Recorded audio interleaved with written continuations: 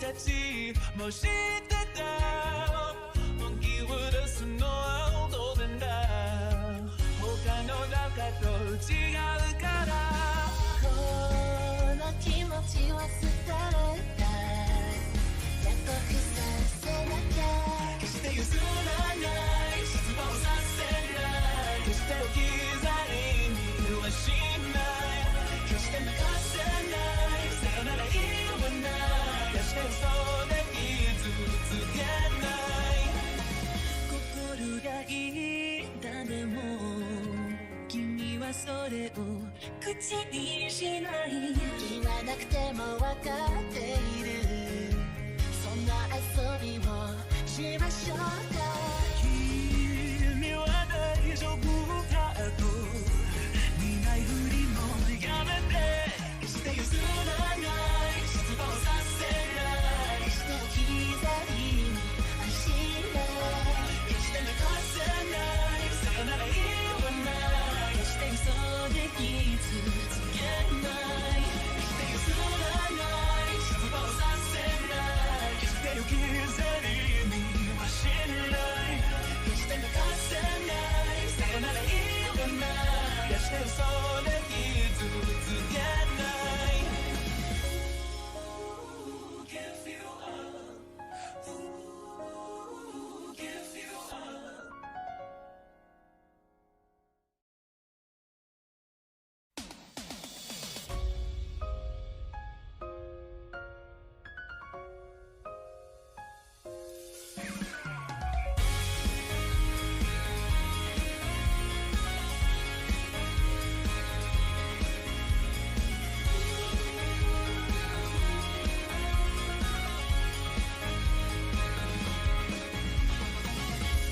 愛のルールは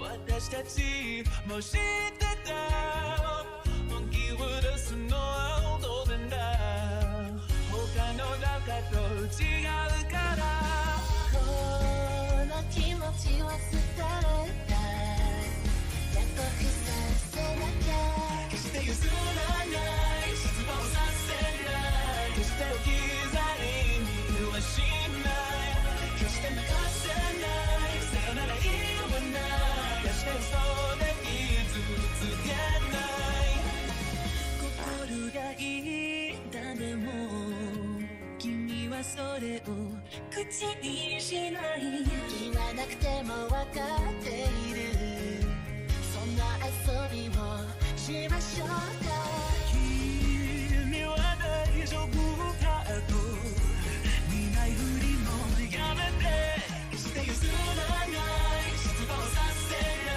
い決して置き去りにはしない決して流せないさよなら言わない決して嘘で傷つけない決して譲らない失望させない決して置き去りにはしない決して流せないさよなら言わない決して嘘で傷つけない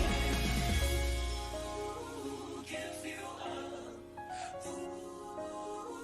Give you up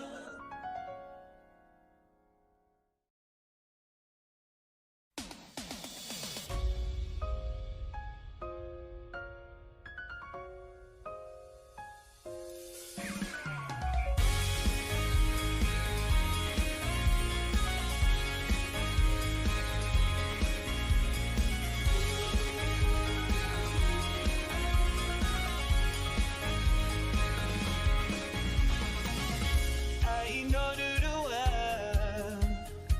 私たちも知ってた本気を出すのは当然だ他の中と違うからこの気持ちを捨てれた約束させなきゃ決して譲らない失望させない決して置き去りにはしない決して流せないさよなら言わない決して嘘で傷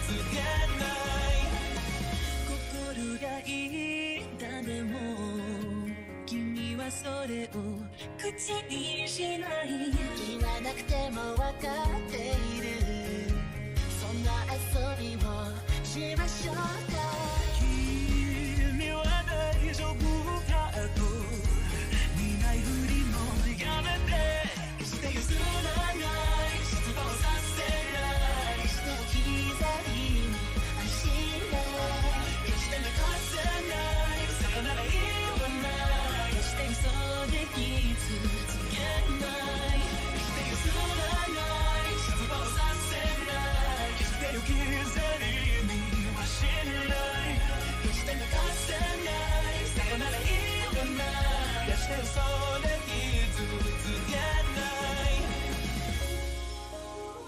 Give you up Give you up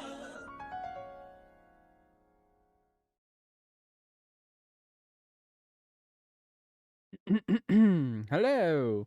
Hello. Hello. Testing. Testing. 1, 2, 3.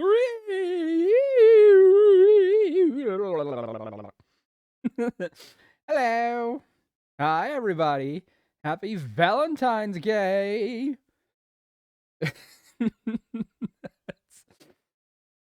Mari. Hello, Mari. Hello, Harry Baby. Hello, Vash. Mari, congratulations on getting first today. I know I already said that, but allow me to say it live with my own booming voice. Congratulations. So yeah, there was an update as soon as I got home today, and I was like, "Oh my god, I hope this update fixes the last update."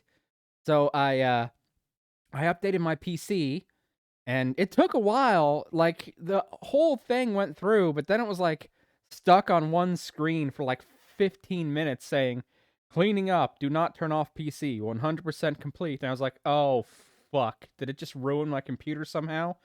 But nope, thankfully everything came up. I went through all the stuff, I tested everything, and it looked like everything was working just fine, so we are back in business. Just in time for Valentine's Day. I hope everyone has had a pleasant one today so far.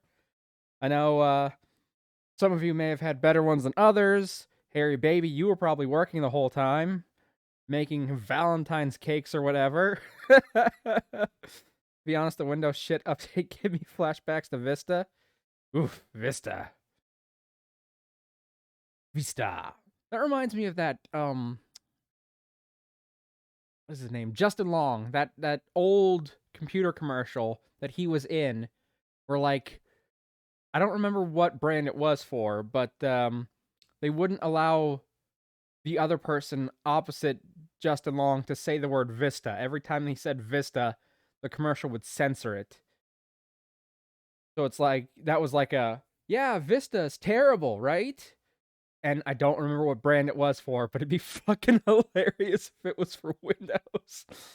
Well, Windows Vista, that's right. So it probably wasn't for Windows Vista. It was probably for something else. But yeah, I remember that commercial. That just hit me all of a sudden with you saying Vista. I just suddenly remember that commercial with Justin Long in it. How are you people? How are all you amazing people doing? I'm doing good. I mean, I don't have like a significant other, so I didn't do anything for VGay. I went out, I did some raids in Pokemon Go because there was a special Pokemon out today called Enamorus, who's pink and's got hearts on her. And she's got like a snake for a scarf, and she rides on a cloud. And I got some fruity pink lemonade drinks that I'm going to use for my hydration today because, you know, pink, Valentine's Day. And was the big one when I was in college, and when they sent the blue screen of death update, the local computer place was booked weeks out with college laptops. Oh, oof. So yeah, then I got home, saw that there was an update, ordered some pizza, worked on the computer, and that's been my day so far, really. Okay, let's go ahead and get switched over, shall we? Okay, now I'm going to have to unmute the game because I've had it muted so the music didn't play over top of me. Options. Music back on. Alright, you'll have to let me know how the volume is, because the game uses a different volume thingy. Laura! Hi! How you doing? Loud? Okay, let me fix that. I have to press the Windows button to close the game down. That way I can go back over here and mess with it. Alright, on that side. And then I'm gonna also lower the volume on this one. See how that evens out. Okay. But yeah, I can easily do all the stuff. It'll just take me a second longer because I gotta press the Windows button on my keyboard before I can switch back over to the Streamlabs. But hi, Sora, welcome in. Happy Valentine's Day. Hi, it has been a while. I'm glad this holiday is done. Been a baker this time of year means hundreds and hundreds of chocolate-covered strawberries. Oh, I was thinking cakes. I wasn't even thinking chocolate-covered strawberries. Yeah, that must be like a main thing.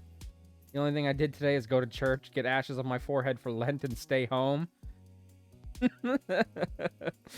Fashion Hub celebrate each other all the time, so I forgot it was Valentine's Day because it's not a big holiday in our home. So many straws. I bet, yeah. Okay, anyway. How's that? Is that better?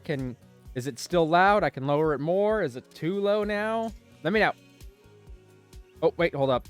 Let me go ahead and click this button. Probably for the best. Streamer safe mode. We need this to be SFS, safe for stream. Good. Good now for me. Okay. Anyone else? Can you hear the music? Can you hear me? Are they both fine? Not safe for stream. That'll happen somewhere else. Twitch tried that like already for like a day, and it went horribly for everyone involved. Like literally one day they tried that, and it's like, no. Excuse me. Hold on. I know nobody's redeemed it yet, but let me go ahead and get a sip of my little pink drink here.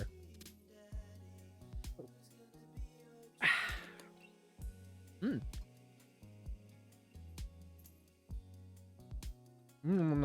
Tastes sour. Okay, okay.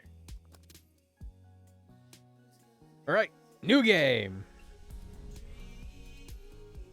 Tomorrow, discount chocolate day. Yeah! Love discount chocolate day. It only happens 3 times a year. After Valentine's Day, after Halloween, and after Christmas. Dad tip number 50. Try to drive in a way where you never have to use your brakes. Doesn't sound like a great idea. After Easter too. Right, so 4 times a year.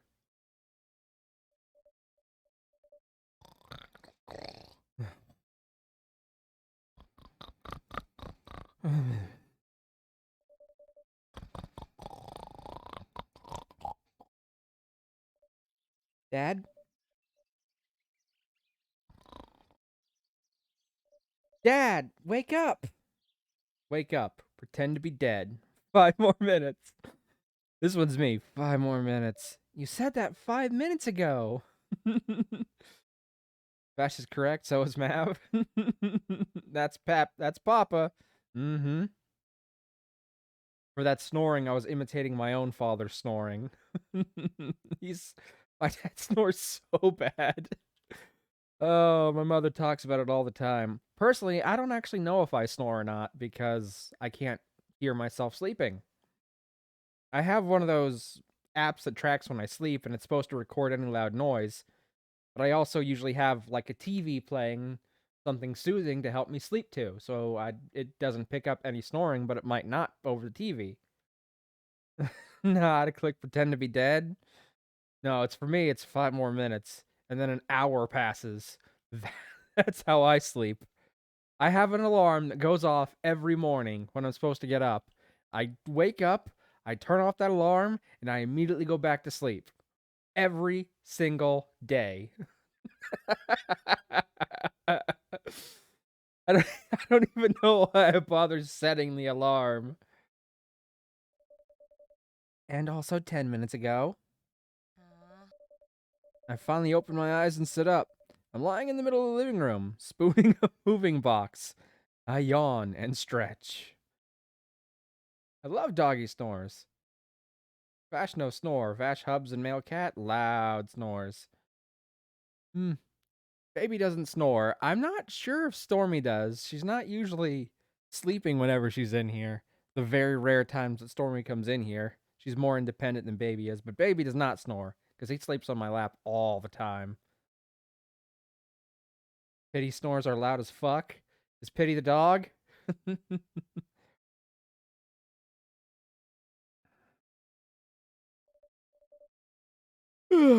Morning, Amanda Panda. Ugh.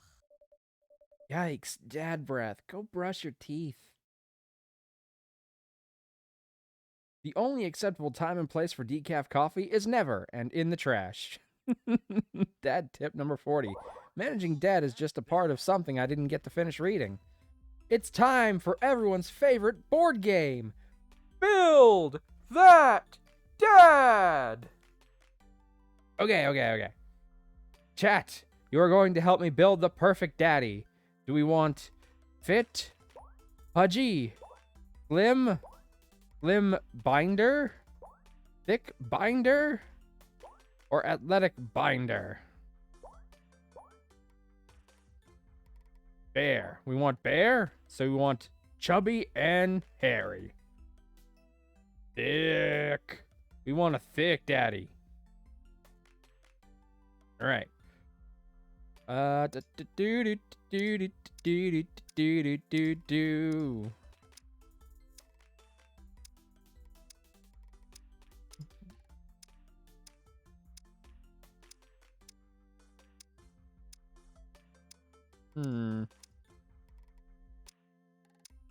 Making our character have dark skin when we're going to make them as fucking ghost. Sorry. I was about to make a point, but then I got distracted. But would making the character have dark skin and also call him a bear be considered insensitive? I'm not a dark skinned person, so I don't think I'm the best person to be making that judgment call. Buddy is pale. I am not a person of color, so perhaps it's best to err on the side of caution. You know what? This one made me laugh. Let's stick with this one. Lumberjack vibes, please. All right, let's see. Let's find Aaron hair, Danny hair, Bun hair, Buzz with design hair, Ghost Lumberjack. Make him Mexican. Let's see. How do I which one of these is closest to Mexican? I don't know. Like, feels like a bunch of these could be Mexican. Like, I've even met some Mexican people who are fairly pale, so it's not like there's a defined skin color. That one? This one that I'm currently on, or did you mean a previous one that I was already on?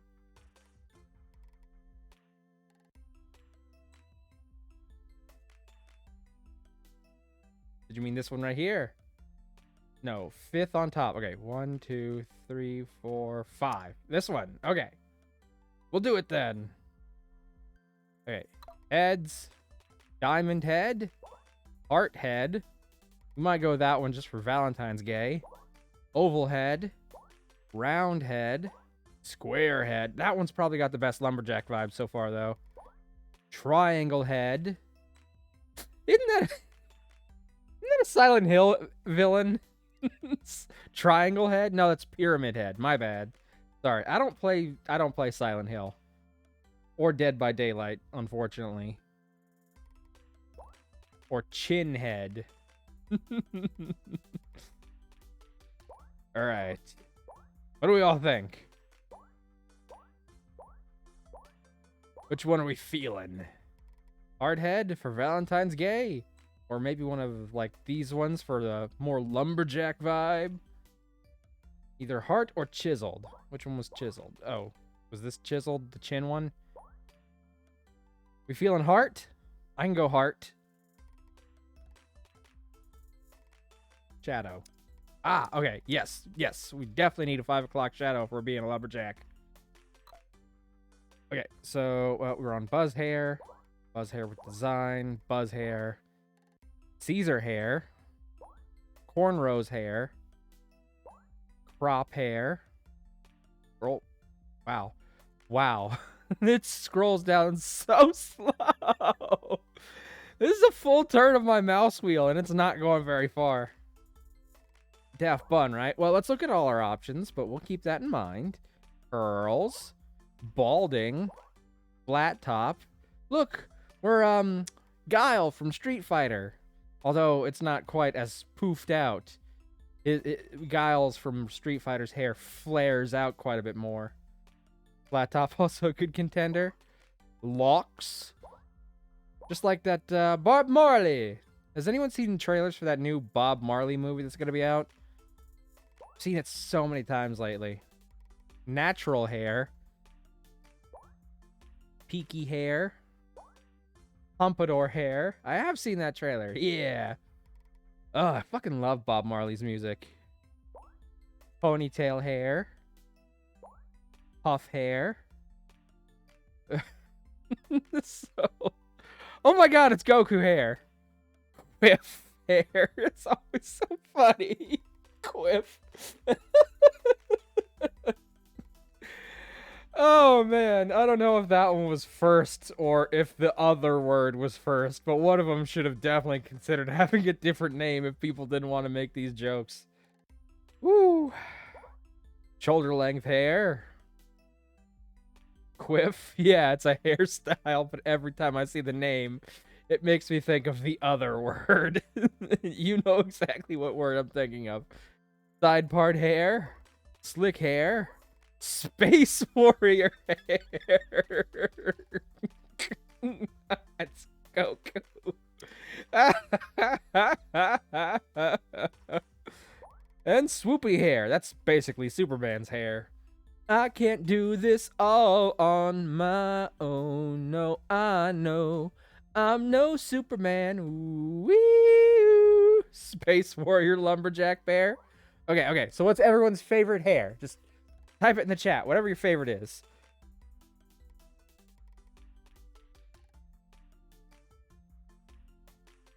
Oh god, I'm just gonna... There we go. Oh, it's so much faster. I will say that's an issue if it scrolls that slow with one full turn of the wheel. All right, I know somebody said bun. Somebody said flat top. Can I see the bun? Yes! I can also show it to you in multiple colors. You want to see them in any other color.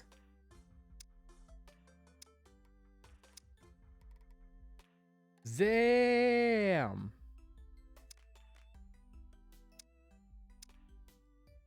I'm good with whatever, the ponytail or the bun, like in a brown red. Man bun for sure. Okay. We'll do the bun. It's pink. Happy Valentine's Day. Pink! Are we thinking we like pink now?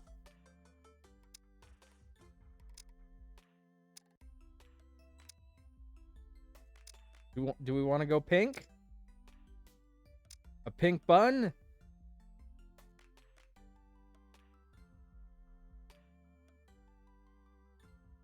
Alright. Going once. Going twice. Sold for a pink bun. Next up, eyes. Tintin eyes. Ah, yes. Pink bun and flannel. Swoon. On. Let's see if we can't go ahead and find a flannel. Shit, they don't have flannel on here.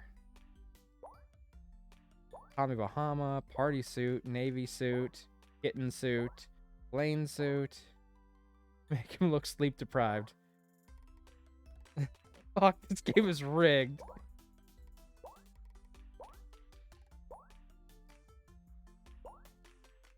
Man. I do admit, there should have been a flannel. There should have been a flannel option. No flannel for a dad dating sim? For shame. Give my daddy flannel! Best I can do is, like, maybe one of these pattern suits. Oh, it's so frustrating, isn't it? Alright, hold on. Let me go. The cats are great, though. Okay, we'll hold on to them for now. Heart eyes. Hold up.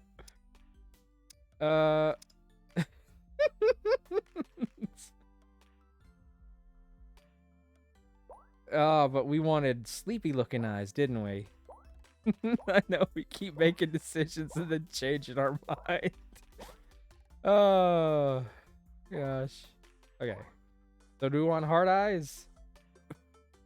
Bedroom eyes? Hold on, was that one of the names of them, or? Salty, shiny, slick, snake? Snake eyes. Oh, so those are just like actual slits, huh?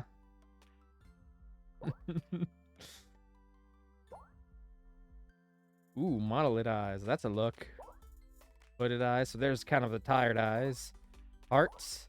Big shoujo eyes. The hearts are so good, though. Downturn eyes. Those ones also look a little tired. Droopy eyes. Eggy eyes. What do we think? Which eyes are our favorite?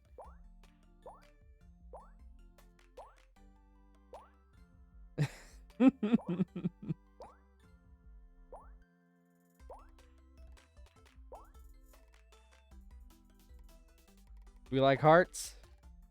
Them eggy ones. You pick eyes. We're supposed to be building this daddy together. Alright, we got hearts and eggy. So.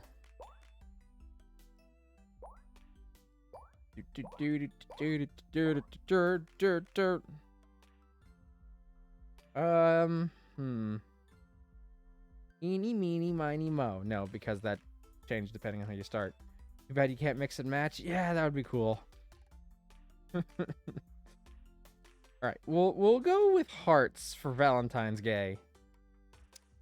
Should we go red? They don't give us an option for pink. Give them the first sleepy eyes you did. That would be these ones? No. These ones.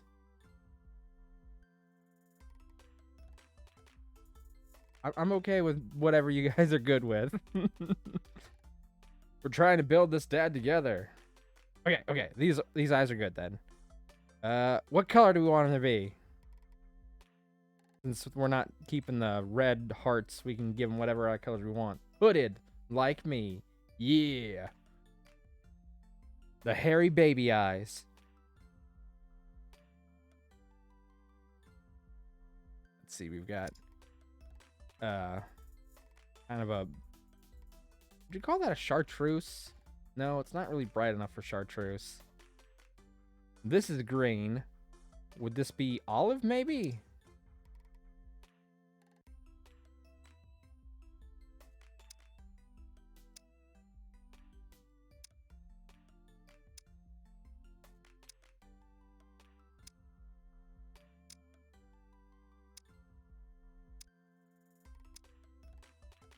You're so full of shit, your eyes are brown. Something my grandmother used to say to me all the time.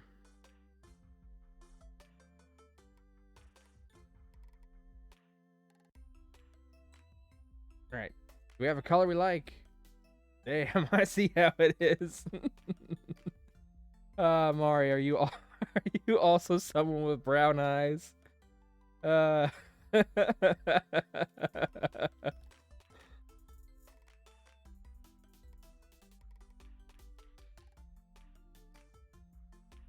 I have shit eyes too.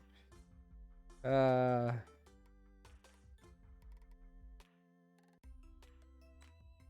could have either had brown or blue. That's what my parents have. My brother got blue and I got brown. In both senses of the word. Same here. Well, I mean, I guess technically I only have one shit eye in the terms of vision, but I have two shit eyes in the terms of color.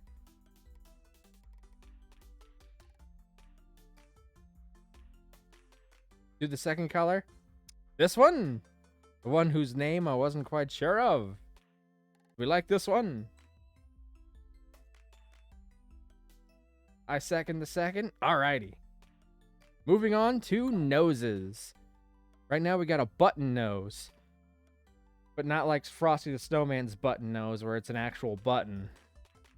With a corncob pipe and a button nose and two eyes made out of coal. A Greek nose where Severus Snape, you know, after he really let himself go and went to a tanning salon and dyed his hair pink. But otherwise, we're Severus Snape. Hawk nose. No, I guess that would be Snape's nose, wouldn't it? Because the books always describe it as being like a bird's beak. Mirren nose. That's just like the Wicked Witch's nose. Roman nose. Rumpole nose? Is that how you would say that? Rumpole? I don't know. Maybe it's pronounced Rumple. Rumpelstiltskin. Snub nose. Like the pistol? Like a snub nose pistol? And a wide nose. Who knows which of these noses they want on our daddy, huh?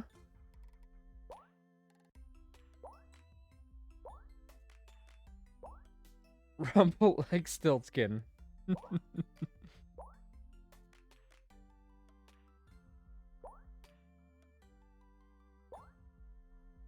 kind of fond of the Roman nose look myself, but I'm okay with whatever option we like.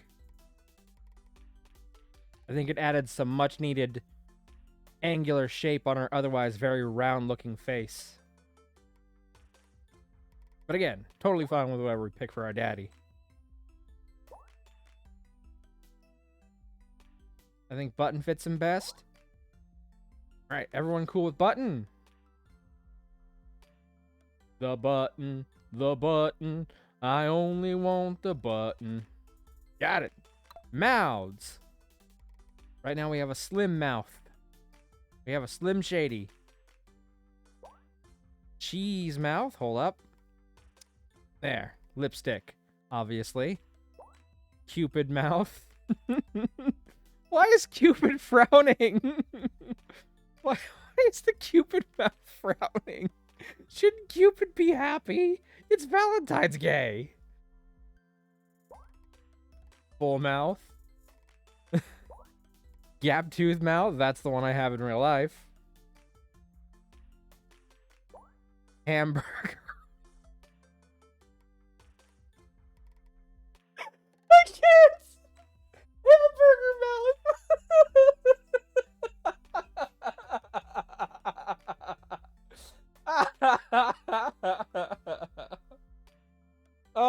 Oh, God. Woo! Krabby Patty for show. Yeah. It's just that wasn't... I mean, I've played this game before, but I totally forgot Hamburger Mouth. Oh, cute? Which one was cute? Was it... Did you mean the gap tooth one, or... Cupid got resting bitch face. It's true. Oh, we got kitty mouth to go with our suit. Liver mouth. Liver alone. Pouty mouth. Salty mouth. Oh, God. Back to Slim, which is what we started. Smirk mouth. And tongue out of mouth. Liver? I hardly know her. Thank you for that one. I say resting bitch face. You want the Cupid mouth?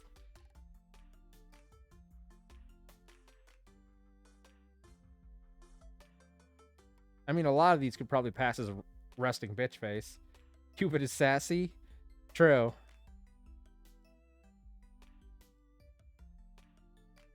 All right. We want to change our lipstick to something else.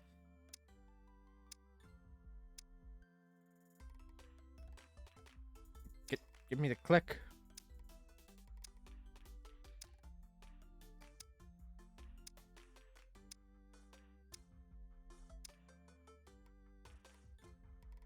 What color are we feeling for these? Blues of purple? Or... Oh, or blue or purple. Oh. This one you mean? I don't really... Or purple. I mean, this one almost looks black. But it's definitely nice. Alright, what are we thinking? Blue, purple? What do we got? I think this one suits the look a little better. This one... This kind of feels like it's not their color, you know? Like, it kind of clashes with their skin tone. Not that I know anything about fashion, but this just feels more natural on them. Then again, I guess blue lips would clash with pretty much anybody's skin tone, and that's kind of the point of it. So, fuck it. If you guys like it, we'll go for it. This is our daddy, and we're gonna build him however the fuck we want. Either one. Mari, you got an opinion on blue or purple?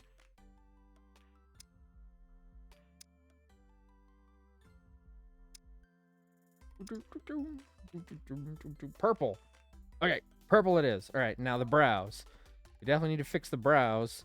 Should the brows also be pink, or should we make them like a natural color? And it's like, oh, they dye their hair, but not their eyebrows. Anyway. Oh, wait, hold up. We started with straight brows. No. Nope. Nothing about this gameplay is gonna be straight. So I'm disallowing this one. This is Valentine's gay, not Valentine's straight. Bushy brows. Danny brows. High arch brows. Round brows. S-shaped brows.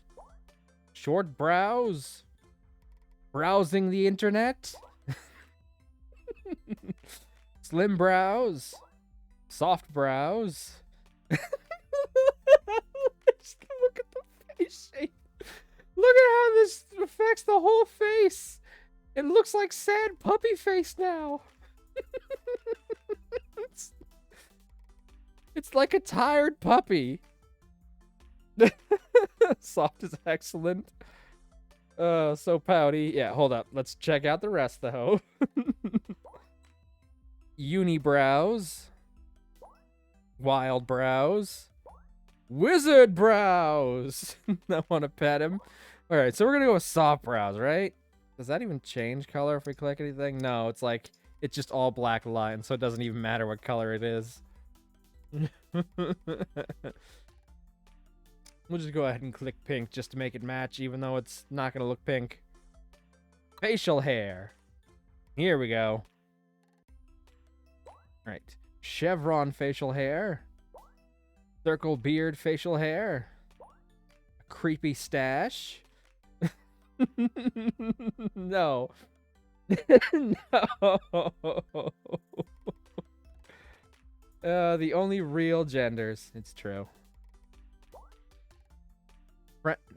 Damn it. This one covers the lips, though, so... Full beard facial hair. Handlebar facial hair. Horseshoe facial hair. Huh. I always thought this was called... This was a handlebar. Weird.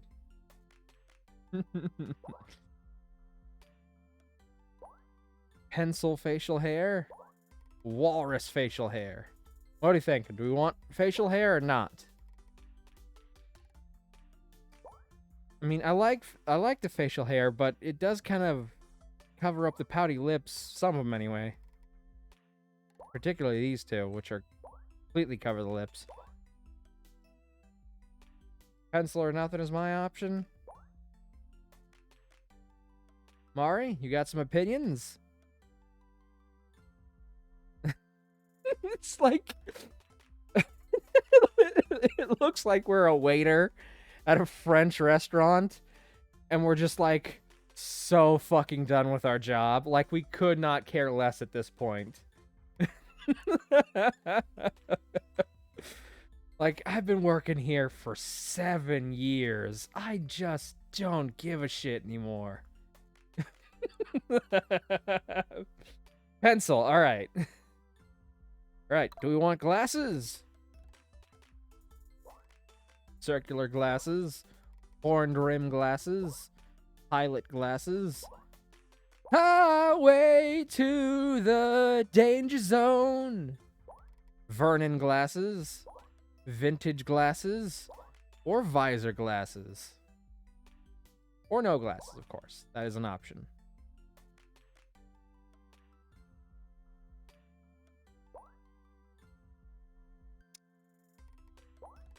That okay, so it changed the legs, arms, what do you call those on the thing? Doesn't change the visor color though, unfortunately. Vintage or none? I gotta change over the laundry, BRB? Okay, good luck with that. Thank you for being RB. See you soon. I like vintage. What do you think? Vintage?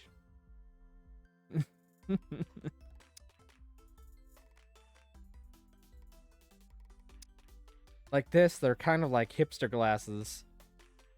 Looks like we should be in a...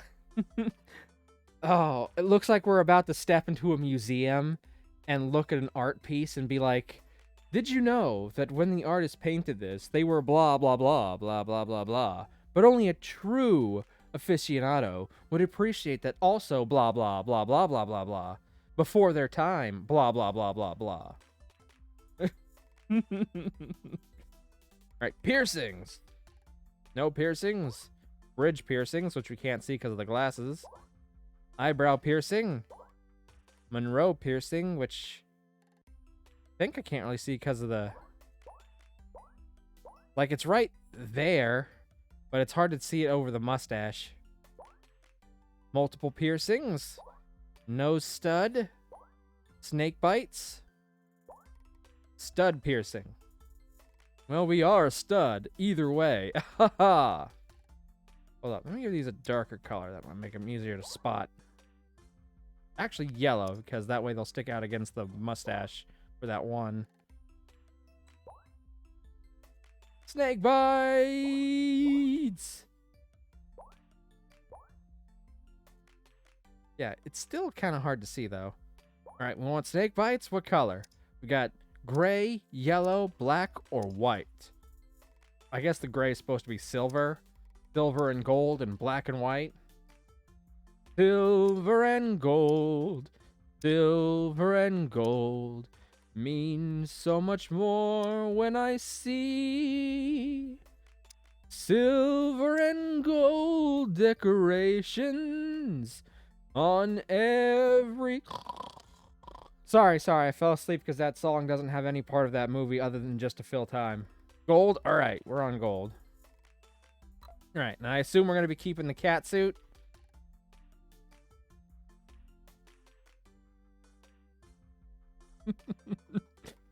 Oh, our dad is so fantastic.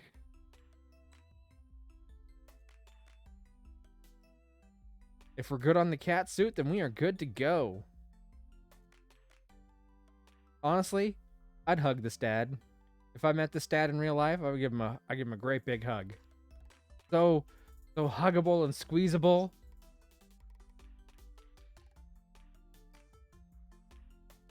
All right. I think we're looking good, Daddy. Name that dad. Okay, so now we gotta think of a good name for our daddy. First and last name. Let's see. Steve Blues Clues. Jack Lumbar. That's good too. Steve Blues Clues. Oh. Jack Lombardi. Oh, T. Lombardi. Because, you know, you got to get the hipster twist to it. Like, Lumbar's probably their actual last name, but they changed it to Lombardi to make it sound fancier. What do you think? Jacques Lombardi. So hipster vibes. Yes, we're good? All right, let's be that dad. Dad tip 19. Use your hips when throwing and doing other things. Did you fall asleep packing? I got most of it done, I think. Searching around the room. It looks like I did a pretty good job. Every box is sealed except for one. Wait, straggler. I like it, Zaddy, for real. What's in it? Looking into the box, I see a bunch of old photos and little photo albums. Whoa, I haven't seen these in years. I pull out one of the dusty albums from the top of the pile and we begin looking through it. That's the coolest baby I've ever seen. The only way your father and I, the only way your mother and I. Okay, so here we're deciding what our previous relationship was. Were we married to a man, which I think will mean that Amanda was adopted, or were we married to a woman, which means that Amanda will be our birth child. Doesn't really matter, but for Valentine's Day, I suppose it'd be best to go father. What are we feeling?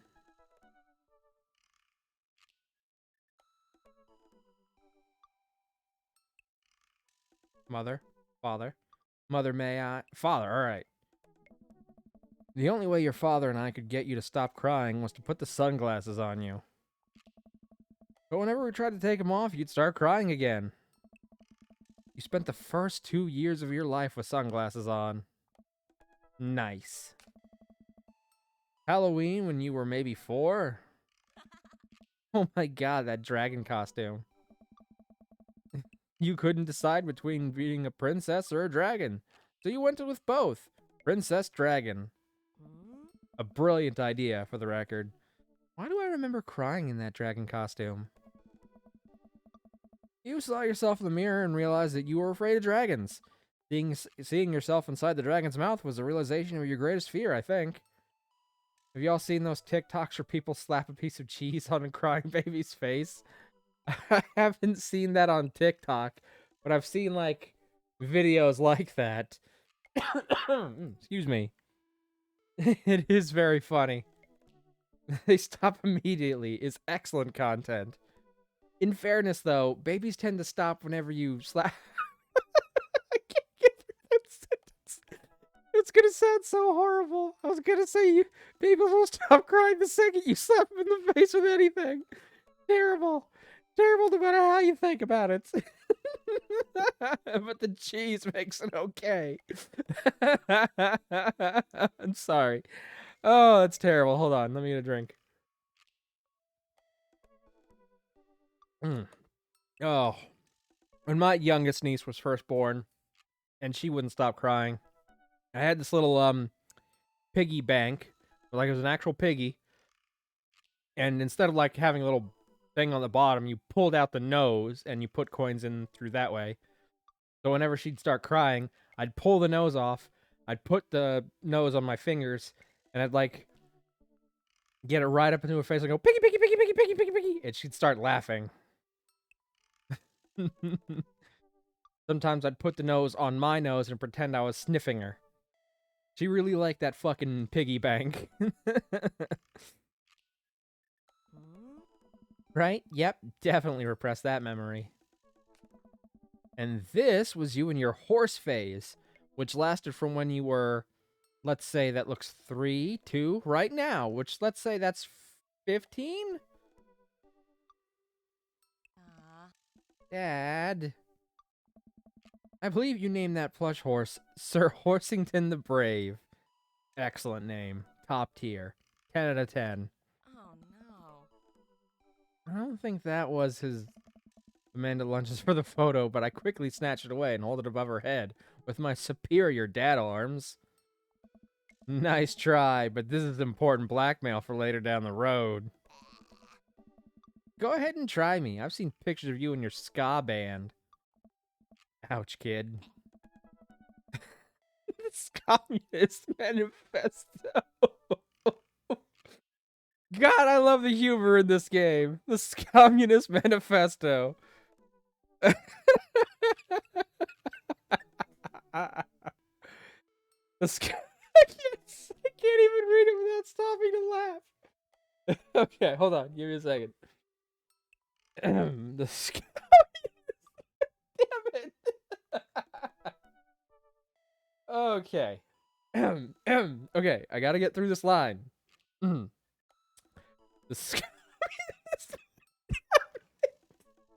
I can't say communist without laughing. Oh man. Oh god. Whew. I once met a dog named Carl Barks. Oh, that's funny. But the kind of person who names their dog after that person is either doing it for sheer irony or someone you should definitely be on alert about. Okay. The Communist Manifesto had a chance back in the day. Yes, nailed it. I look off in the distance and reminisce about that rad horn section. Hey, it's Emma P. Ugh. No, Dad, that's Emma R. I didn't meet Emma P until high school. Love that name, Communist Manifesto. That's sheer fucking gold.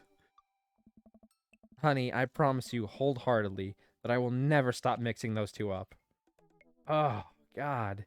Having friends with the same name is really, really confusing sometimes. Having kids who have friends of the same name is also really confusing. Ugh. Dad, Emma R's been my best friend since I was 7. Give it, like, a little bit of effort.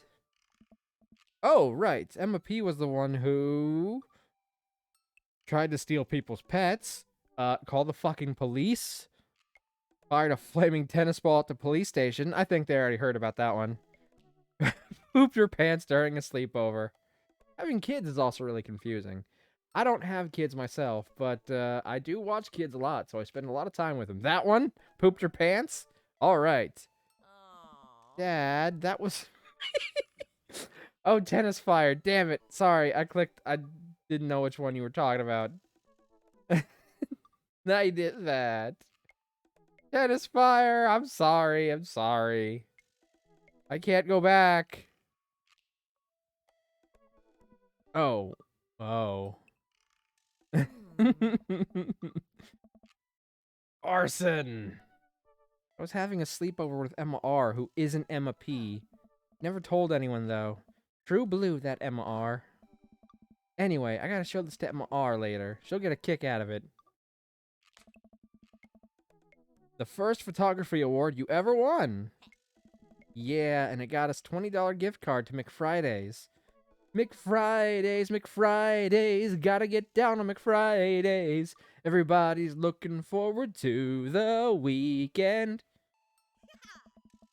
Then you got food poisoning from that cheesy tostada blasts. Tostada blasts. I think you mean food poisoning, you know, with a Z. McWeekend. I should have said that, but I was like, if I say that, McDonald's is totally going to sue me somehow. Like, they own a copyright on everything Mick. Mick anything. It's all owned by McDonald's.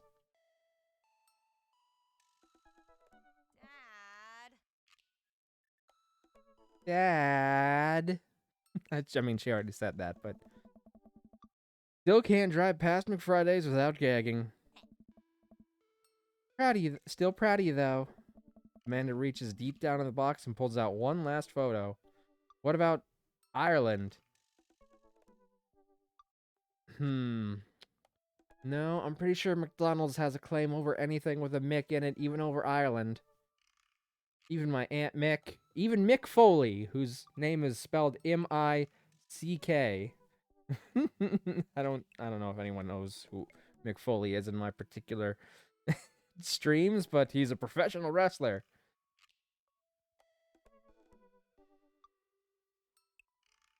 His name is Mick Foley. First name Mick, last name Foley. I must go save her. Yeah, McDonald's owns your Aunt Mick.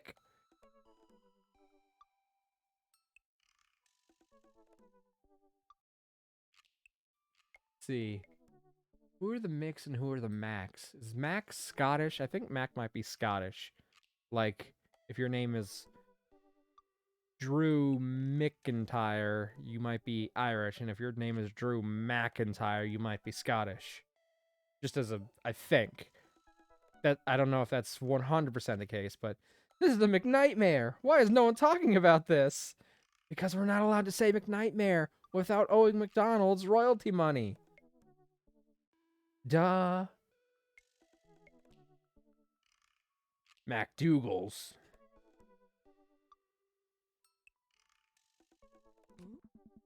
Neither of us say a word. We stare at the photo for a long moment. That is our husband. Our former husband. We are, in fact, widowed or a widower. I forget if it changes depending on what the former partner's gender is. Anyway, we're single now. We're ready to meet some new dads. I finally decided to break the silence. This is the day you were born. This is the day we adopted you. Okay, so this is where we decide whether she's our child by natural or our child by adoption. This my Pookie? Oh, I'm sorry, Mari. Don't worry, this is like the saddest this game really gets. After this, it's all silly dad dating scenarios. I'll hold the fort down for you, Zaddy. Alright, I don't know, it doesn't really matter. Let's just say the day you were born. It's kind of a funny story. We got into a car accident right there in the hospital parking lot. It wasn't anything big, just a fender bender. But of course I was freaking out. And the little old lady who crashed into us was freaking out. I didn't know what to do. But your father? Oh, man. He holds my hand and he looks directly...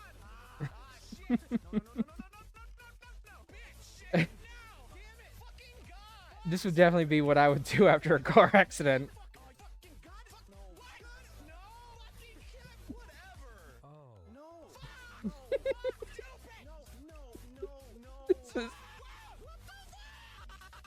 This is...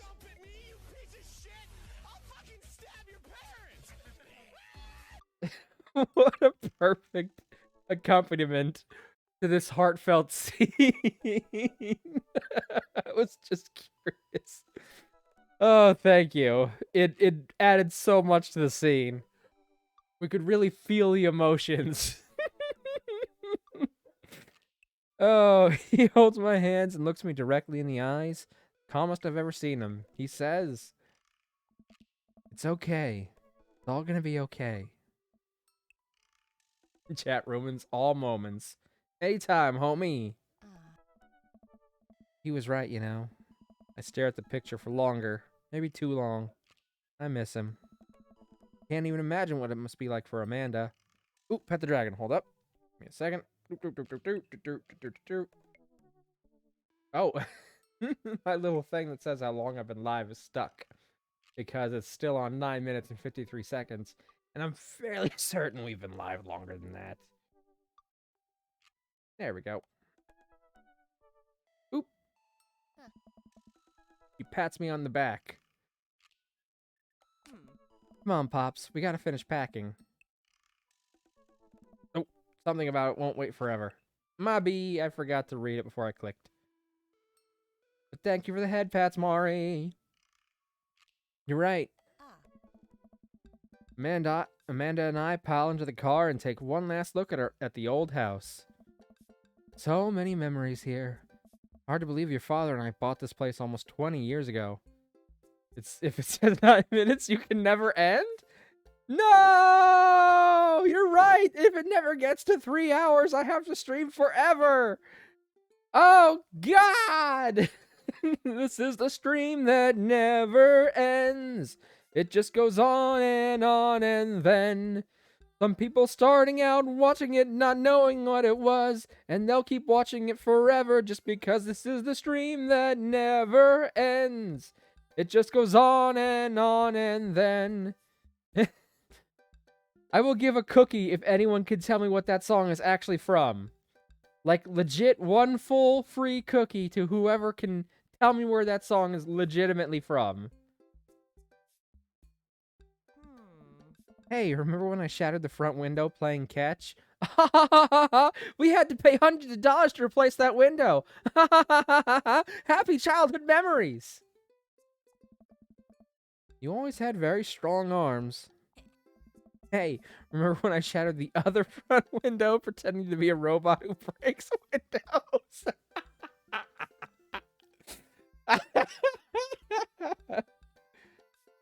Oh, God, this game is so funny.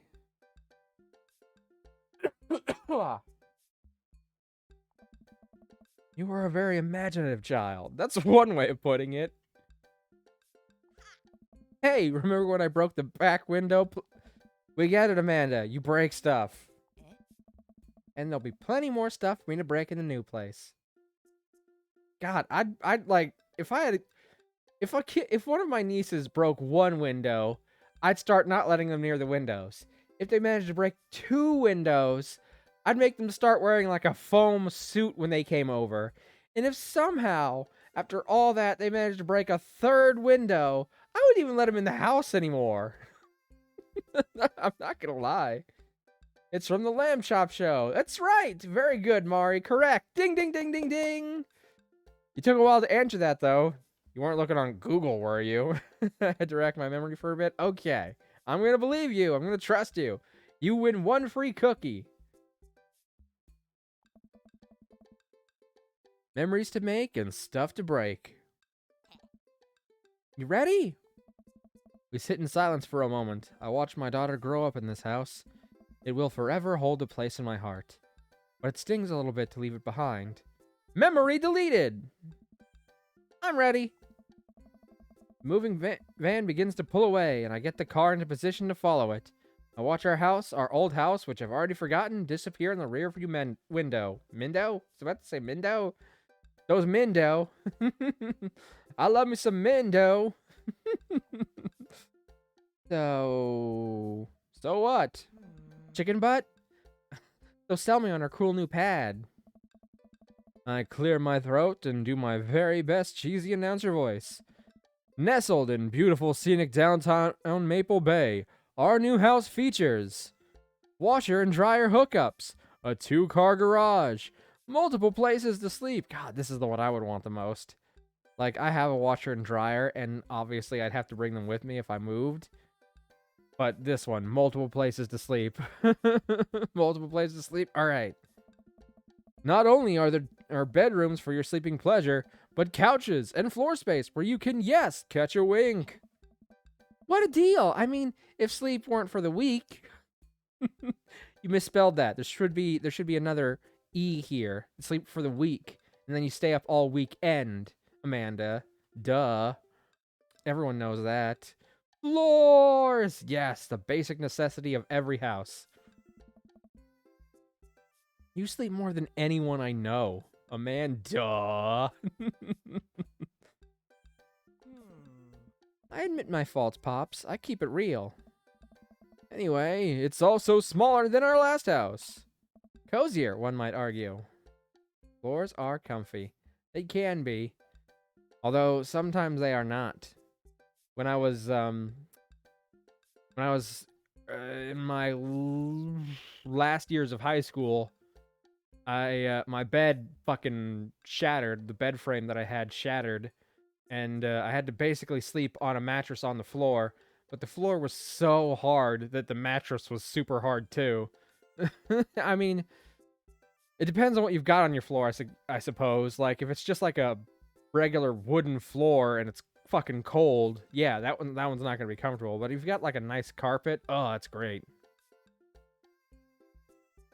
Yeah, because we couldn't afford to get me a new bed frame at the time, so I just slept on the mattress in the floor.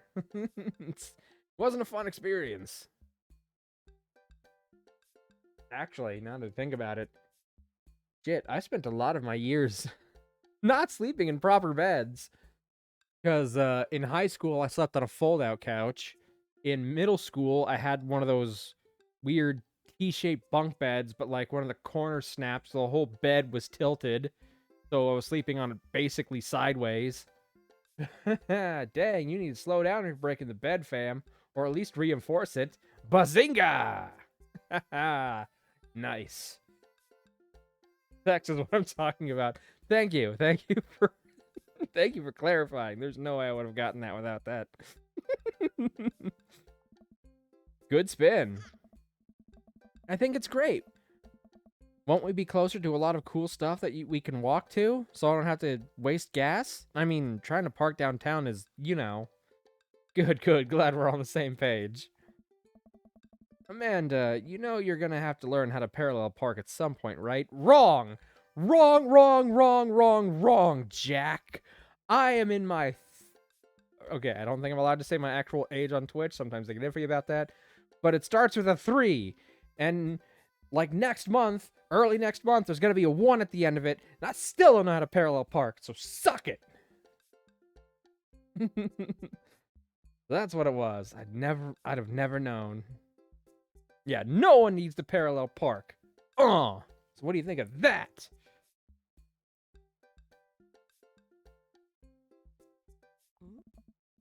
Not gonna happen, Pops. I think someone needs to do a 3-point turn on their attitude. Oh, hold on. Let me phrase that a little better, because now I get the better reflection of it. I think someone needs to do a 3-point turn on their attitude. I don't know how to do that either. That one I can do. I don't like doing it, but I can. Have you met the neighbors yet? Not yet, but the neighborhood seems pretty quiet. So you won't have to chase any rowdy teens off your lawn. You are the very teen you mock when you say that, honey. I'm in my last year of high school. I'm practically dust. Yeah, you're a real... Wait for it. I can do a 6-point turn. I got points off for not having my blinkers on for the 3-point turn on my driver's test a million years ago. Aww. Yeah, you're a real... Don't you dare. Senior. Dad, I know where this is going. Citizen.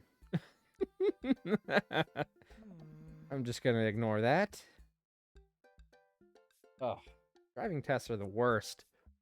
Like, every minor thing that they... boo, driving instructor, yeah. Like, they are so... What's the word I'm looking for? Not anal, because that has positive vibes, and I'm going for negative vibes. Persnickety, I guess? That's a good one. They're so persnickety. Wow, they cared at all, because I got into Florida, of all places. It's Florida. Could anyone drive in Florida? That's the real question. But I won't forget it. So, what's item number 1 on the new house agenda? Those damn new house liberals and their agenda.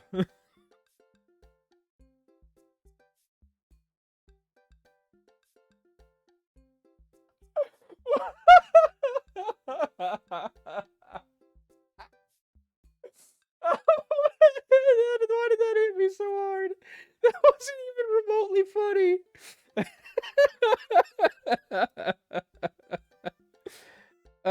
I can. I've gotten a bit more used to the potholes. You should try driving out here. There's, like, not a straight road to be had. It either curves up and down, or it curves left and right, or it's both, or it's by a really steep cliff. Oh, man.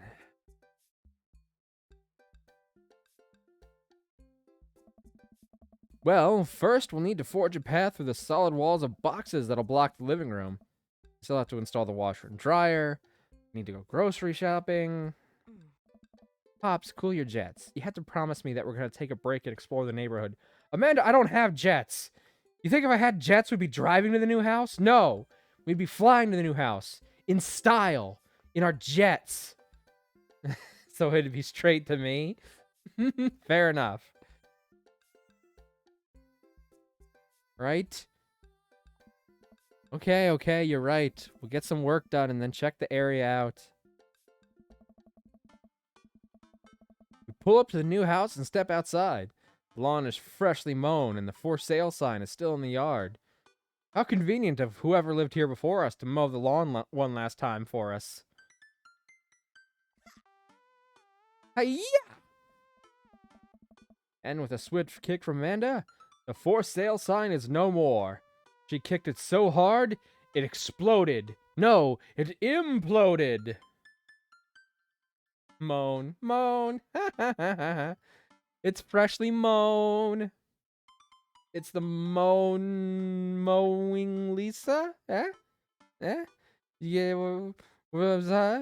The Mona Lisa is freshly. Fuck it. Nice form, Sweet Pea. You dusted that for sale sign. It's like your kick was the snap and you're Thanos. And that sign was fucking Spider-Man. God, I need to clean my mind. I got a problem with authority. I'm so proud. Man, all that karate chopping tuckered. Karate chopping? It was a kick. It specifically said a kick. You don't chop with a kick, okay? Listen, I'll put up with a lot, game. I'll put up with all the rampant humor and the dad jokes and all the innuendo and the in your endo. But you cannot call a kick a chop. I refuse. I'm a lurk. Love y'all. Thank you for stopping by. Have a good lurk, Harry, baby. Love you. Mwah. Man, all that karate chopping tuckered me out. I could really go for a sandwich. An ice cream sandwich. Sweetie, it's 10 a.m. So fucking what? Any time is the perfect time for an ice cream sandwich. Right? You can have it for breakfast. You can have it for lunch. You can have it for dinner. You can have it for dessert. It's got every major food group. Ice cream and sandwiches. We need to unpack first. I need some coffee ASAP. Did you even see all the dogs in the park nearby? Okay, so this is the first one where our choice really makes a big change. Because whichever one of these we pick first will determine which of the eligible dads we'll meet first. So, which one do we want to do? We'll eventually get to meet all of them anyway, so it doesn't really matter. But it will determine how soon we meet each individual dad. Doggy? Alright, let's do it doggy style. You know it. Thanks for moving us to an area where the dogs-to-person ratio is very high. I only want what's best for you. I hope you're prepared for the frequency at which I interrupt conversations to yell, "Dog!" to rock it way up. I mean, you do that a lot already. Hey, it's a dog! Wait, false alarm. It was just a funny-shaped rock. If you want to see real dogs so bad, let's go to the park around the corner. Dad tip 71. Good tire pressure is essential to optimum mileage. Amanda and I begin a stroll through the neighborhood. I can't believe how beautiful it is outside. Kids are playing in the street, the flowers are in bloom, and the faint smell of a nearby barbecue drifts through the air. This place is nice. Too nice. I don't trust it. Good eye, honey. You can never be too careful. See that baby in that stroller over there? Government operative. We're on to you, baby.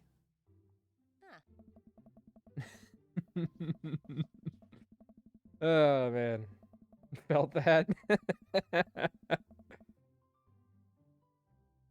We walk for a while and eventually end up at a small park. Toddlers chase each other through the grass. Through the grass. That's not where the grass starts. Chase each other through the playground, and dogs of all shapes and sizes romp through the grass. There's the grass. It's pretty crowded, but Amanda spots a nice empty bench. We start to make our way over to it when... Heads up! Ow! A frisbee suddenly hits me in the face! Woof.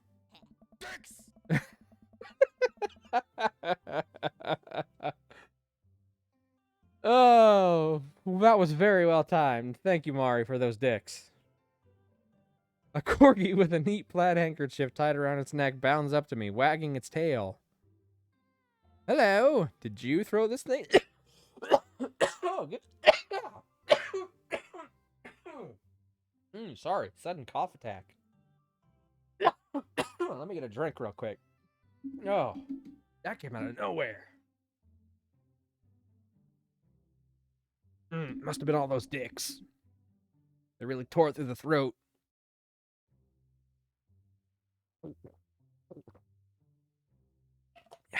There we go.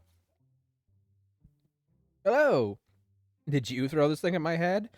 I like your necktie. Let's see. I'm going to say, I like your necktie. Rough. He runs around in a circle and nudges my leg with his nose.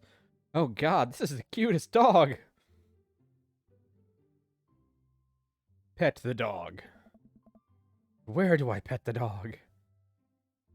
Give him those head rubs. We need some chin scritches in here.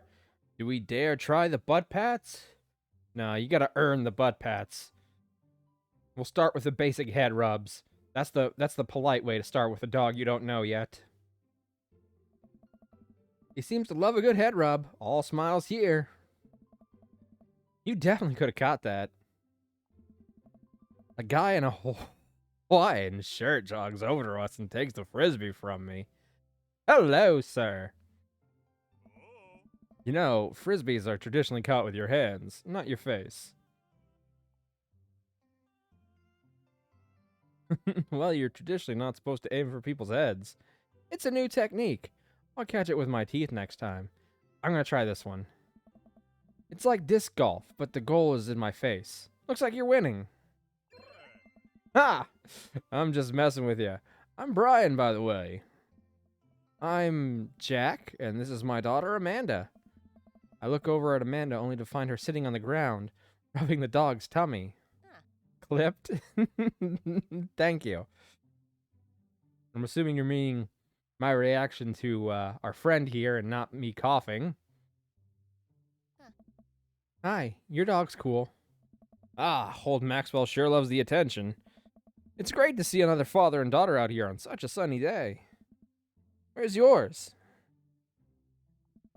Brian gestures over to the grassy knoll. Oh God, no! Someone's gonna be assassinated!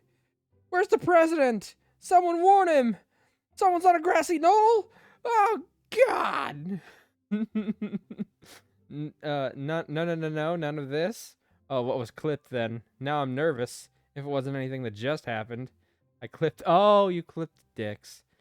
Okay. Those dips could. Dips? Those dips could sure use a good clicking. What the fuck is wrong with me?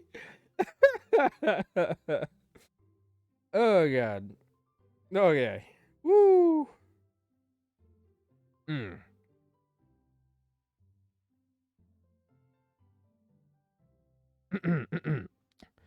Anyway, Brian gestures over to a grassy knoll where a young girl sits on a checkered blanket.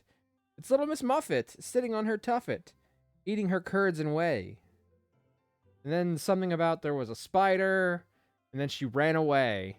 Totally nailed it. Totally nailed it. She puts it down and heads over to us. This is Daisy. She's reading the Brothers Karamazov. Karamazov? Karamazov? Karamazov. I'm going to go with Karamazov. Did good, Mav. Her teacher tells me that she has the reading comprehension skills of a high schooler. Fuck, I don't even read that, and I'm much older than a high schooler. By like a lot. How old is she? 10. She's a precocious little youngster. That's about the age of one of my nieces, and they definitely do not read that high level of books. This dad. True, he's definitely a dad. Whoa. My natural dad instincts kicks in. I must brag about my child's accomplishments. Listen to that Pokemon sounding music. Oh no, it's happening! Go on, Daisy, tell them about yourself! Smash next question. That's my girl! Amanda, get in there! Okay. Jack's HP, 80. Brian's HP, 80. Alright, let's see. We can brag, daughter, item, or flee. Alright, okay, let's check to see what items we have. A grade card, a band-aid, a spelling bee photo, and child art. Brag? Okay, how do I go back? Do I go... Can I escape? Oh god, I can't click off items! Oh no! It doesn't allow me to go back! Okay, I'll brag next round. Let's do child art. You unfurl your wallet to reveal a tiny copy of a drawing of a cornucopia Amanda did in the first grade. Cute! It isn't very impressive, but Amanda genuinely appreciates you holding on to it. Brian loses 10 HP. You regain 20 HP. Nice. Daisy just started a weekly chess club at her elementary school computer lab. She's the president too, of course. Dang, my high school doesn't have a chess club or a computer lab. You lose 10 HP. It's fine, we got 20, so we're still ahead. Jack's HP 90, Brian's HP 70. Okay, now we're gonna brag. Brag. Amanda here just recently won a local photography award. Wow, congratulations. Brian loses 10 HP. Daisy actually just won a statewide poetry contest. Oh, we lost 15 HP! Oh, it's super effective. We're still ahead, though. We're still ahead. Item. Grade card. You pull out a wrinkled copy of Amanda's last grade card out of your back pocket. Dad. Awesome grades. Brian loses 25 HP. It's super duper effective. You really carry that around everywhere? Ouch. Maybe it is kind of weird. You lose 5 HP. Ah, okay. Okay, we hit pretty hard, but we took a slight bit ourselves. But it's okay. It's okay. We did a lot more damage to Brian than we took for that. Daisy sold enough candy bars this year to get the top prize. A canoe. Damn it. No one ever gets that many. Look, you know how many fucking candy bar things I participated in my life, both as a student and as someone helping my nieces with them? No one ever legitimately sells that many candy bars. If they sell that many, if they sell enough to get some sort of grand prize, it's fucking because they had someone help them, okay? It's a scam. No, what the fuck? We're taking it out next weekend. How is that even possible? Amanda could barely get one of those sticky hand things. It's extra powerful. You lose 20 HP. Ugh. Whew, okay, we're still ahead. We're still ahead. Okay, we're gonna brag. Last week, unprompted, Amanda helped an old woman with her grocery bags. It's extra powerful. Brian loses 20 HP. Ha ha ha ha ha. Did I mention Daisy said her first word in 10 months? Daddy. Amanda's was potty. Still cute, but maybe this isn't the time to bring it up. You'd lose 10 HP. Ha! That did shit. That didn't do shit. Okay, we're gonna do the spelling bee photo. Fumbling through your phone's browser, you managed to pull up a photo of Amanda winning her 10th grade spelling bee. Wow, congratulations, Amanda. Daisy is getting prepped for her annual spelling bee right now. Hopefully this will be your 3rd win in a row. Yikes, you lose 5 HP. Daisy here has all of her adult teeth. Never have a cavity either. At 10? At 10, she already has all her adult teeth? That's not impressive. That's just weird. Amanda self-consciously pushes her lips together to hide her teeth. It's extra powerful. You lose 20 HP. No! Okay. Band-Aid. Band-Aid. With a flourish, you produce a Band-Aid from your pocket. Take a knee and start to apply it to Amanda's arm. What are you doing, Dad? Being a protective parent. Anyone would agree it's an unusual gesture. You lose 10 HP. No! Words aren't all Daisy's good at, by the way. Her math is amazing. I thought that would heal us. One time, I actually called her to double check my numbers before I made a cut for our support team. You did that more than once, Dad. Doesn't that say more about him than it does about Daisy? Still. You lose 10 HP! No! I think that means we lose! Dang, he's really got us beat. Boy, it's been such a treat getting to meet you two. Ah, did he have to add insult to injury by being such a gracious winner? Damn it. We almost had him. We almost had him. That fucking spelling bee. That one really set us off. The spelling bee was not a good move. Nope. Nope, nope, nope, nope, nope. Oh, God. It's so close. It's true. We were doing so good until we brought out the spelling bee. How are we supposed to know that his daughter won 3 in a row, or won 2 in a row, and is working on a 3rd? Dickety damn. I bet if we just kept bragging at that point, we probably would have had it in the bag. I was also kind of hoping the Band-Aid would be some, like, kind of healing thing, but... So I take it you guys are new to the neighborhood. We just moved in. Do you live around here? Ooh, hydrate. Thank you. Mary, baby.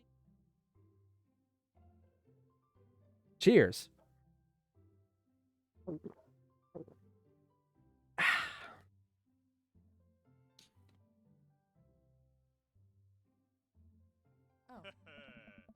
Yeah, we live in that cul-de-sac down next to the coffee shop. What a coincidence. That's where we live too. Small world, yeah. Yeah, Daisy and I are in that little ranch-style house on the corner. You know that house. It's just like ours, but only slightly bigger and better landscaped. Does this guy have to outdo me at everything? What a lovely place. Well, I don't want to take up any more of your time. Really nice meeting you guys. You'll have to stop by at some point. Yeah, definitely. Bye. Brian and Daisy walk further in the park with Maxwell happily trotting along in tow. You get the feeling that he was trying to one-up us. Trying and succeeding. Can't believe that kid's only 10. What was I even doing at her age? I believe you had a bit of a thing for horses. Shame that didn't pan out. Could have majored in comparative horse studies. Not too late to minor in horse creative writing. Too close to the truth, Dad. Let us never speak again. Let us never again speak of the fantastic adventures of Sir Horsington the Brave, an epic in 7 parts by Amanda Lombardi. We laugh off the horse epic and walk around the park a bit more, enjoying the day. Okay, so now we can go to the coffee shop, we can go unpack, or we can go take a nap. What do we want to do next? Again, this just determines what order we're meeting the dads in. It's all going to happen eventually.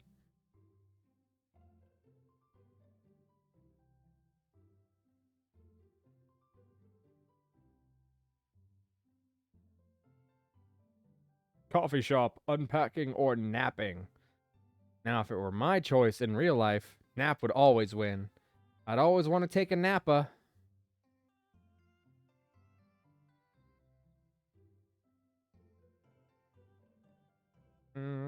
My mother said to pick the very best one, and you are it. No, because again, the whole eeny, meeny, miny, mo thing is determined based on what you start with. Look, see, eeny, meeny, miny, mo. But if I start down here, or here, it's different. Oops, runs away. How dare you? How dare you run away without helping me? Now I have to make my own decision. What am I going to do? The pressure is on. Coffee shop, okay. I gotta get my hands on a nice hot cup of the old bean juice or I'm gonna be useless all day. I think we passed a coffee shop on the way here. Maybe we could check that out. Let's do it! Dad tip 54. Have you ever read Rich Dad, Poor Dad? Runs away again! Mari, no! We walk down the street to the Coffee Spoon, a cute little place on the corner. Man, this isn't such a convenient walking distance from our place. I mean, I guess. What's wrong? Why would I go somewhere else and drink coffee on a couch when I could just drink better coffee at home on my own couch and not have to make awkward eye contact with other people? Oh, Jack. That hits too hard.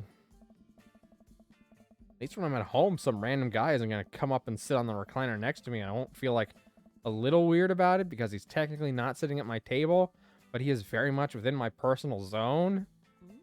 Dad. What's the etiquette when you have a dirty mug? Is there a bin? Do you go set it up on the counter because you don't know where else to put it?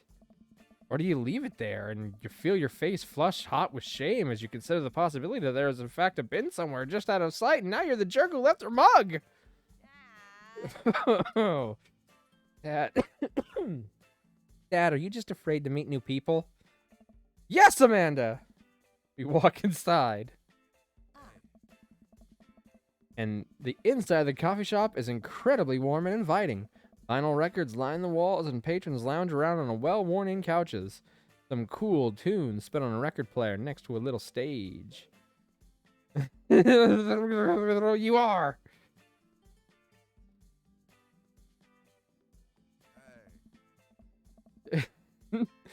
Woof, woof, bark, bark, bark. Yeah, this is a pretty good dad, too. Welcome to the Coffee Spoon, guys. How's it going? What's with the name? Oh, it's kind of dumb. It gets mentioned in this poem I like, and I thought it was a good idea at the time. And I suppose now it's still a good idea because, like, the business is still running. But most people ask me that question all the time, and I give them the same answer every time. And now I'm standing here rambling, and I'm sure we're all getting more and more uncomfortable the more I keep talking. But man, we're in it now, and I can't stop. The things. Anyway.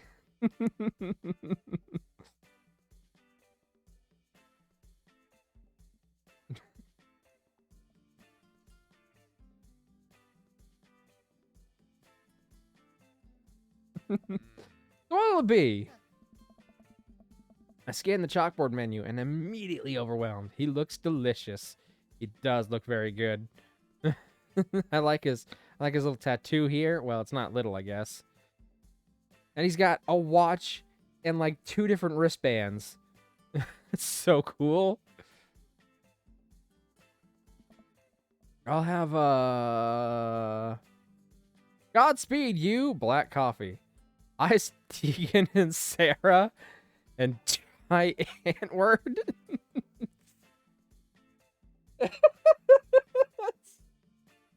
Oh man, some of these are tortured. But they're so funny. Oh. Nothing better than a forced food pun. Right. Dang, he got auto-modded for my degeneracy. Oh, you did? I didn't even see the thing pop up. Automod didn't like pop up a thing and say, this got auto-modded. Do you want to allow it?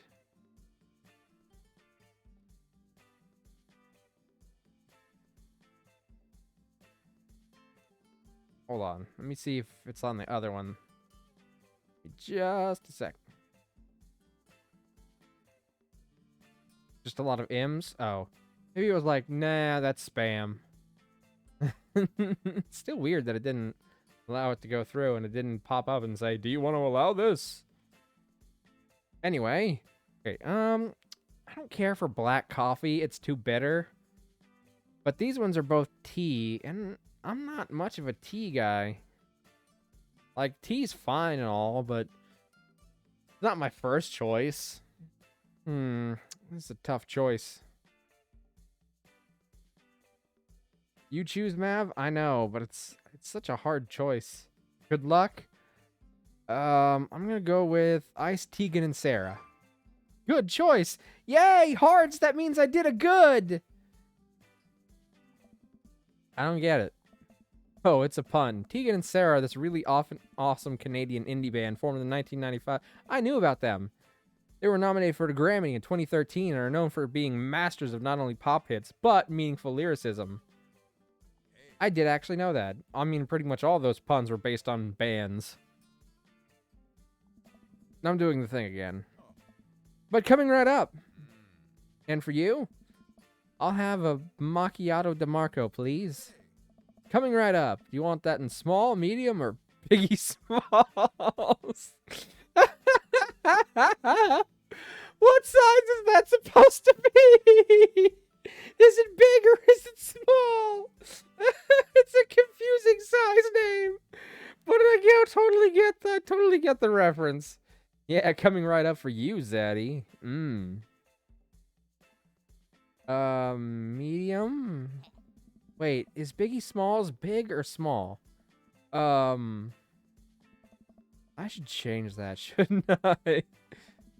Matt sets out to making our drinks and Amanda and I take our seat at one of the couches. Anyways, what's his deal? His deal is that he's fucking adorable. Let the man make his puns. They're cooler bands than you listen to anyways. Hey. Ska was cool once. No, it wasn't. It was never cool. But it's fine because it was good. It was never cool, but it was good.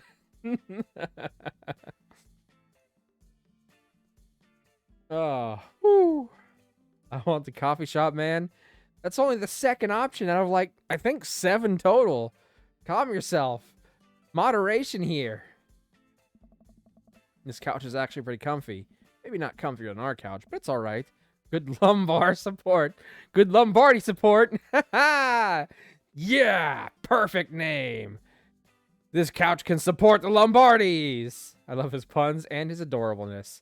You know, he reminds me of someone really close to me, but I just can't put my finger on it.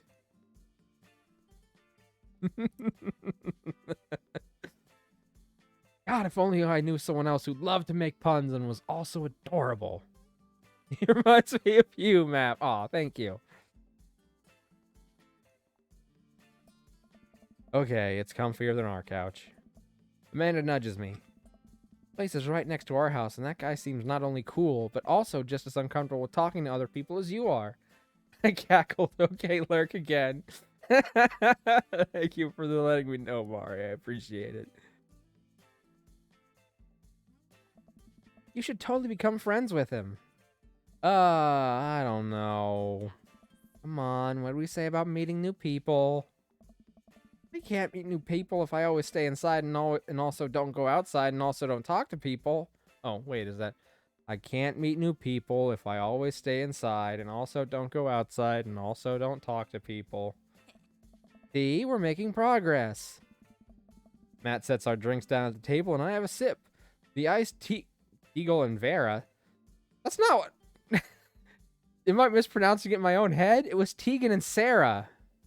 I'm assuming I'm just getting it wrong inside my own head. Anyway, it's delicious. Hi, we're new in the neighborhood. I'm Amanda, and this is my dad, Jack. Jack Package. It's nice to meet you. Jack's getting a little too close to home with his lines now. Oh, right on. Pleased to meet you both. You want to come by when my daughters hang around the shop? You two might get along. Yeah, I'm sure we'll maybe come in from time to time. Amanda kicks my leg from under the table. I'm sure we'll be here a lot. You know what? Let me get you guys' opinion on something. Jack with the package. Matt goes into the back and comes out with a fresh plate of something that smells amazing, but looks like shit. No, I'm kidding. I'm working on a new banana bread recipe. I need help coming up with a name for it. Okay, let's see. He's making banana bread, and all of his drinks were named after bands. How about the Grateful Bread? Eh? The Grateful Bread? Eh? Grateful Dead? Fuck it. Well, I think we're gonna have to taste it first so we can get the full flavor profile of, you know, and really appreciate the flavor sensations of... Okay, let me calm myself now. This man done made me lose my composure. Arctic Monkeys? The Blue Nan Group? Both excellent suggestions. Oh, man. Monkeys because bananas, and nan because of nanners. Just give us the free bread. Amanda nods vigorously. She knows this game. Yeah, we need to give that nana bread a taste if you want us doing free creative labor. I think that would be commiserate with, I've taught her well. We've trained for this day. I was just gonna give you guys free banana bread anyway. Right, yes, that. Matt serves us each a piece. Man, and I happily chow down. This is amazing. Thanks. The secret ingredient is bananas. The secret ingredient is bananas. It's banana bread. And the secret ingredient is bananas. Oh. Woo. God, I fucking love this game. So, any ideas? I'm stumped. This guy is excellent. Well, I think I might only be able to give you dad band puns, but I'll give it a shot. Banana bread Kennedys. Grateful banana bread! Oh my god! And rice head banana bread.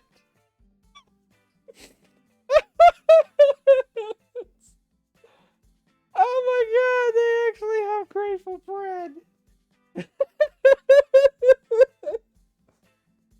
Oh man. Woo! I love this man wholeheartedly. Oh, grateful. Yes, obviously that's the one we gotta pick. Oh no, he did black smoky thingies. That means he didn't like it. Like the jam rock band fronted by Jerry Garcia. That actually has a nice ring to it. Really? Yeah, grateful banana bread. Strong decisions. That's art, baby. I mean, he's being very nice about it, but the smoky, blacky stuff probably means he didn't actually like it. I want to say baby because I thought it would sound cool, but once I said it, I realized it just doesn't sound good coming out of my mouth, and maybe I should just leave saying baby to the professionals. We can't lose him! Enjoy your coffee. Thanks, baby. See, it sounds good when you say it. Across the way, a man catches my eye. He sits by himself, brooding over a cup of coffee. Our eyes meet just for a moment. I hastily look away, hoping he didn't catch me staring. Who is that? We finish up our drinks and head out. We can't lose him! Good God. Thanks for stopping in. Take care. Okay, now that we're full of caffeine, where to? Alright, okay, we're gonna unpack and then we'll nap. I'm still trying to think of banana bread puns. Let's see. I don't know, his were all indie themed, but if I spread it out besides just indie bands, I could probably think of a few more. I gotta go. These men finna make me woof, woof, woof, bark, bark, bark. Woof. Yeah, you might need to go compose yourself. I'm not leaving though. Then at least get yourself some water.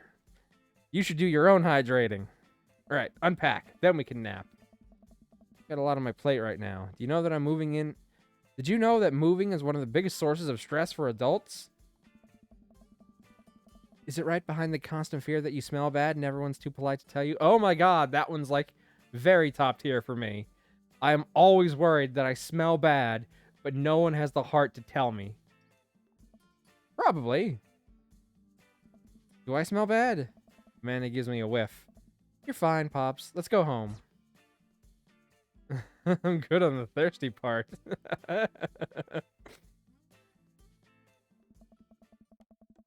I get to work unpacking the various boxes around the living room. Before you know it, the room looks like we've lived in it for years. Like there's a mess on the couch. You see that shirt? It's just thrown on there with reckless abandon. There's probably very expensive wireless headphones just sitting on the couch where someone could easily sit on them if they weren't paying attention and crack them in half. There's duct tape on one of our chairs, so there's been an accident. We've got a fucking platypus? Woodpecker? What the fuck is this thing? A couple of hours pass and I get some good work done. The washer dryer unit is both washing and drying, and we can actually walk through the living room without tripping over boxes. First visitor already? I walk over the door and open it. Hello! A handsome, clean-cut man stands at my door, brandishing a plate of cookies. Let me go cut myself with YouTube BRB. Alright, have a good look. Have a good luck? Have a good lurk, Mari. And have a good luck, too, I guess. Always have a good luck. Hell. Oh? Good God. This man.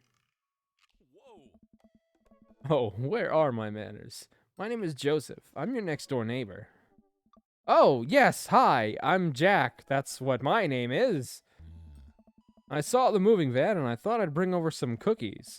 My daughter, Christy, wanted me to let you know she baked them herself. Mari.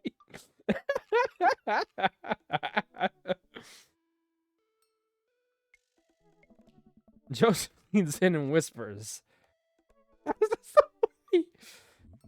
But between you and me, you just sprinkled in the chocolate chips. We both share a laugh. Kids, right? Wow, cookies, huh? So nice to meet you. Joseph hands her the plate and cookies with a smile. Sir, the voice. Well, thanks for the cookies. Amanda disappears with the cookies. Quit. Amanda, come back. And she's gone. That's my daughter. Her name is Amanda. She's a charmer. Daughters are tough. Sons are also tough. Children in general are just tough. I hear that. I mean, there'd have to be something wrong with you to try and raise more than 2. I have 4 kids. What have you done? Oh, I meant, don't worry, you didn't mean to be rude. Oh no, this is the first neighbor I've met and my social life is already in a tailspin. Wonder if it's too late to move again. Okay. Yeah, okay. Is the missus around? Mister, actually, and, no, not anymore. I need to compose myself. BRB. Were you already supposed to BRB? Oh, God. Oh, he died. And so did Mari. Oh. I'm sorry for your loss. No, it's alright. Wow, this is uncomfortable. We stand there quietly for a moment, acutely aware of how awkward we both made things. I'm sorry, can you close the door real quick? I look at Joseph quizzically, but comply. After a second, I hear a knock on the door. Opening it, I see Joseph standing there with a huge smile. Hey, I'm your new neighbor, Joseph. I promise not to talk about your dead spouse this time. I'm throwing a barbecue for the cul-de-sac, and I'd love for you to come by and meet the rest of the neighbors in our community. What do you say, pal? God damn. Goodbye. I don't think I can come back.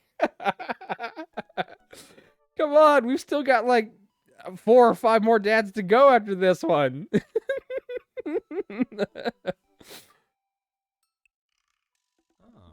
That sounds great. My daughter Amanda and I would love to stop by. Also, 4 kids is a perfect normal amount of children to have. We shake hands to seal the deal. Well, neighbor, I'll see you at 3 p.m. sharp on Saturday. I'm gonna lose all composure. Sure thing, neighbor. Joseph starts walking away, but stops to think for a second and turns around. Hey, in all seriousness, raising a kid on your own can't be easy. If you ever need to talk about stuff, I'm the youth minister at the church down the street. Okay, there's the red flag. Nope. Nope. There's the big red flag for me. He's handsome, but a youth minister? That's just weird. Ooh, the things he could do. Not my particular taste. Oh, I don't know. I wouldn't really consider myself a youth. Nice. You look pretty young to me, but suit yourself. And with that, Joseph's gone. He seemed nice. Amanda walks back into the room, crumbs on her face and cookie in hand. Still smashed, but one night stand. That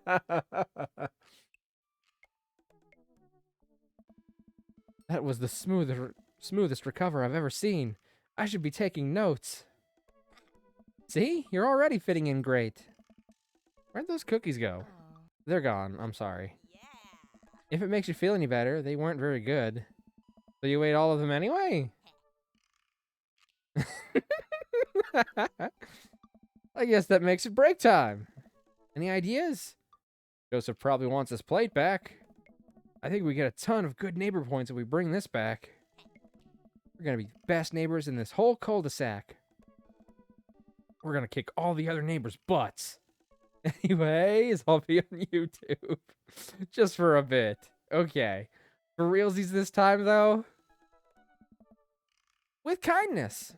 Amanda and I step outside. Shoot, I'm actually not sure which house is his. I'd hazard to guess it's the big one with all the well-groomed blonde children sitting in the yard. Good eye, kid. And remember, we need to make a positive first impression here. Keep it light. We walk up to the kids and wave. Oh, God! Oh, God! Kill them! Kill them with fire! Call an exorcist! Oh! Oh, God! They're terrifying! Oh, they're gonna murder me in my sleep. I just know it. Especially those two on the left. Oh. Oh, no. Just for a bit, for real. Oh. Oh. God, these children are horrifying. Why are they so creepy? Hey, kids, is your dad around? They just stare at us blankly. We just wanted to, return this nice plate. And thank you for the cookies. Geez, these definitely are Joseph's kids. They all look exactly like him. Christy. They were really good. Christian. I mean, I heard they were good. I didn't get to eat any. Chris. I chuckle nervously. He said he had 4. This is only 3. Where's the 4th one? Well, okay, we're just gonna set this plate down on the ground real gentle and then back away slowly, right, Dad? Right, that's what we're gonna do.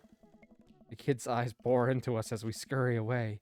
I can feel their gaze on my back even as we approach our house. I need something to get my mind off those carbon copy kids. I need to rest my eyes. Been awake for what, 3 hours? And that's 3 hours too many. That load screen didn't even last long enough for me to read the dad tip. As we're walking home, I hear heavy footsteps coming up behind us. Jack, bro! I turn around and I'm greeted by a familiar face jogging up to us. Craig? Bro! Bro! Holy wow, I haven't seen Craig in forever. It's been too long, dude. Yeah, wow, you look great. Yeah, I cleaned up my act. Cleaned up his act? Are you kidding me? He's ripped. Amanda, this is my friend Craig. We went to college together. We were roommates for a while, too. Amanda, dude, you probably don't remember me, but you're so big now. Dream Daddy. Hi, Grace. Hi, how you doing? Welcome in. It's so good to see you. Yeah, it's Valentine's gay. So we're playing Dream Daddy. And we just met Craig. Hi. Hello, and hello, cute baby. Nice. Ah, thank you. The last time I saw you, I think you were about her size. This is River. Say hi, River. He picks up her tiny wrist and waves it around. River gurgles happily. I played for the first time on Monday, and of a Craig. Oh man. So far we've met Brian, we've met Matt, Joseph, and now Craig. So we've still got like 3 more daddies to go after this one to meet, I think. We're still on like the first day. But yes, he is very attractive. Oh, they've all been very attractive so far. Although Joseph was a youth minister at church, and that's kind of a turnoff for me. But he's handsome. He is handsome. Are you babysitting? Nah, dude, River's my kid. Man, it has been a long time. Just like 1 minute we're rolling up to exams with bad hangovers, and the next we're both fathers. Where you been, man? I was working out in California and just relocated the business back to Maple Bay. No kidding. Amanda and I just moved to this side of town. How's Smashley? Oh, I wasn't ready for Smashley. How's Smashley doing? Oh, man. I mean, Ashley. Ashley is her name. Oh. She actually still goes by Smashley, and we got divorced last year. Oh, dude, I'm so sorry. Ah, it's old news. We take turns taking care of River and the twins. It's all copacetic. Twins? You have 3 kids? Ain't life something, bro? Right? Keg Stan Craig is a father of 3. Keg Stan Craig? Oh, yeah, it was my old college nickname. He got it because he did a lot of keg stands. It's that thing where you do a handstand on a keg and then drink from the keg. Right. He was very good at it. Ah, bro, I hate to be that guy, but I'm in the middle of my daily jog, and I really gotta keep up my heart rate. Brought River along for, resistance training. I used to do that with my nieces when they were little. I'd use them as, like... oh, what would you call it? Weightlifting, I guess. I would like hold them in my hand while I was flat on the ground, and I'd push up on them, and they'd be having fun, and I'd be working out my arms. Come back to this. Welcome back, Mari. It's not about to get any easier for you. Just letting you know. But yeah, I'd like sit them in my arms and push up on them while I was on my back, as if I were like lifting weights. The fuck am I supposed to be composed? You're not supposed to be composed. That's why it's called Dream Daddy. Not, composed daddy. You jog daily? I jog yearly. I don't even jog that often. I go for walks, though. I go for walks all the time, but I don't jog. Well, if you say so. I do say so. On January 1st, when I promised myself that I'm going to jog daily for the rest of the year, but I give up after 30 minutes and just walk home. Oh god, this game's so funny. Well, it's never too late to get back into it, dude. You should join me sometime. I don't know. Come on, it'd be fun. You grab breakfast afterwards, catch up. We could do a bro brunch like the good old days. Bro brunch. All right, sure, sounds great. Great, let's get that going soon. I better get moving. Good to see you guys.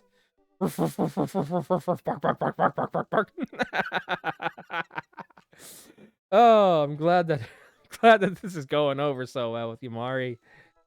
Oh, I knew this was the perfect pick for Valentine's Gay. Craig gives a little wave, puts his earbuds back in, and jogs off. I can't believe Craig is ripped and has kids. I'm reeling. Why's that? The Craig I knew was not fit to be responsible for any living thing, including and especially himself. One time I watched him drink an entire jar of marinara sauce for dinner. Oh, God. Amanda, he opened up a new jar of marinara sauce, and then he drank it like it was a thing that normal people do. It was unholy. And then I asked him what the hell he was doing, and he said, and I quote, "It's basically a smoothie, bro." I mean, technically, he's not wrong. Lonely where I got all these damn hot 2D daddy zaddies. He jogs. He was jogging. He's like a totally different person. Anyway, we better get home. I'll have plenty of time to reflect on how old I feel later. Man and I flop down on the couch. Amanda has to shove some empty boxes out of the way before she can sit. Too bad we're going to be putting my stuff right back in these boxes in a few months. No, don't say that. Aw, Dad, it's going to be okay. I'll be fine. I know. It's just, you're my little girl. It's going to be weird not having you around. I'll come visit, and I'll text you every day. And I'll take lots of pictures. Good God, gonna need to confess to the priest. He's a youth minister, but close enough. Hold on, let me get a drink. So damn thirsty, I need to keep parching my...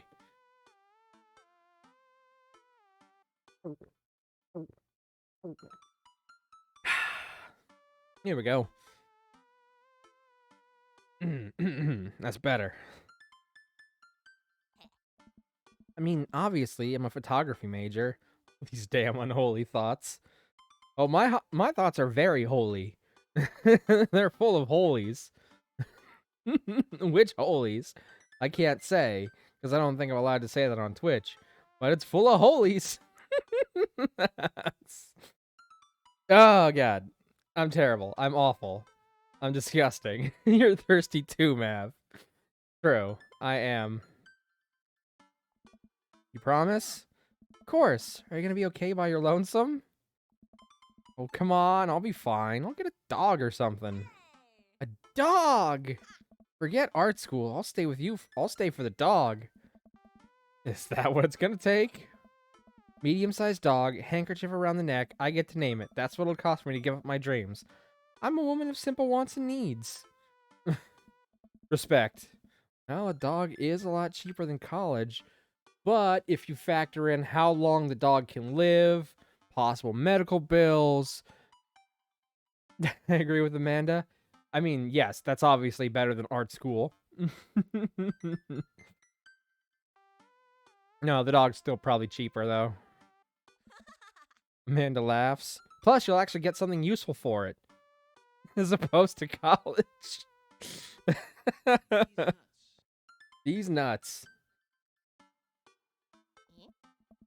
Suddenly, a pile of envelopes slides through the mail slot. Speaking of college, Amanda darts over to the envelopes and shuffles through them. She pulls one out and throws the rest back on the floor. This is from McGowan College of Art and Design.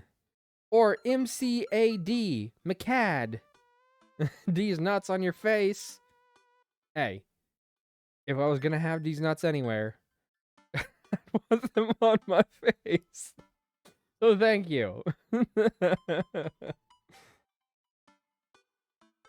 Oh God, it's another McCAD. It's Mick.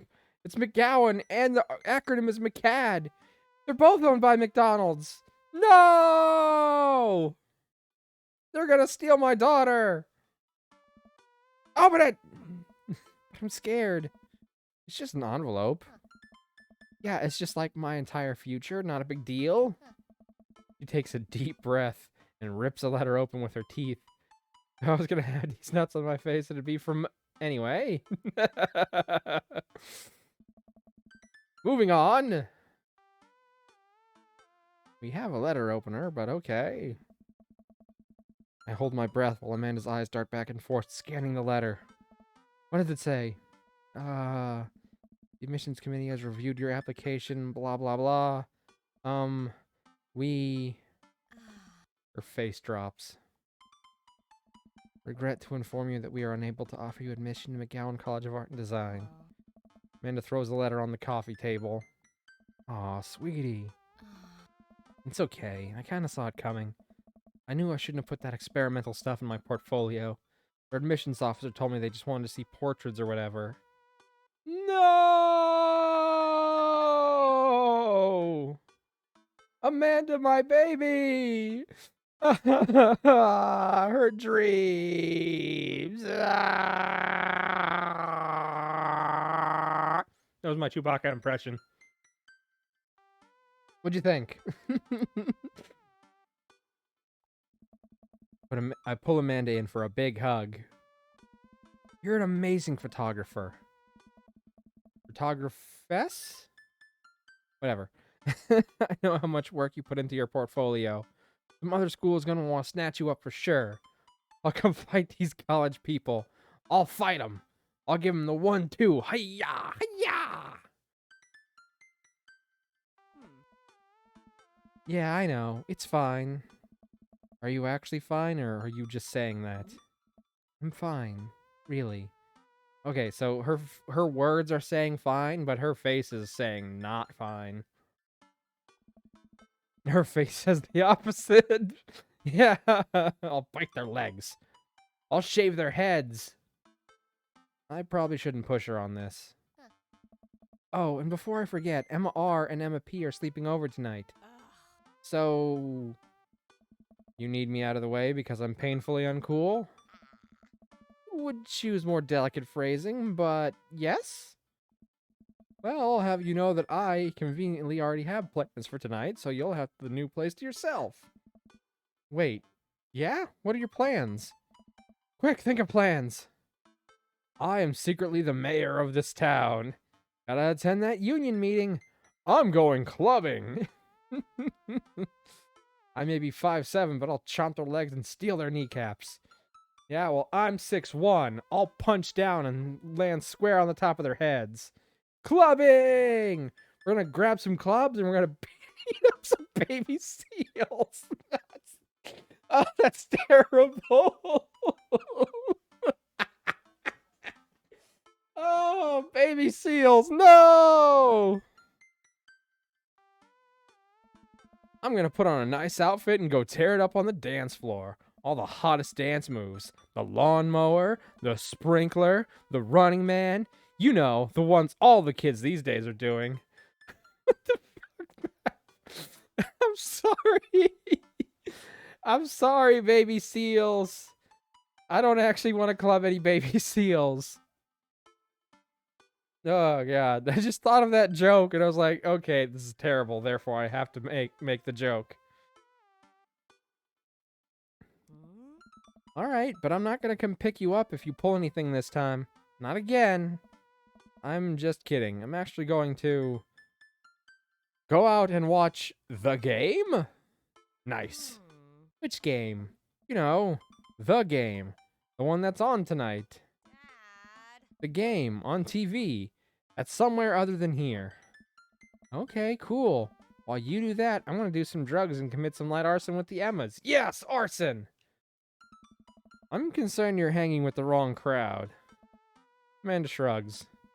I would have expected you guys to be up to white-collar crime by this point. Maybe money laundering at the least. Ah, I'm a street rat, Pops. Arson! You're kidding about the drugs and crime, right? Yes, Dad. Just making sure. I give her a pat on the head. Yay, head pats. Have fun with your sports. No, Dad. Definitely not gonna go out and set things on fire. That's crazy. That's just crazy. Where'd these matches come from that are in my coat pocket? How'd they get there? Who put this lighter fluid in my other pocket? Oh, that's just not... That's crazy. It's crazy, right? Are you being sarcastic? Nope, making fun of sports played out. Alright then.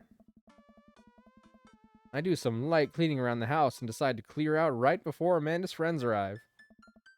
Before I leave, Amanda stops me. Hey, don't forget that you have that meeting with my English teacher tomorrow. Oh, right, Mr. Vega. Mr. Vega. Vega. I love the sound of that. Yep, totally remembered. I'll be right there. I'll be there. Dad tip 24. Always help a friend in need. I bet he hot as fuck. Well, we'll see. Do you love adorable nerds? Because if so, Mr. Vega might just be for you. I'd let him hit it. We'll meet him eventually. Wow, I guess I really didn't think this plan through. I'm not entirely sure where the closest bar is, and Amanda still hasn't shown me how to use the GPS on my phone. So I'm just gonna pick a direction and walk in it. I don't even know what he looks like. Let's go this way. Cool, okay, we're marching. We're marching in the direction of the game. Any game, really. In the distance, could it be? It's a bar! Jim and Kim's. A big burned out neon sign hangs above a tiny dive bar. Jim and Kim's, huh? All right, it'll do. The bar is small and dimly lit. The crack of pool balls. Oh, I'd like to crack some balls together.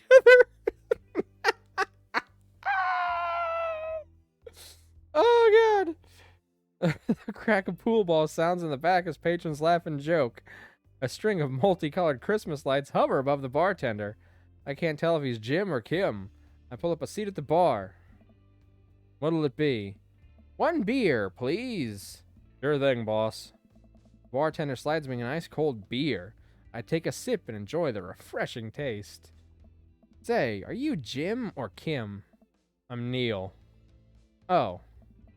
I awkwardly turn my attention to the game, which is playing on one of the TVs on the wall. As luck would have it, my team of preference is not only playing, but it's currently in the lead, which is always a good thing. One of every dad. Yes, that's my order. Parched. So damn thirsty for this game. The brightly colored mascot, which is some kind of animal, does cartwheels. I silently cheer on my favorite team, hoping I don't get into any confrontational arguments with a fan of the opposing team. Ooh, thank you, Mari. Several people in this bar are wearing the distinctive colors of the team I dislike, although I believe from their demeanor that, like me, the passion for their team is all in good fun. Ooh, hydrate, thank you. Let me get another sip. Cheers!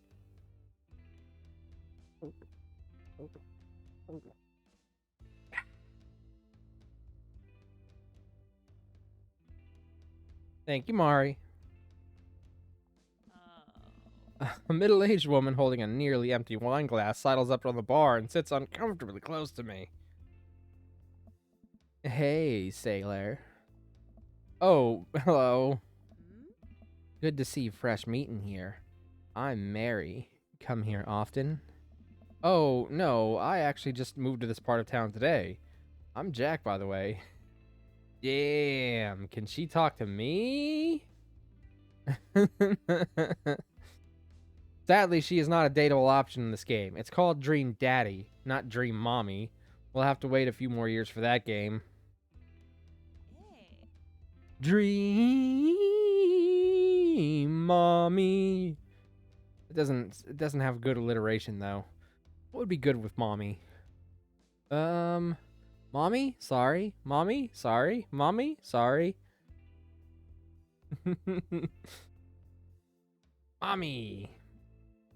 Mamacita. Are you watching the game? Yeah, my preferred team is in the lead. If they keep this up, they'll win the game with ease. I love how vague everything about the sport is. Oh, I love that team. And I also love that game. I love someone who knows their...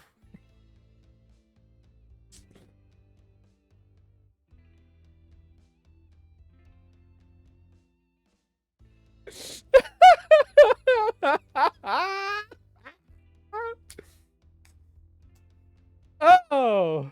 Woohoo! Oh, God. I'm getting the impression that she's a little drunk. You think? Me too, Mary. Buy a gal a drink? Sure. I almost reluctantly signal the bartender and order Mary another glass of wine. Neil jokes back and forth with Mary. They're clearly friends, and this clearly isn't her first time doing this. She tips her glass at me. Suppose I gotta keep you company now. Mary dope as fuck. Hey. So, what do you want to know? What's your deal? What do you think of the game? What's the latest gossip around here? So want to gossip. You came to the right broad. Ah. I'm an observer. I watch people. I see everything, know everyone. Nothing gets past me. Ugh. So what? I thought you were gonna... Hey. I forgot what we were talking about. Ooh, she really is drunk. About the gossip? You said nothing gets past you? Oh, right. I'm also a steel trap, confidential to a fault. So what else can you tell me about this part of town? Ah. It's quiet, that's for sure. If you want an idyllic little life with a white picket fences, this is the place to do it. But every town has its secrets, you know? Takes a sip of her drink. It was a little too ominous for my taste. She leaned closer. Hey. Would you like to learn some of my secrets? Oh boy. Maybe some other time. Ugh. Suit yourself, sailor. Mary saunters off, setting her sights on the newest bar patron to enter. BRB. Mari, if I was playing a drinking game based on how many times you've said that, I'd probably be almost as drunk as Mary just was. Sorry. Just teasing. Just a little teasing. I happily watched the game over another beer. The game has gotten close in terms of points. A little too close than what I was comfortable with. After a particularly skilled player scores a number of points for the other team, putting him in the lead, I hear an affirmative grunt from another man at the bar. Go team. It's the brooding man from the coffee spoon. He sits alone, sipping whiskey and watching the game as well. Enjoying the game? I am now that we're winning. Oh, we must be rooting for different teams. In my opinion, my team is far superior. I have to disagree with that. Based on our win-loss record, I'd say that my team is superior. Oh, God. If real-life conversations about sport teams were this, it'd be so much more fun to take part in them.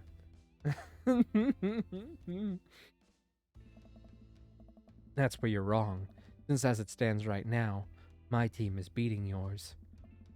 The conversation ends there, and we both go back to silently rooting for our respective teams.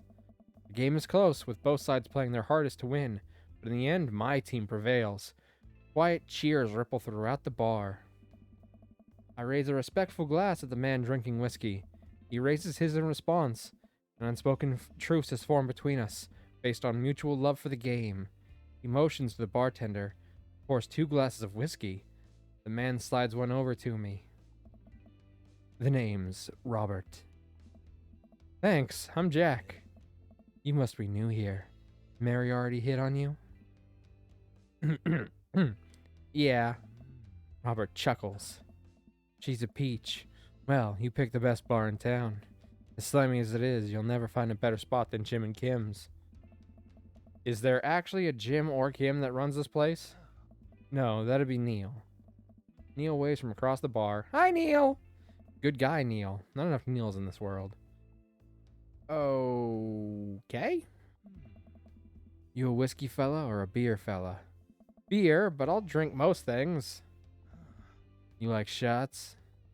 Shots, shots, shots, shots, shots, shots, shots, shots, shots. Ooh, shots fired. I don't like him. I like shots. I love shots. Shots fired.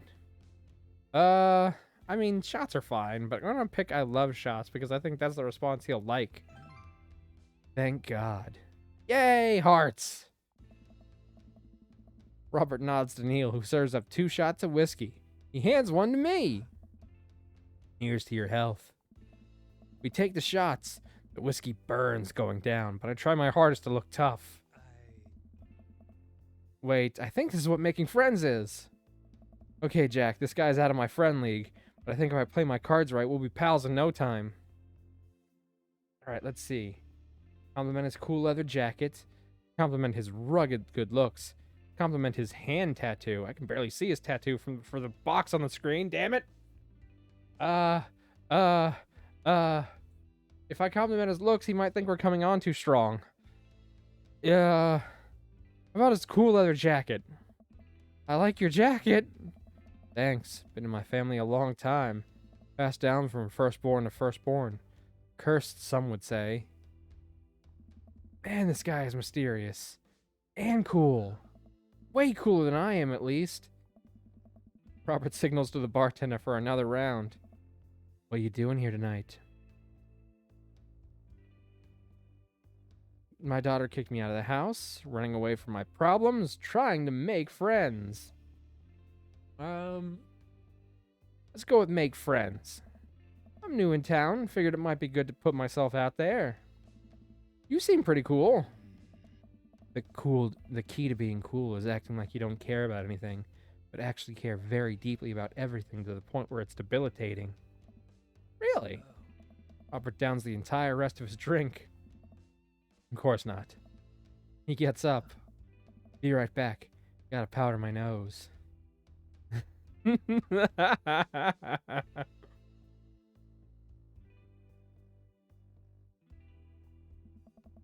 Never seen Robert this talkative. He must like you.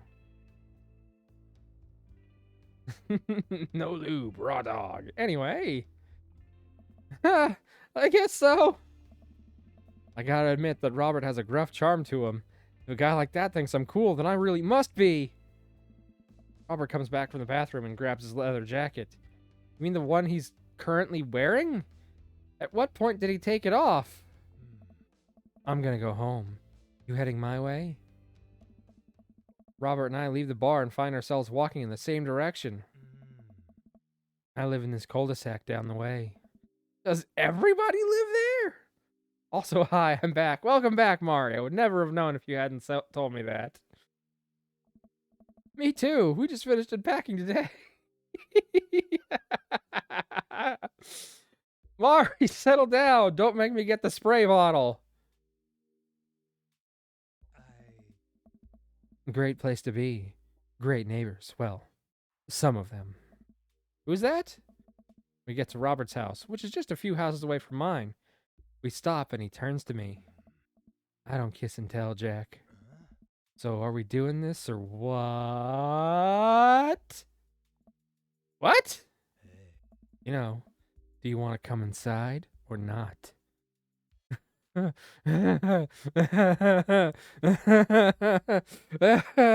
Roberts, we've only just met. A wave of realization rushes over me. I blush. I can't make a decision this early. I haven't met all the dads yet. I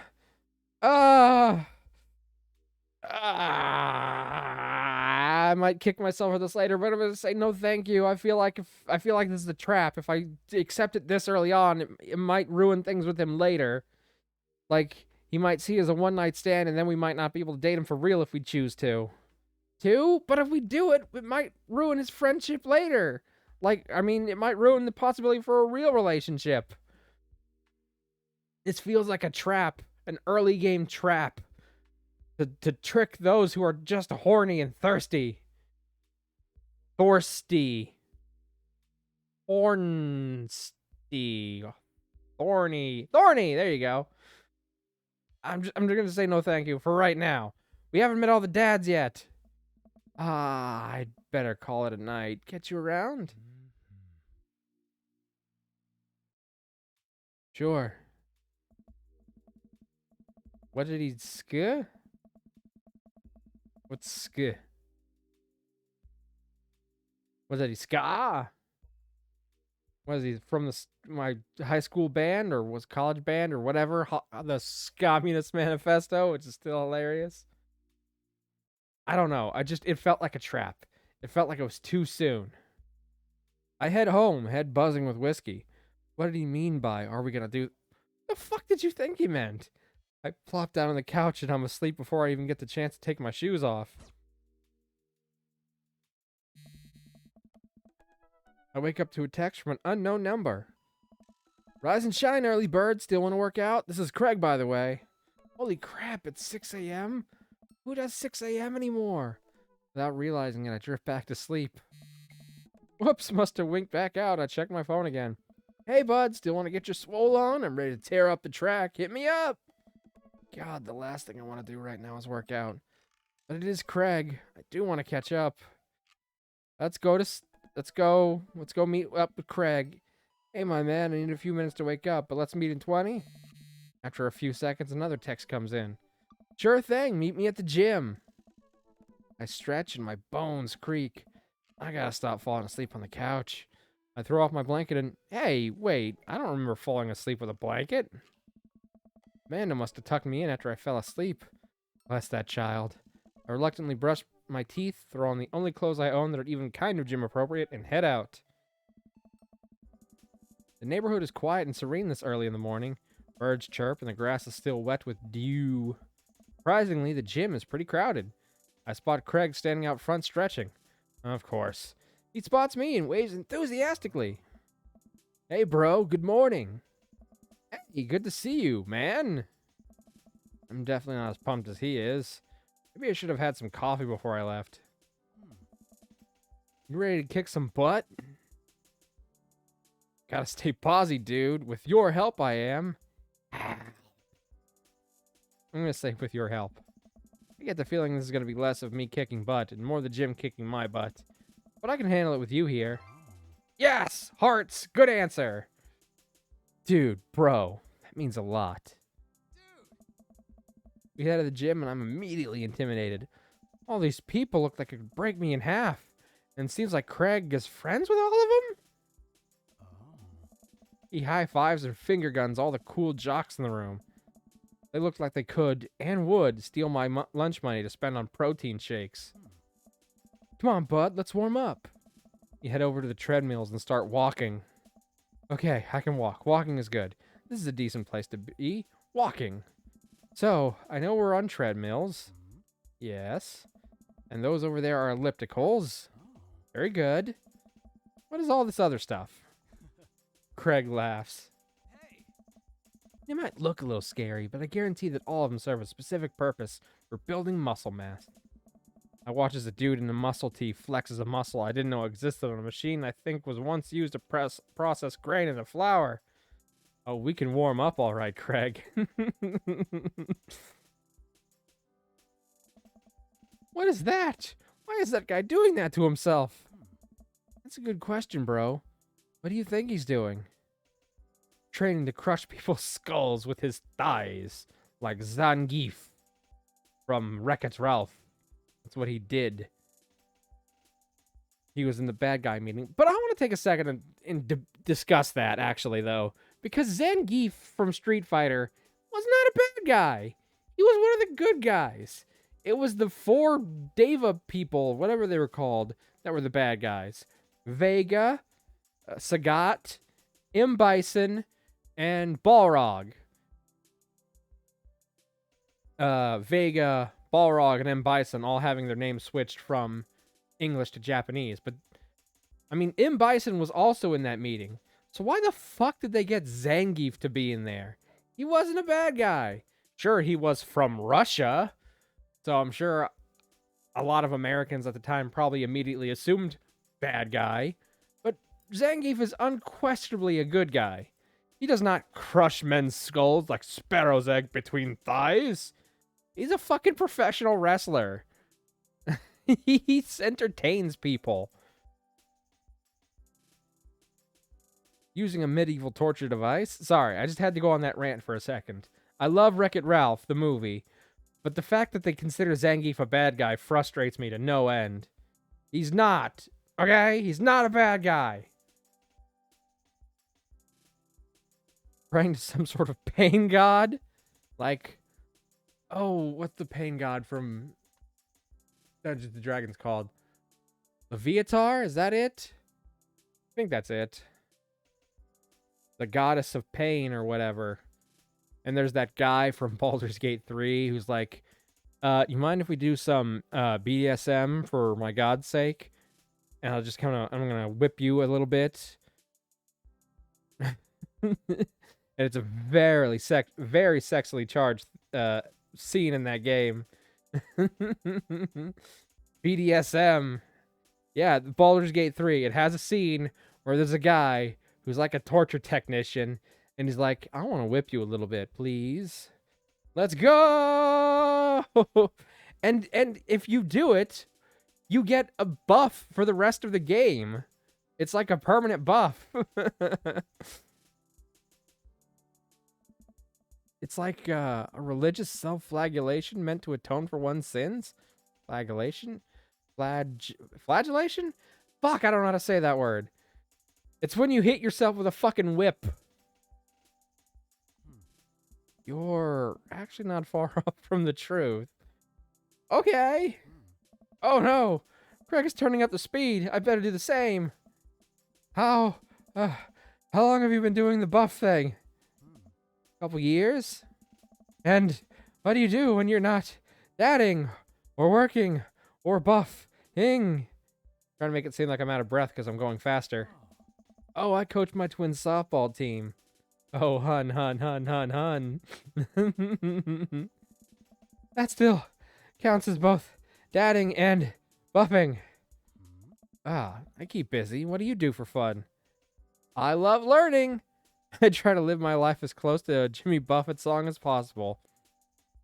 Thus, I always travel around the globe, therefore it's always 5 o'clock. Turn up the speed as much as you'd like, Craig. We can't handle the speed going too high right now. We have to pace ourselves. I check out my hot bod. I'm gonna go over this one, it's funny. I have a feeling he'll laugh at it. I spend most of my time in front of the mirror, admiring my Adonis-like figure that I worked so hard to sculpt. Ah!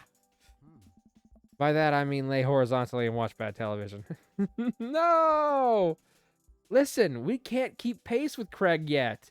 We've only just started. He's got way more experience than we do. We gotta work our way up to there, you know? Nice. We're jogging now. Oh God, we're jogging now. I look over to Craig, who hasn't even broken a sweat. How is he doing this so effortlessly? I'm dying. I can feel my life force draining through every orifice of my... Holy shit!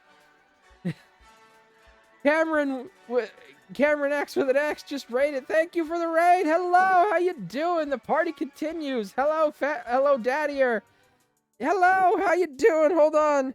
I think my mods are currently asleep, therefore I will give you a shout out real quick. Oh, thank you so much for the raid, Cameron X with an X. I'm going to assume you were also playing Dream Daddy. There we go. Hey! Yes, you were also playing Dream Daddy. Isn't it great? Happy Valentine's gay.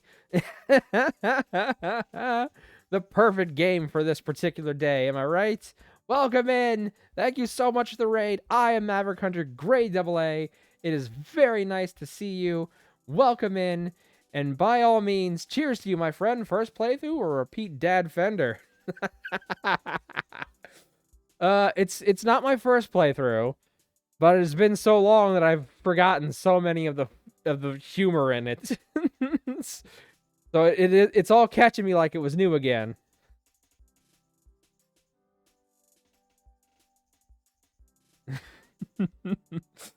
Oh, I can feel my life force draining through every orifice of my body. Hey, remember when my fish died in college? Ugh. No! I don't like this story. Ugh. Oh my God, is he really bumping up the speed again? I guess I'd better do it too. Oh, this is fast. This is very fast. We were at that party, and you vowed to make me feel better. You tell me to create a distraction, so of course I do a sick keg stand and get everyone cheering. And then I try to steal a fish from a fish tank at the party with my bare hands, like an idiot. And then you drop the fish and it's flopping around and you panic. So you run up to me post keg stand with a dying dirty fish in your hands that you scooped up off the ground, and you're yelling at me that we have to leave. So we're running out of a frat party with a fish and trying to give it mouth the mouth resuscitation. Oh god, I love this game so much. Oh god. Anyway, Cameron X with an X. How far did you get with your dream daddying today? Would you like to share what you were doing? Which daddy is your favorite? By all means, please do so. Oh, thank you for the hydrate, Mari.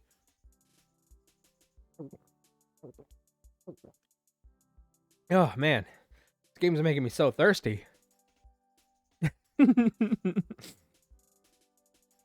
We haven't met all of them yet so far in this playthrough, but we're getting there. We are getting there. And we get him home and get him into a bowl of water, but the prognosis was grim. And the next day, he's alive and well. Appreciate you asking. Dated Brian to the end. My first full dates, and it was absolutely lovely. Aw, Brian is great. We unfortunately lost the Battle of Dads against Brian. It was that blasted spelling bee thing. Goodness gracious. Sorry, I've been hydrating. Usually I hydrate with water, but because it's Valentine's Day, I've been hydrating with some tasty pink lemonade sodas that I picked up. And I just took a sip of one, and I had to burp because they're carbonated. Pardon me. That was not polite. But yes, Brian is daddy. We lost the dad competition to him. I pulled out a spelling bee thing, and it's like, that's weird. Take like 15 damage. And I was like, no! We'd almost beat him, but unfortunately, one of our items backfired on us. Actually, two of them, because I pulled out the Band-Aid next, and it was like, lose 10 more live. We only had 15 left, and then it was his turn, and he hit us with the big grand slam for the finish. They never did catch the great fish thieves of Grand Ridge U. And they never will. Hydration is key. I'm sipping on a cocktail, so cheers to that. Brian was so schmexy. I love a big, comfortable dad. I shoot off the end of the treadmill and crash into the wall. Jesus, that hurts. Dude, bro, are you okay? Craig offers me a hand and looks me over for injuries. I'm fantastic. I managed to stand up and rub my back. Doesn't hurt now, but I'm sure it will later. Oh, God. I've been there. You don't have to push yourself like that. Always know your limits. Well, I think I might call our gym adventure here. You sure? Yeah. All right. Well, here. I brought you this. Craig hands me a shaker bottle full of thick green liquid. I stare at it with what must be apparent distaste. It's a protein shake, bro. Oh, thank you. He wants me to drink it. Oh, boy. Here goes. I take a small sip. It's actually delicious. Wow, this is really good. And good for you. My special recipe. I'm pretty proud of it. Let me know if you ever want to work out again. Maybe we can try running around the neighborhood if treadmills aren't your speed.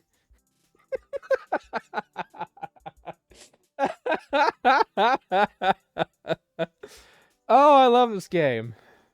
Thick liquid, huh? And it be Craig's. I mean, technically it is. Mari, calm yourself. Woof. No pun intended, bro. Oh, please. I don't believe that for a second. That was 100% written intentionally. Good one. Well, I'm gonna go put some ice on this.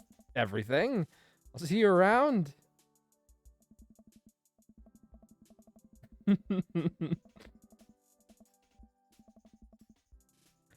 I leave the gym feeling ashamed.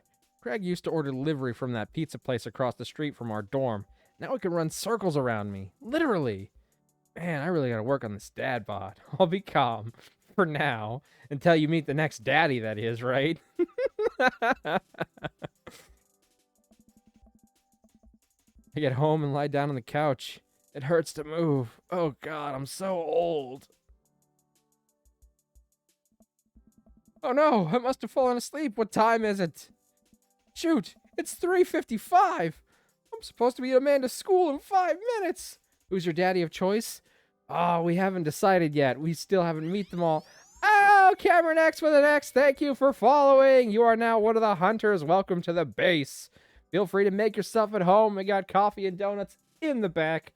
Feel free to make yourself at home. Grab some if you like. Just remember, if you drink the rest of the coffee, to put on a fresh pot, because if you kill the Joe, you gots to make some mo. Oh, thank you for the follow. Okay. Who's my daddy of choice? We haven't met them all in this playthrough, and I don't want to spoil anything because some of chat has not met them all. Please, coffee, please. No worries, I'll refill. I have a soft spot for the dad we're about to meet, though. If I had to pick a personal favorite.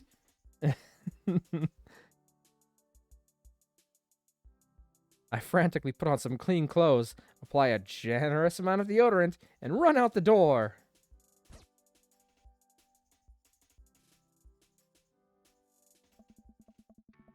I arrive at Amanda's school and check in at the front desk.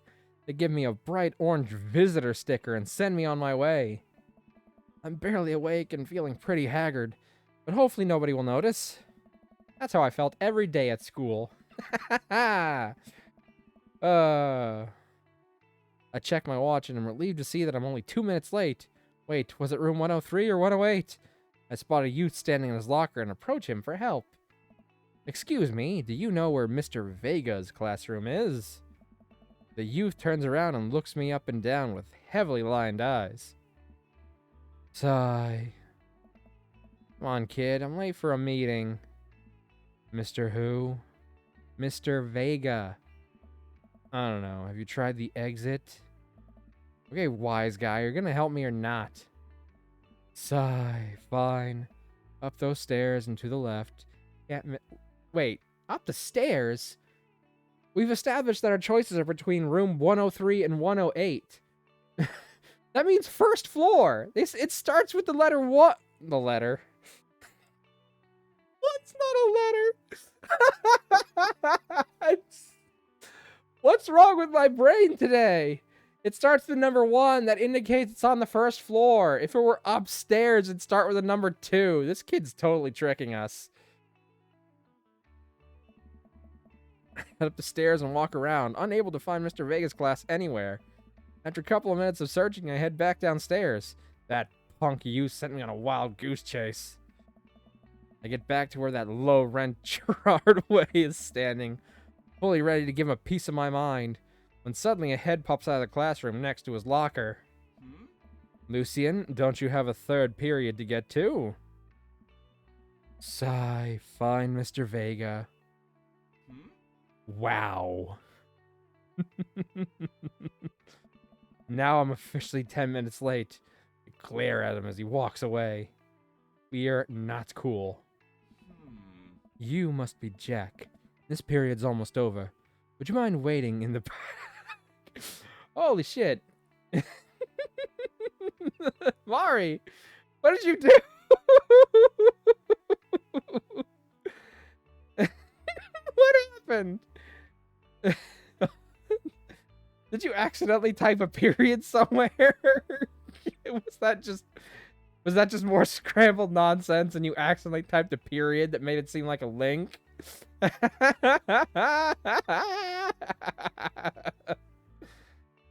Oh. Damn it, Streamlabs. I'm pretty sure that wasn't a link. It was a Zelda. Although this guy looks a little bit more like Ganondorf, if you ask me. But in a good way. Triple nonsense with a period. Yeah, that's what I figured. Yeah, this particular daddy is a personal favorite of mine.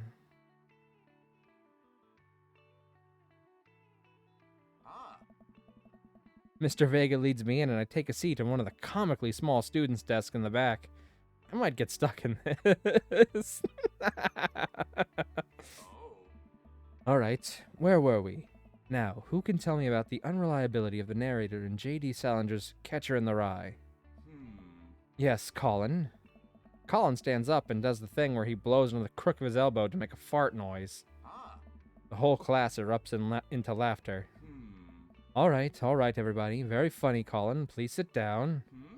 Now, Holden Caulfield is an unreliable narrator in the sense that the bell for the end of the period rings. All the students immediately get up and make a break for the door. Remember to do the reading and answer the response questions on page 194 in your textbook. Nobody's listening. Or not, I guess.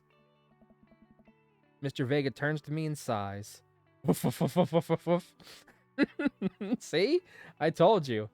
I think there's one more daddy left to meet. Hold on. Let's go ahead and save. BRP, my laptop is dying. No! Give it mouth-to-mouth resuscitation! Use his mouth as your laptop's mouth. I'm sure that'll work.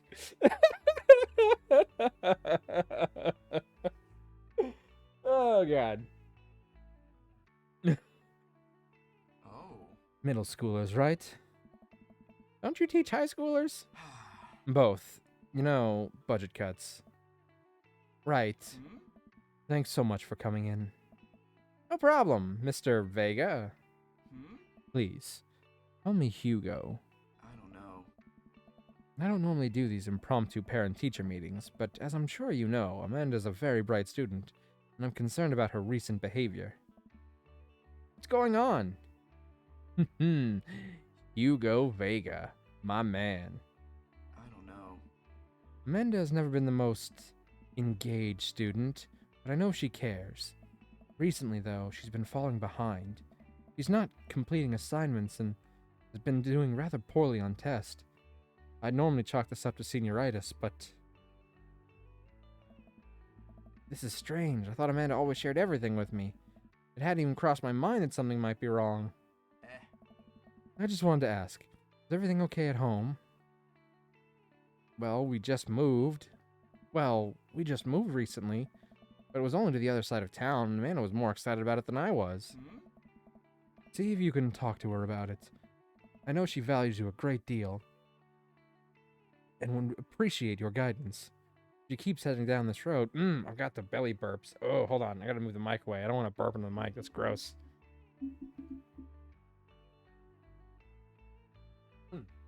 There we go. Sorry about that. Like I said earlier, I had pizza, and now it's coming back on me. Gross. She keeps heading down this road. I know how important art school is to her. I would hate to see her miss out on scholarship money that she clearly deserves. I'll make sure to talk to Amanda. Thanks for letting me know, Hugo. Anytime.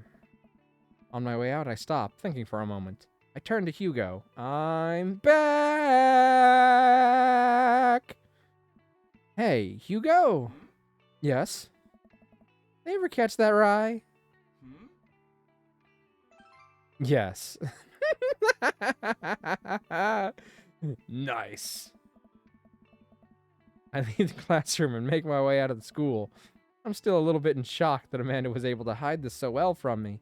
She's always been such a force for positivity in my life, especially after we lost her father.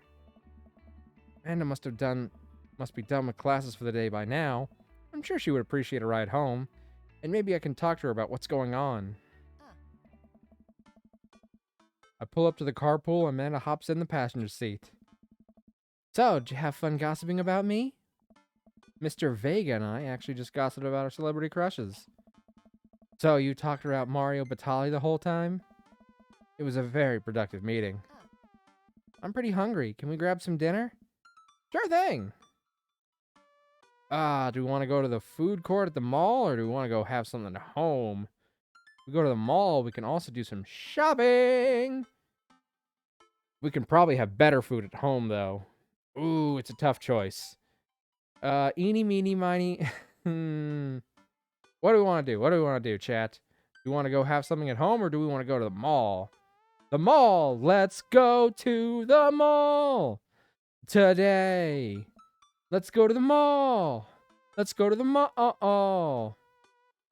Everybody come and play.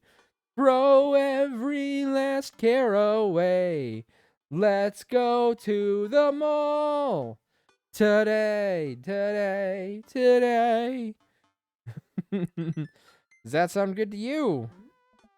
Yeah, sure. Why the mall? Jeez, can't a dad take his daughter to the mall? Will you buy me things? I will buy you a thing. Singular.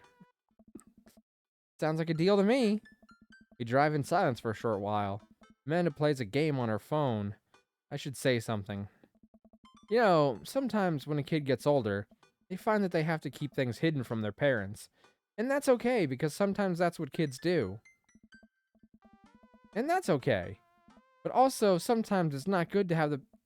sometimes it's good to have the parents' perspective. Because, you know, maybe the parents have also dealt with similar situations. And maybe they're a little cooler than you give them credit for. Anyway, what I'm trying to say is that it's good to share. Love you! Have you been reading my tweets? You have a Twitter? What? Never mind. Look, sweetie, Mr. Vegas said you haven't been participating in class and that you're not turning things in. Oh, I'm fine, Pops. Senioritis and all that. How you like Mr. Vegas' class? It's fine. He's fine. We pull up to a stoplight and I eye Amanda. She's still texting. I want you to know that you can talk to me about anything.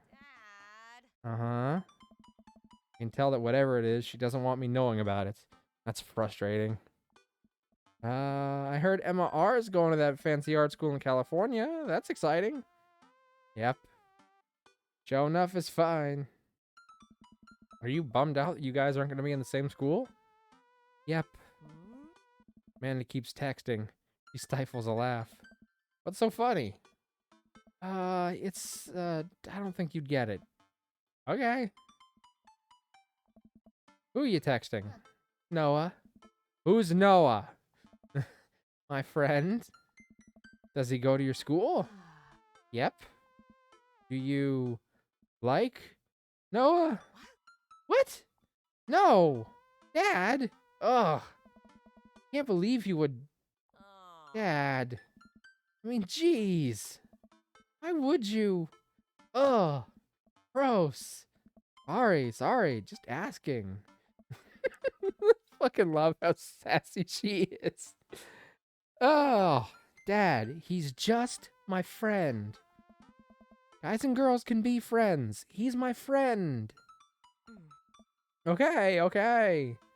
Jeez. This is going well. Oh, good talk. Love you, kiddo. He leans forward and turns up the radio.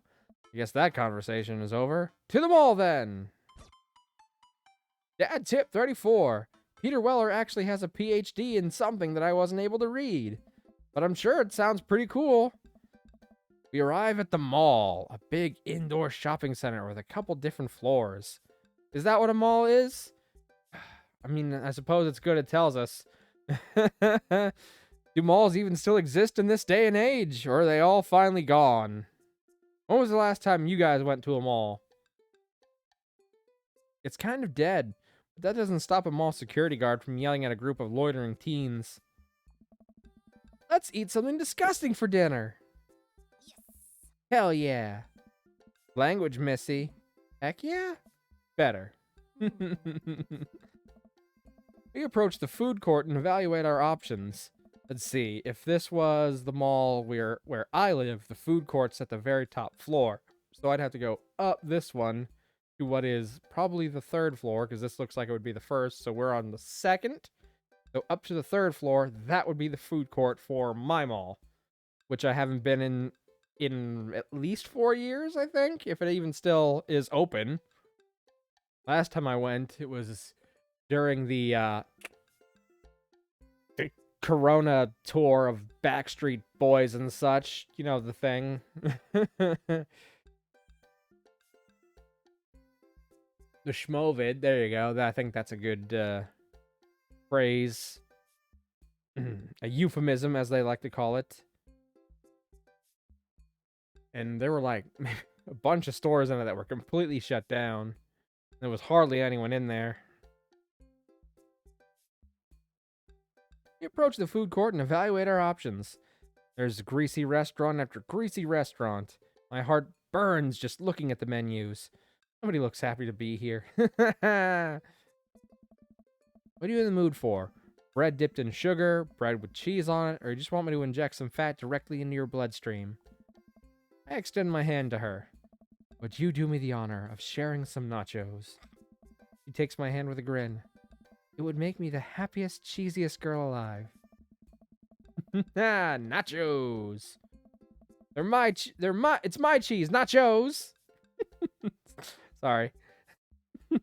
I couldn't help myself.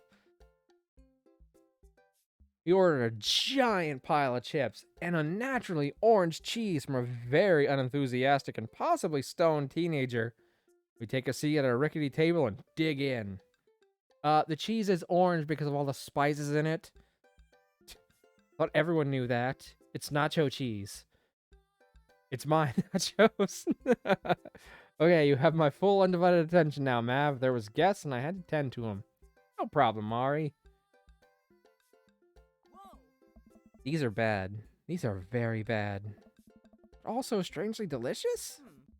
We have to eat through the pain. We enjoy the fluorescent cheesy goodness together until we're all out of nachos. So, something's been bothering me for a while. Can you explain memes to me? Which meme? All memes? Dad. Amanda sighs deeply and plays with her head in her hands. Ugh. I hope your guests had a lovely visit, Mari. I don't know if they were welcome guests or not, but I hope you had a good time tending to them. I've gained a bit of composure until the next daddy. Ah, well, we'll just see when that happens, won't we? Dad, it's complicated. See, memes are inside jokes shared by a bunch of people that get less funny the more people do it. So the problem is by the time a meme gets to you, Dad, all us youths have already done the joke to death. Ugh. And what's worse than that is that movies and TV and video games will try to jump in on a meme train, but just based on how long it takes to make them, the meme will have been long dead by the time it comes out. So it just dates it, and it isn't funny. They did. We were chuckling, and I was snorting. Cool.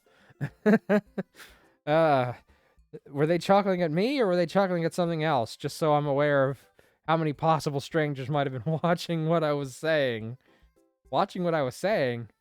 Is that a thing you can do? Can you watch things that are being said? I mean, people tell you watch your mouth when you say something smart alecky, so in theory, I suppose it's possible. But you can't see words that are spoken. You can see words that are written.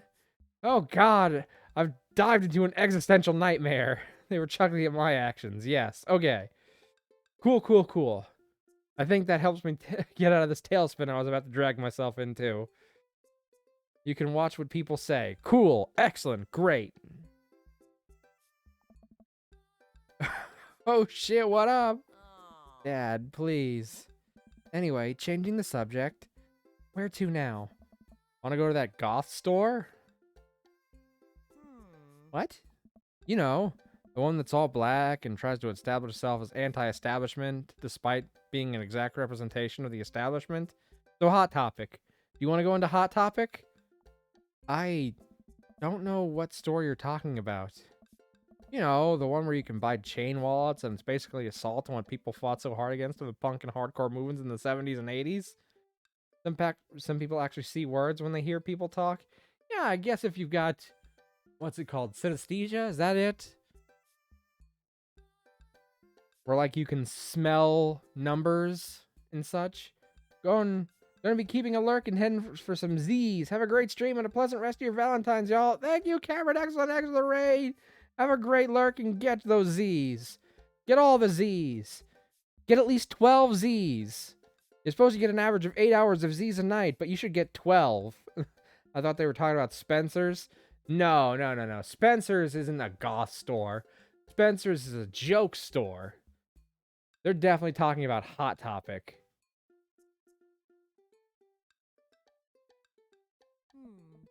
Dude, you gotta be more specific. The one you threw up in that one time? Oh, that one! We're about to meet another daddy. Wait until you get a load of this one. Oh shit, is it actually Cam Roxon with an X and not Cameron X with an X that I've been saying this whole time? Oh god, I'm so embarrassed. Say less. Excuse me. Amanda runs in the store with me trailing behind her. She makes a beeline for the back. Look at this. This is clearly Hot Topic. Look, see? The little, like, squares of shirt like, designs they've got with the shirts right there. And the big skull in the back, the posters. This is Hot Topic. This is a fucking Hot Topic. If you've ever been in a Hot Topic, this is exactly what it looks like. Except they're missing that one, like, section right here where it's just, like, all stickers and buttons and pins.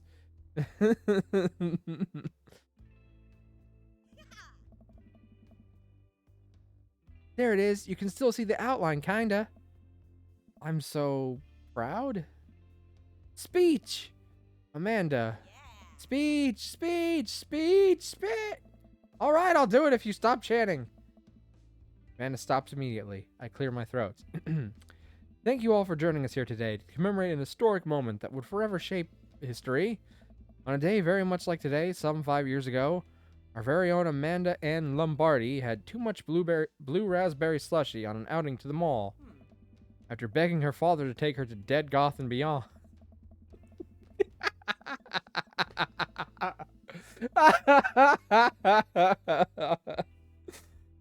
Oh! Woo! Dead Goth and beyond.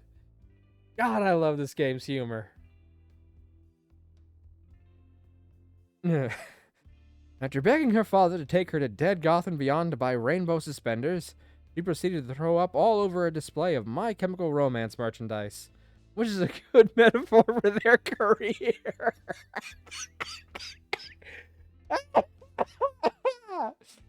Wait a second. They call Hot Topic Get Dead Goth and Beyond, but they actually name drop My Chemical Romance.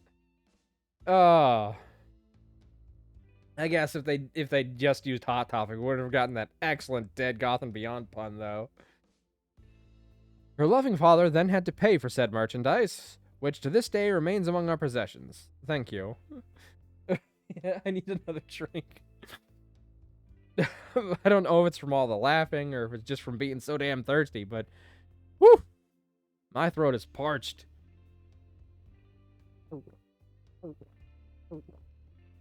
Oh, God. Oh, cheers, by the way. I should have said that first, but... Amanda is moved. She begins clapping.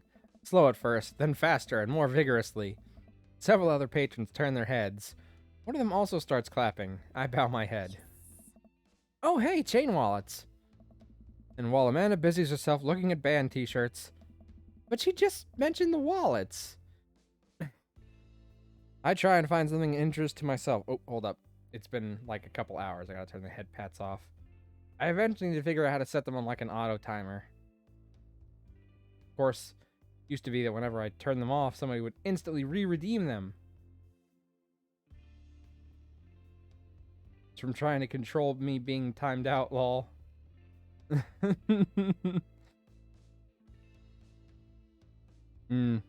That's a good point.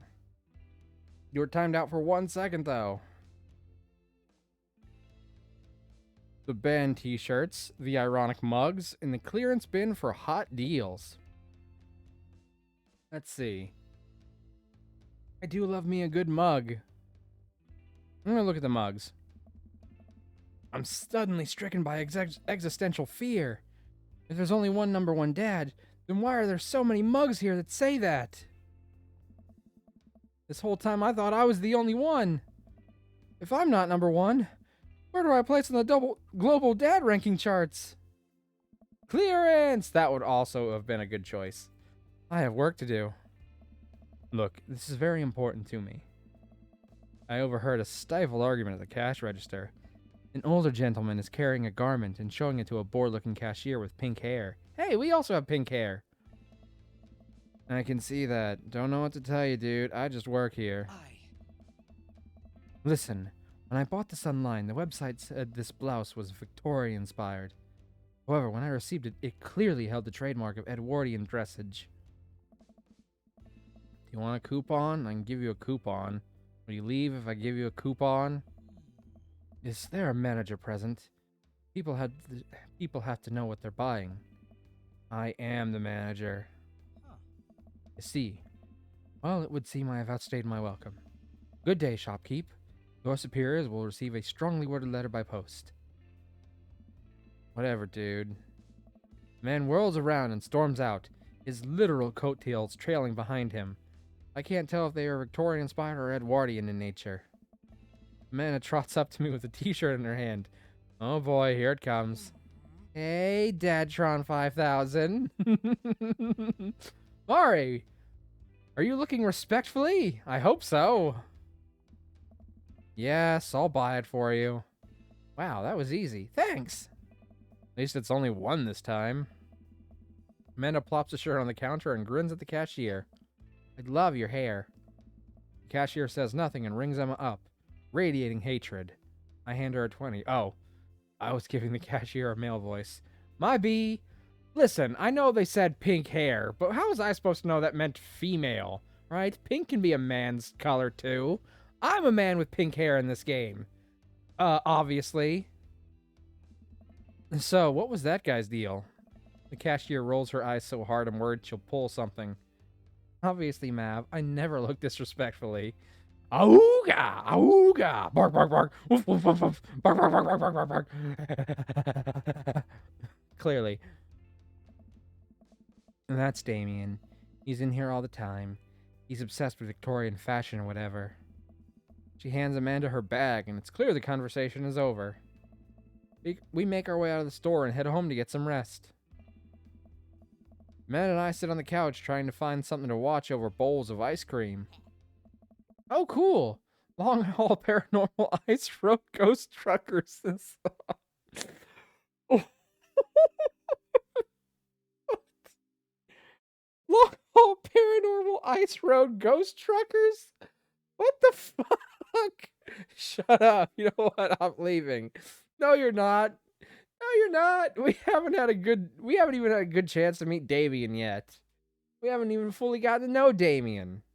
We haven't even gone on a single dad date.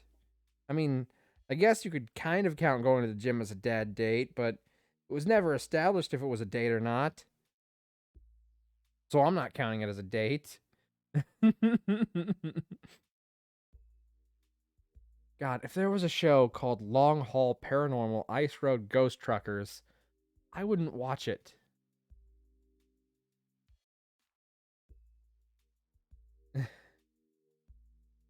Maybe it's just me, but like watching someone haul trucks isn't something I'd particularly consider entertaining.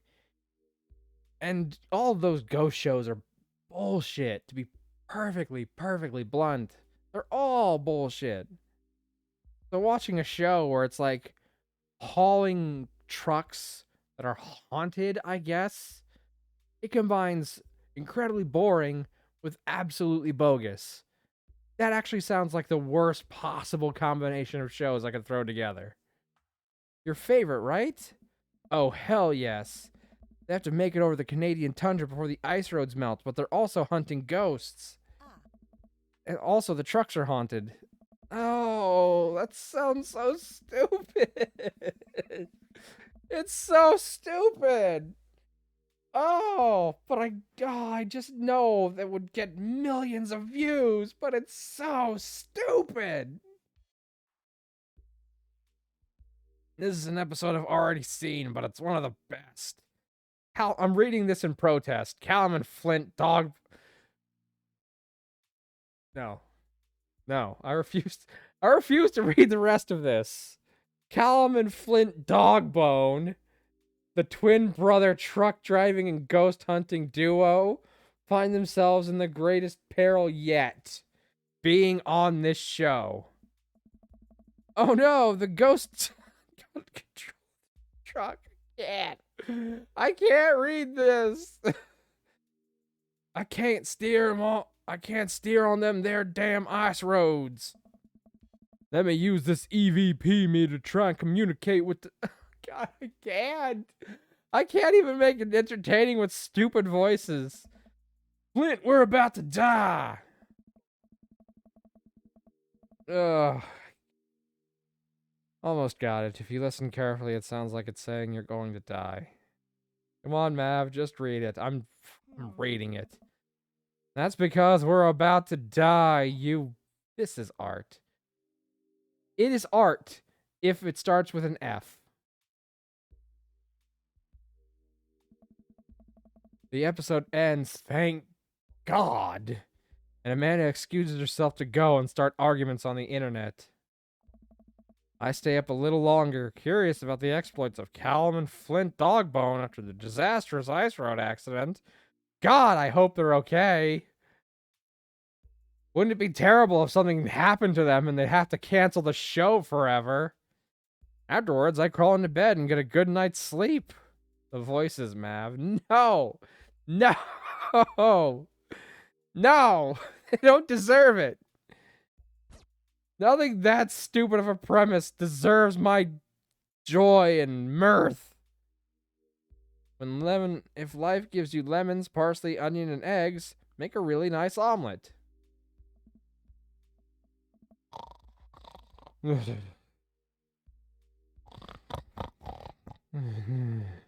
Morning, sleepyhead. 5 more minutes.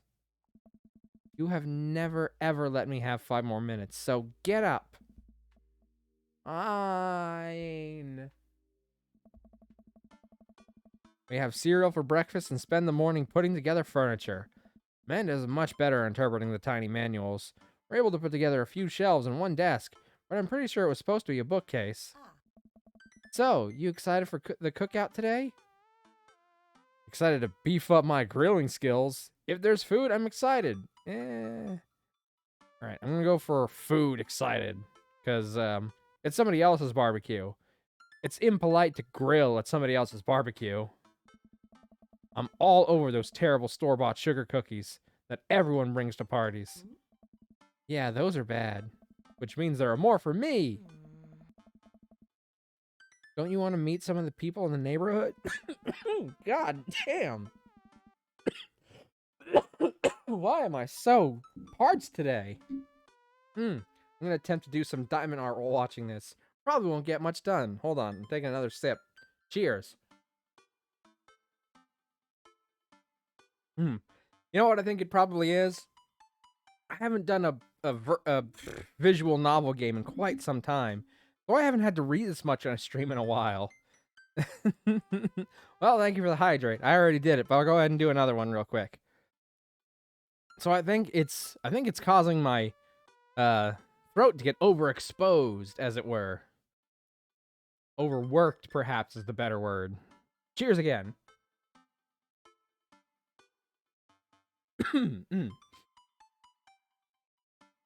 Yeah, I've been playing so many action games where I don't have to say stuff non-stop and the characters have their own voices for dialogue. And I'm capable of just having, like, minutes of time, long stretches where I'm not actually saying much. So yeah, I think that's probably it. Plus, I don't think I ever fully got over that sickness I had, so there was always still a lingering cough. So the constant reading probably isn't helping. I might have to get some, like, cough drops or something, though. Because I'm not sick anymore. I've just got, like, a small lingering cough occasionally. It sucks, but it's not enough to stop me from streaming. I'll probably end up standing uncomfortably in the corner with a plate of food and hope that nobody talks to me. Dad, you're a beautiful work in progress. We will get that butterfly to emerge from the cocoon. The social butterfly. Well, we better start getting ready. We definitely don't want to be late. What? No, we have to be fashionably late. Who shows up to a cookout on time? I would. I want to be there as soon as the food's ready. What if there's good food, but somebody else shows up early and eats it? Then I arrive late and it's all gone. Get some cough drops. I'll do that. I'll drop those coughs. You know what? We're going early, just because you said that. Yeah, early! Don't mind waiting while you get some if you have any on hand. Oh, I don't have any right now. Actually, hold on. Let me check my...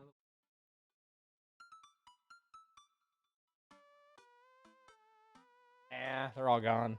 My nephew must have gotten my last few. So I'll have to get some more later. I head out the door, and Amanda reluctantly follows. We walk across the street to Joseph's house with a store-bought veggie plate. I'm a terrible cook if it doesn't involve a grill. What? But it's veggies. You don't cook a veggie plate. It's all raw veggies, right? I'm not crazy, right? It's raw veggies. You wouldn't cook them. And unless you've got an actual garden, they'd all be store-bought anyway. Go make some tea then? I'll have some tea later, I promise. I'll have some tea early in the morning. Because it's 11:39 right now. If I have some tea, I won't be getting to sleep. And I've already not been sleeping super well because I've been up all night playing Baldur's Gate 3. Like, 3 out of every 7 days since I got it. So I promise I will get some good sleep tonight, get up early in the morning, and have some nice throat-calming tea, and we'll be fine for our next stream, which will probably be on, like, Friday, which will probably be more Dark Souls. And then Saturday, we'll head back to Minecraft, unless we want to keep doing this, because I don't think we're going to get through the entire thing in one day. Yes, all raw veggies, right? So, why would you need to be a cook? Why would you need to be a good cook about anything if you're just bringing a veggie tray? Veggie tray, veggie tray. Doesn't work as well as Veggie Tales. You've never ever seen a show like Veggie Tray. I bonk you for extra good sleep. I think if you bonk me, I have to stay awake longer so I don't go to sleep with concussion and end up in a coma, actually. So, I think now that you bonked me, I have to stay awake longer, right? That's how it works in medicine, huh? If you get a concussion, if you get hit really hard in the head, you're not supposed to go to sleep because you could have a concussion. If you go to sleep while you've got a concussion, you could end up in a coma. I guess we're not as early as we thought we were. Joseph's backyard is already packed with people, and the smell of hot dogs wafts through the air. Some children run through a sprinkler, and adults chat in small clusters. I set our veggie plate down on the table next to 2 other veggie plates. Huh. Hey, there's Joseph. Let me clear my throat so I can do the Joseph voice again. I wave to get his attention. The moment he sees us, he jogs over, arms open wide. Welcome. I'm glad you two are here. Maverick. Mari. And you brought veggies. Let me introduce you to my family. Kids, come on over here. This is Chris, my eldest. Don't start with staying up late.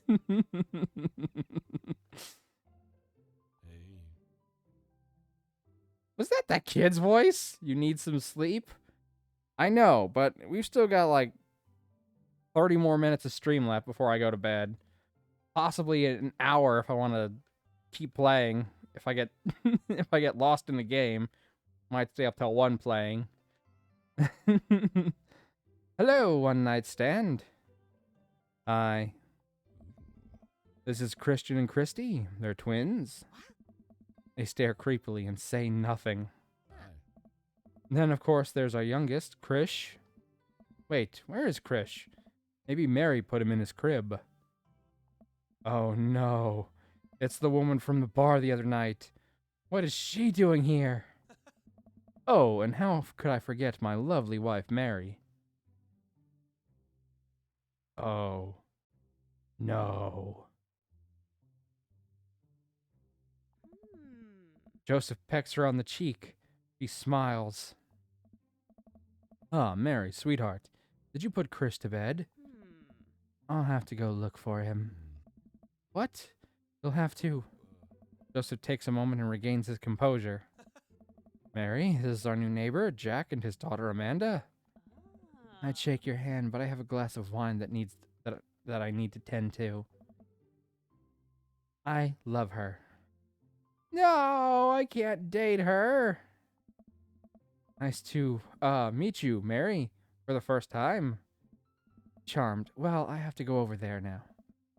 Mary leaves. Oh God, this is so awkward. Wonder if Joseph knows. Wonder if Mary knows that Joseph knows.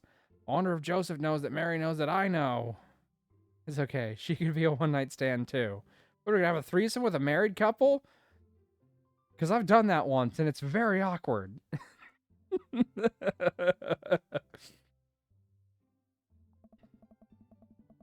takes all of my energy not to run away from the barbecue and start afresh in a new city.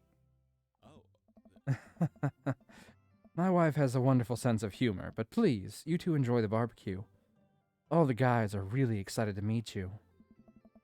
Amanda and I mill around and try and find some of the food spread on the table. Oh, try some of the food spread on the table. I pick at some deviled eggs. Gross. Amanda grabs a small paper plate and immediately begins piling with baked goods. Better. Ugh, I don't want to have to make friends. Ugh. Come on, Dad. You're gonna party with when I go off to school. But I don't want to do pleasantries. Dad. Ugh, they're gonna talk about weather. Ugh. Go, do it, make a friend. Helps to have experiences. I've never had any. How could I possibly abandon my only child at a social function? That's bad parenting.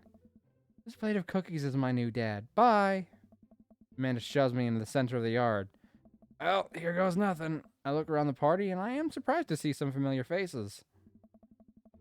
Isn't that the barista from the Coffee Spoon? Did I meet that guy at the bar? Didn't that guy throw a frisbee in my head?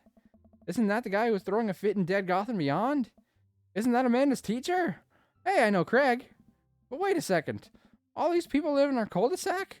That can't be right. I'd better investigate. Why is Jake me at a parent? What?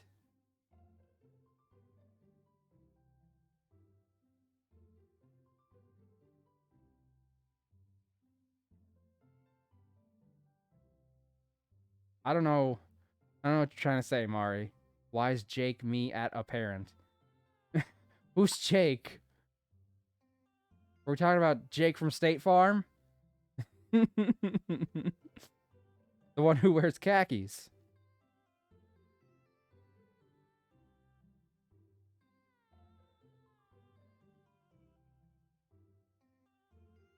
Why is Jake me as a parent? Oh, you mean Jack. Why is Jack me as a parent? Oh, okay, I get it now. All right. Do we want to talk to Robert and Brian? Do we want to talk to Matt, Hugo, and Craig? Do we want to talk to Joseph and Damien? Or Burger Time? Robert and Brian, Matt, Hugo, Craig, Joseph and Damien, or Burger? What do we want to do? Yeah. Good answer. Perfect answer. Hold up.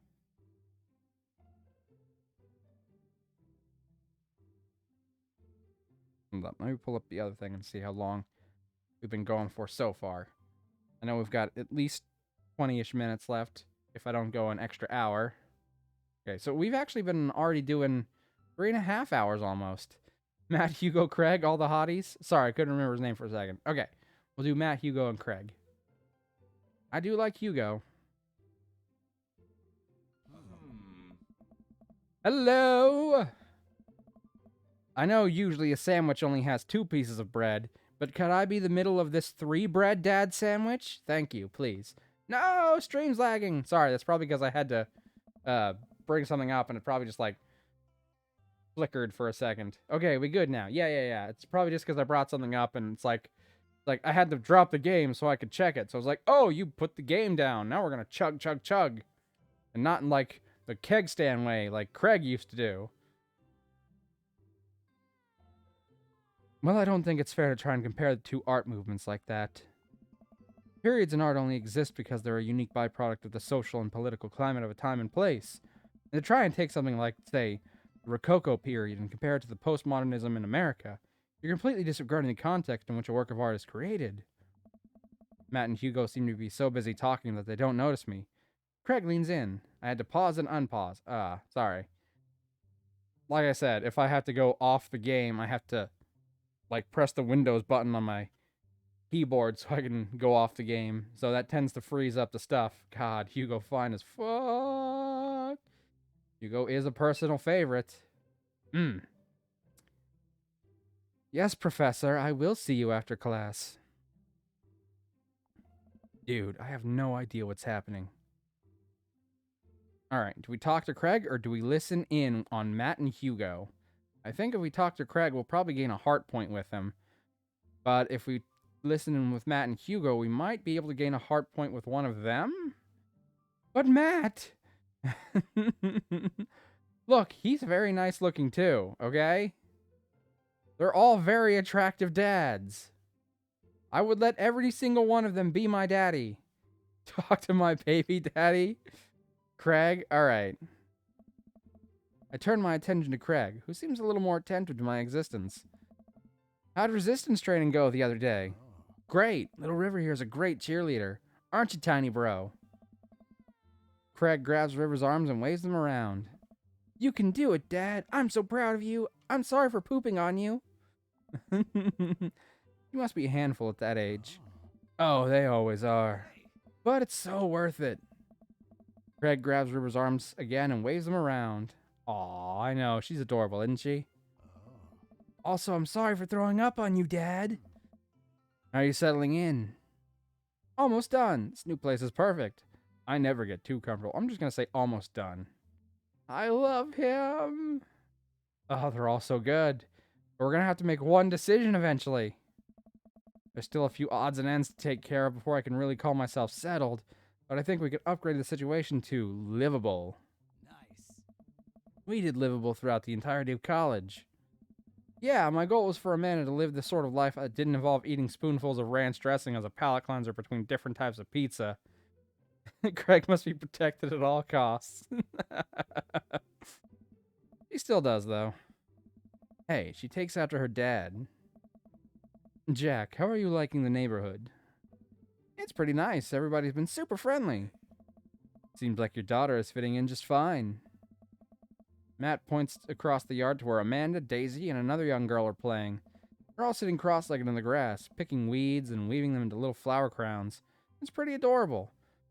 The girl I don't recognize jogs over to us. Hey. What is it, sweetheart?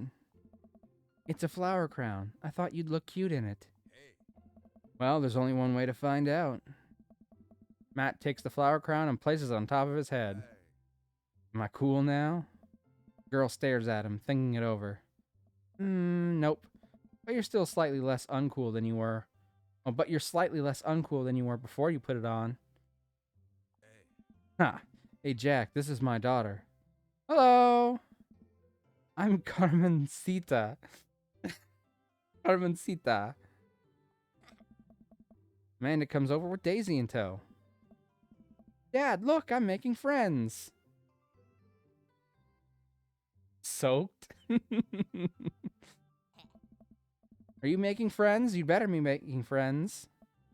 Yeah, actually. Amanda, you remember the cool barista from the coffee shop, and my old college friend, and, your teacher? Oh, hi, Mr. Vega. I didn't realize we were neighbors. Ah, give me the strength. Ah. Yep. You still gonna get me that overdue term paper? Ugh. Great seeing you. Amanda finger guns her way out of the conversation like a champ. You learned the finger guns move from me. I'm very proud. She's definitely a charmer. Speaking of which, where did my son go? Sweet Manchego. Hugo looks around the party. He must finally spot him because its eyes go wide. Huh? Ernest! Ernest Hemingway! Did you really name your kid after Ernest Hemingway? That dude may have been a literary genius, But he was also kind of a dickbag. Like, he got divorced like 5 times because each time he got married, he cheated on his wife and then divorced her and married the woman he cheated on with. He also shot a lot of animals, including lions and sharks. And oh my god, that's right, he was working for the fucking KGB. Are we just gonna ignore that Ernest Hemingway was kind of an awful human being just because he wrote, like, great works of fiction? Your kid's probably also a dick. Ernest Hemingway Vega, are you smoking? Ernest is holding a lit cigarette. Nope. I see Ernest across the way. He casually takes a long drag of a cigarette and then flicks it into a gutter. Unbelievable. Excuse me. Hugo marches over to Ernest, and I turn my attention to Matt and Craig. Kids, right? Man, I do not envy Hugo. The last barbecue we had, Ernest tried to shove a sparkler down Joseph's pants. Nearly burned down half the yard. And the barbecue we had before that, he actually burned down half the yard. And then it spread on my lawn and burned down half my yard, too. Hugo walks back over to us, practically dragging Ernest behind him. Hey, everybody, sorry about that. Jack, this is my son, Ernest. Hello. Ernest looks away, sulking, his hands shoved deep in his pockets. Hugo nudges him impatiently. Hey. Nice to meet you, Ernest. What grade are you in? Doesn't matter. Oh. Ernest? Okay, I'm in 8th grade. God, are you happy now? I'm sure you were just dying to know. Man, this kid's a little brat. That's what you get for naming him Ernest Hemingway. Yeah, good for you. Oh. Can I go now? I'm tired of talking to old dudes who blame my generation for the failing economy. Ouch. Ernest. Oh yeah, because I'm totally embarrassing you. Ernest puts earbuds in and storms off to stand in the corner. Well, that was certainly something. Seems nice. I'm straight up lying. Hugo puts his hands on his head and sighs. Ernest is such a cutie, I want to pinch his cheeks and punch him in the gut at the same time. That kid definitely needs some straightening out. I'm so sorry. He's having a really rough time. As much as I want to be the cool dad, I have to be the authoritarian dad, and he clearly resents me for it. I mean, I think as a dad and a teacher, that's about as authoritarian as you can get. Honestly, are any of us cool dads? Is it even possible to be a cool dad? It is possible to be a cool dad, but you occasionally, if you want to be responsible good dad, have to drop cool dad. Because sometimes there are things that your kids aren't going to find cool, but you're going to have to do them to be a good dad. Your kid can't like you all the time, or you're just not doing something right. What? I'm cool as a cucumber. Cucumbers. What a waste. They're just pickles that haven't happened yet. See, that right there. You can't say that. My kids think I'm cool. But for how long, Craig? How long do we get to be the cool dads? I don't know. I think we just have to accept the fact as dads, we've become the machine we once raged against, and accept our fate to unironically wear socks with sandals. Socks with sandals? That's what it takes to be a dad? Oh, God. I love them. Your kids may think you're cool now, but the moment they hit puberty, you're doomed. Amanda's 18, and she still thinks I'm cool. Oh, I was thinking 15, but I guess if she's in their last year of high school, that would be about 18. Gonna cry in the corner now. I yell across the yard to my daughter. Amanda, I'm cool, right? Amanda just laughs. She keeps laughing. I see your point. Oh no. As much as we all want it, I don't think it's as important to be a cool dad as it is to be a good dad. We can't all be best friends with our kids. It just doesn't work. I mean, look at me and Ernest. Our job as parents is to make sure our kids turn out okay. Yeah, but Hugo, your kid's kind of a dick right now. Yeah, you're right, but it'd be nice to have it both ways. Hearing these guys talking about this makes me think of my relationship with Amanda. We get along so well, but there might come a time when it won't be like that. Is college when that happens? Ah. Don't let us eat up your time, Jack. Go meet some of the other people around the neighborhood. All right, now we're going to go talk to Joseph and Damien, because we really need a chance to get to know Damien. I spot Joseph chatting with the guy from Dead Gotham Beyond by the grill. I wonder what they're talking about. I walk over to them. And so I'm curious, can you walk me through why you had your house painted black? Where do I even start? The house stays warmer in the winter. It provides an artistic contrast to the rest of the neighborhood, and it complements the crimson interior perfectly. It's definitely an interesting choice. Thank you, I'm very proud of my abode. Jack, I was just having a conversation with Damien here about his aesthetic design decisions. Damien regards me up and down with a warm but critical eye. How do you do? I don't believe I've had the pleasure. I think I saw you in Dead Gotham Beyond the other day. Damien's face turns bright red. I must apologize for my behavior on that day. You see, I take the goth lifestyle very seriously, and to be caught in a ruse by such a corporation as Dead Gotham Beyond was profoundly frustrating indeed. No, the things Damien could do. I hope you know that, while my anger may have been justified, it was no such way for a gentleman to act. It's okay, man. Do tell me about yourself. Are you new to the area? Yes, my daughter and I just moved in the other day. She was the one I took to Dead Gotham Beyond. Very good taste on her part. Does she partake in the goth lifestyle? I think for a second. I look over to Amanda, who's hanging out with some of the older kids in the neighborhood. Older kids? She's 18. That's literally the oldest a kid can be. Hey, Amanda, would you consider yourself goth? Amanda yells back. I wouldn't necessarily try to fall under any one specific label, but I guess if I had to choose, I would more describe myself as a twee hipster with some normcore leanings. Bats are cool, though. Ah, pity. Are you enjoying the party so far? Oh, definitely. Thanks so much for putting this... Sorry, Bats are cool, though. Oh, such a delayed reaction, but that's a good line.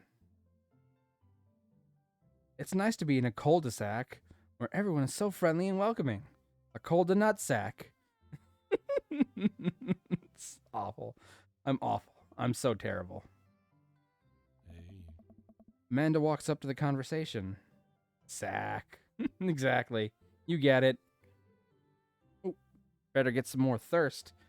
Although if I keep drinking, I'm gonna have to go pee soon.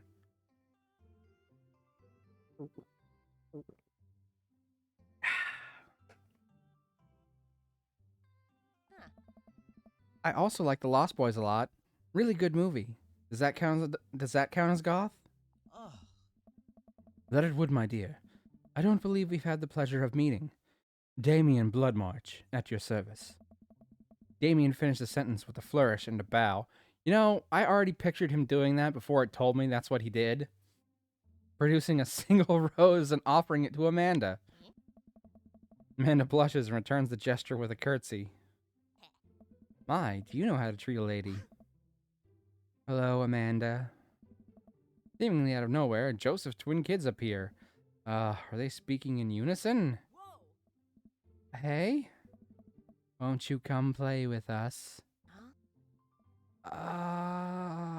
Kick them kids. Oh, how is it we've got a dad here who looks like he could be a vampire, but I want to burn these two kids?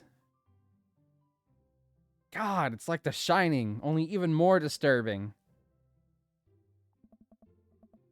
Come play with us. Forever.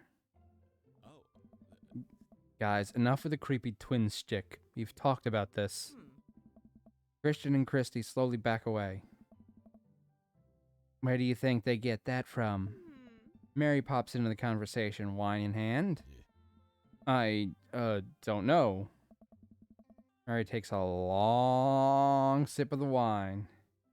Exorcise the demons within them. But not Damien. He's hot as is. I think I might have taped over a VeggieTales VHS with The Shining. Who knows? Wow.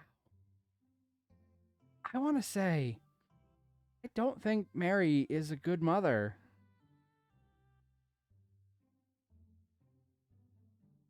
Like, I know we're still only kind of getting to know her, but she appears to be very frequently drunk, even though she's at a setting with other people's kids around, and she doesn't seem to pay that much attention to her own kids.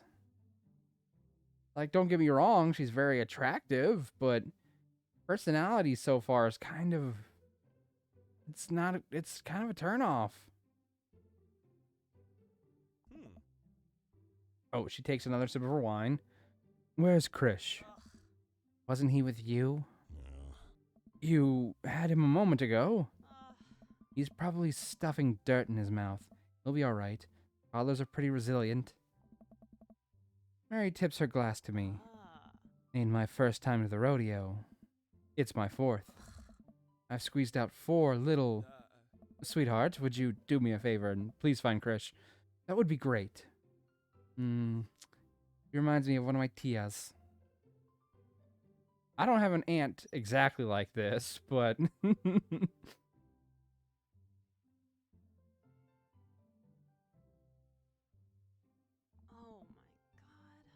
I'm sure he's fine. Mary. Okay, jeez. Mary finishes her wine and wanders off. Dad, can we go now? Ah, Lucien. Have I introduced you to Jack yet? Hey, it's that punk from Amanda's school. I remember you. Whatever. That's no way for a young man to speak to his elders. Be polite. Lucien bows. Whatever, sir. Lucien bows again. Mr. Christensen, may I have a veggie burger, sir? His name is Joseph Christensen. He's married to a woman named Mary. So Joseph and Mary. He has a son named Christian and a daughter named Christy, both of which have literal Christ in them. Jesus actual Christ. Oh my God. Like, Christian Christensen? He named one of his children Christian Christensen. He deliberately chose the name Christian for one of his children, knowing his last name is Christensen. Oh my God, he's Chris Chrissy. He's Chris Christie. Nope, nope, nope, nope, nope, nope, nope. Red flags. All the red flags. Coming right up, bud. Are you vegetarian? Yep. Make that 2 veggie burgers. Did you know that some people in the Victorian era were vegetarians? They described carnivorous types as blood lappers. I'd like to lap his blood. Or something. Dad. That's really interesting, Damien. Joseph turns to the grill. Just a hint of a tattoo peeking out from underneath his sleeve. He's got a tattoo! I can't believe I didn't notice it before. Looks like the bottom of an anchor. Their family doesn't deserve a one-night stand. Certainly not anymore.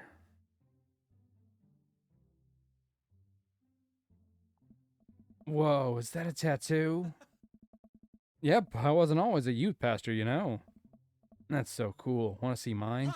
What? Lucien pulls back some rubber bracelets, revealing a lopsided 666 in black ink. My buddy gave me a stick and poke tattoo last week. I think it's healing up pretty good. Lucien! We'll talk about this later. That's pretty cool. What's the significance of the tattoo? I don't know. I just thought it looked sick. Well, in my opinion, the only reason you need to get a tattoo is because you want one. Careful though, that number carries weight. Man, Joseph is a way cooler youth pastor than I thought. I just figured youth pastors popped out of the womb with a Bible. Wonder what he did before preaching. All right, time to top.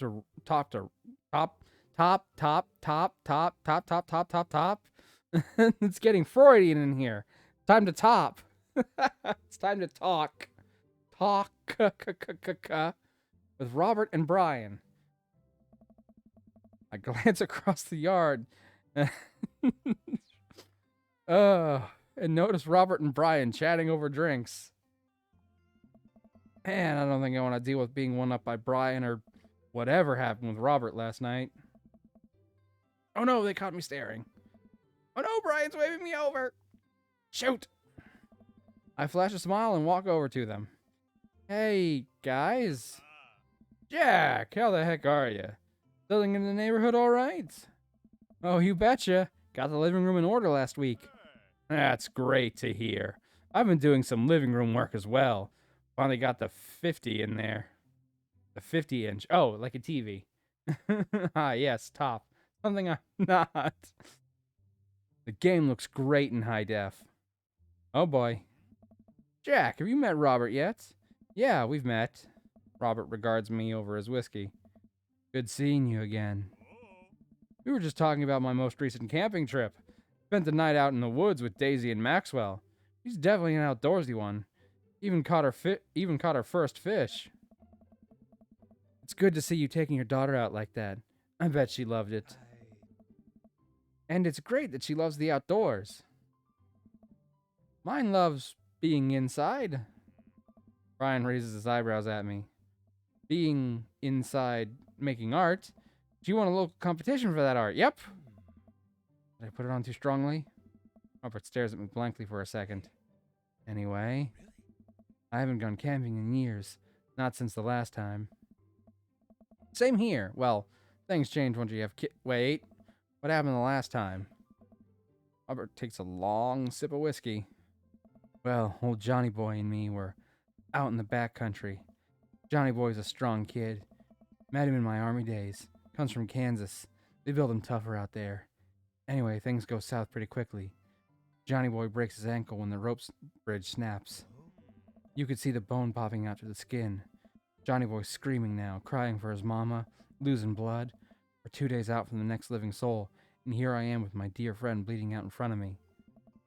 I'm able to dress the wound, but now I got a fireman carry a 6 foot, 180-pound man over some of the toughest.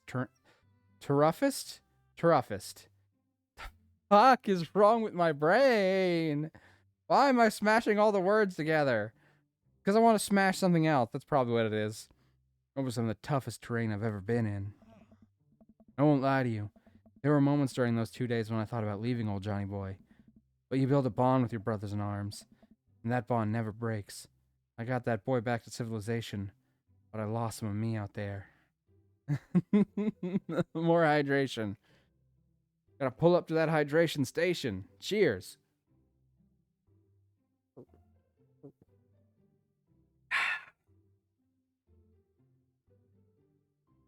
Me too, Mav. Me too. I guess that's camping for you. Brian and I stare in disbelief. Robert takes another long sip of whiskey. I'm just kidding. My friend John and I went inner tubing downriver and he lost a flip-flop. Missed that kid. Brian and I laughed nervously. Or am I kidding? Brian and I tense up again. I'm kidding. Whew. Amanda had Daisy barrel up to us, laughing. Daisy's holding a paper plate in front of her like a steering wheel. We gotta get off this haunted truck. No! No! Not more of this! No! Oh no, the ghosts locked the doors. They're ghosts. They can't lock doors. And you're on a truck. The locks are inside. You can reach the locks. They're literally within arm's reach of you if you are in a truck. Oh, no. Yes. Quick, hit the emergency escape. It's a truck! Why would a truck have an emergency escape button? In theory, you're driving it down the highway. What happens to a truck that's being driven if the person driving it suddenly emergency escapes from it? But trucks don't have emergency. Exactly. Thank you, Daisy. Ugh. Then hit the brake, I guess, and then we'll get out of the truck. I love my friend. Look, I'm glad that they're making friends, but my God, could they pick anything else? Anything else in the world to play? Do they have to play Paranormal Ice Road Truck Fishing Ghost Hunter Guys, whatever that show was? She's so freaking sweet. Ah, my heart is so happy. The imaginary truck. Anyway, we're safe from the ghosts, but how will we ever survive this Arctic tundra? Daisy, you might have to eat me. Are you prepared to do that? I'm prepared to do anything to survive. Their little fucking cat grin. Oh, look at it. Look at it. It's like a little cat grin. She got a little cat grin going on. That's cold-blooded. I like that. Although I'm not sure I have the materials required to properly cook you. You know, that reminds me of the last time I went skiing. Robert? Wait a second. Are you guys playing Long Haul Ice Road Paranormal Ghost Truckers? God forbid. Why? Why would they do this? Yeah. Amanda and I love that show. It's the best, especially that episode where Caleb hides Flint's keys and Flint retaliates by bringing an ancient cursed urn inside this. I can't. Every sentence I read about this show is deleting one of my brain cells. Damn, Daisy gonna eat her. Not gonna finish that. They are children, so perhaps a good idea not to finish that particular thought process. I mean, I guess technically Amanda's 18, but Daisy is in fact 10. Oh, God. I gotta stretch. Oh, it's already 12:15. Ah, well. Might as well go to 1.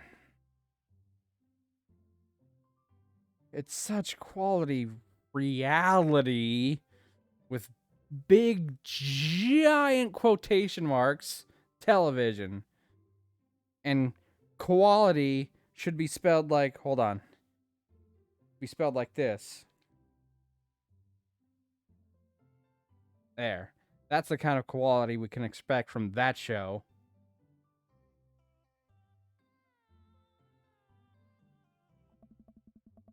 I don't watch a whole lot of television, but I do enjoy that show. Why?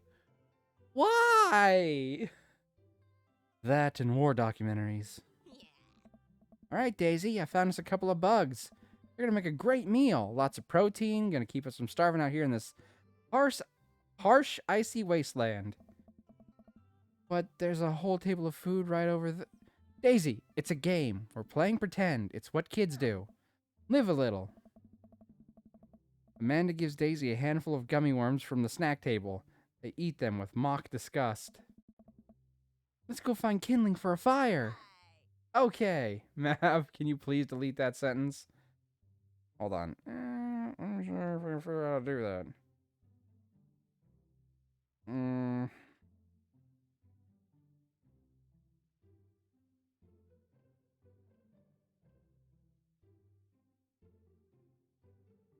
Not sure if I remember how to do that. All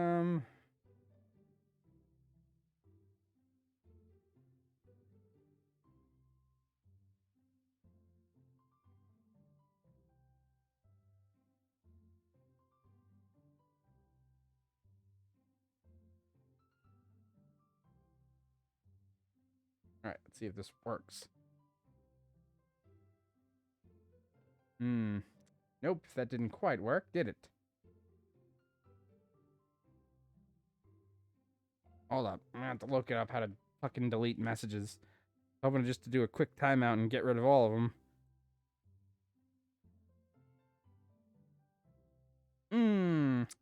Well, it didn't get you that time, did it? Although that was Automod that got you last time. It was posting a link that you got timed out for last time. Hold on. I'm figuring it out. We're doing it live.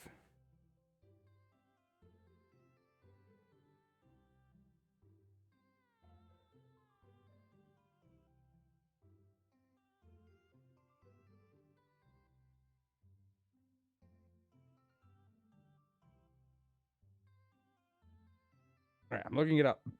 I'm reading how to do it right now. Oh, there you go. Got it. You took care of it then.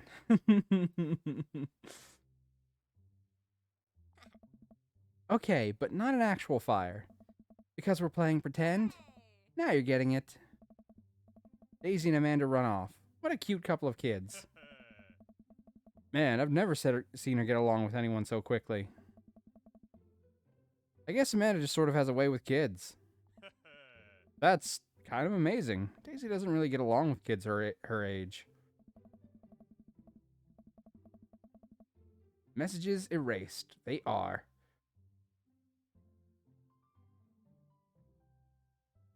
Maybe we can... it's nice that he's not trying to one-up me this time. Maybe we can have a regular friendship after all. Really? She just kind of keeps to herself. Her teachers say she spends every recess in the library. I think the other kids are intimidated by her intelligence. There it is. I wouldn't worry about it too much. Amanda was shy at Daisy's age, too. She used to have a habit of crawling under the tables and crying every time we took her to a restaurant. So many messages erased. 110.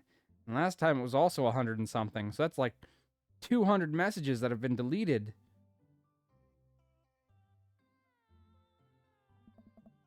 Probably a significant chunk of the chat is gone.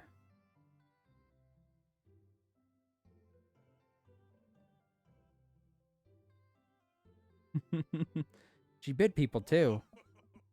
Oh, kids, right? Gotta love them. You're required to by law. I hear that. Well, since they're getting along so well, maybe we should try to put together a little playdate for them. They do seem to get along really well, but the thought of continually hearing all about Brian's accomplishments is rough. No more chat. Chat gone. Yeah, that'd be nice. Well, I don't want to take up too much of your time. Go meet some of the other fellas. Pretty sure I've met them all at this point. And without further ado, let's work some magic. Joseph closes his eyes, takes a deep breath, and gets to work. With the greatest of ease, he sets patties on the grill, flourishing as he flips his spatula in the air. It's easily some of the best grill work I've ever seen. You guys think this is my first time in front of a grill? He's working faster now, effortlessly tossing cheese onto patties and perfectly grilling onions on the side. One after another, the dads take notice and crowd around Joseph to admire his masterful technique. You probably didn't know this, Jack, but Joseph's known around here for his grillmanship. He's ungrillevable. I've tried to get on his level, but I just can't catch up. Let us keep studying. He has a rare quality about him. Mustard, we keep talking about this. Can't we just appreciate the artist? I've never seen him make a mistake. Okay, we need to stop. This is getting too cheesy. Please stop. No, keep going. All the children of the party boo the glorious display of puns in unison. Nice. All right, guys, the food's ready. Please form an arm.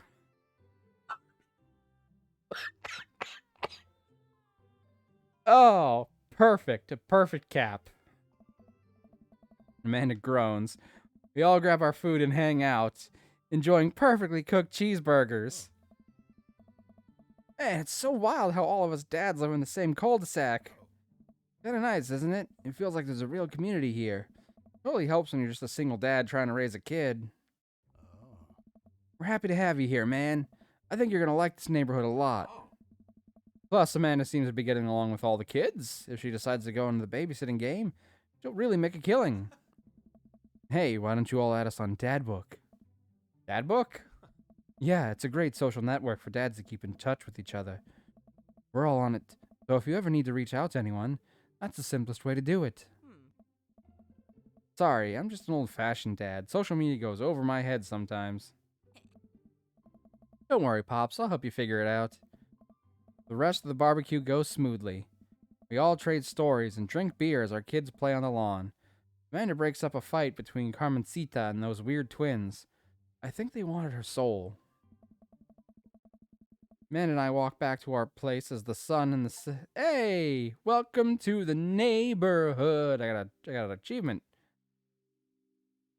Amanda and I walk back to our place as the sun sets over the neighborhood.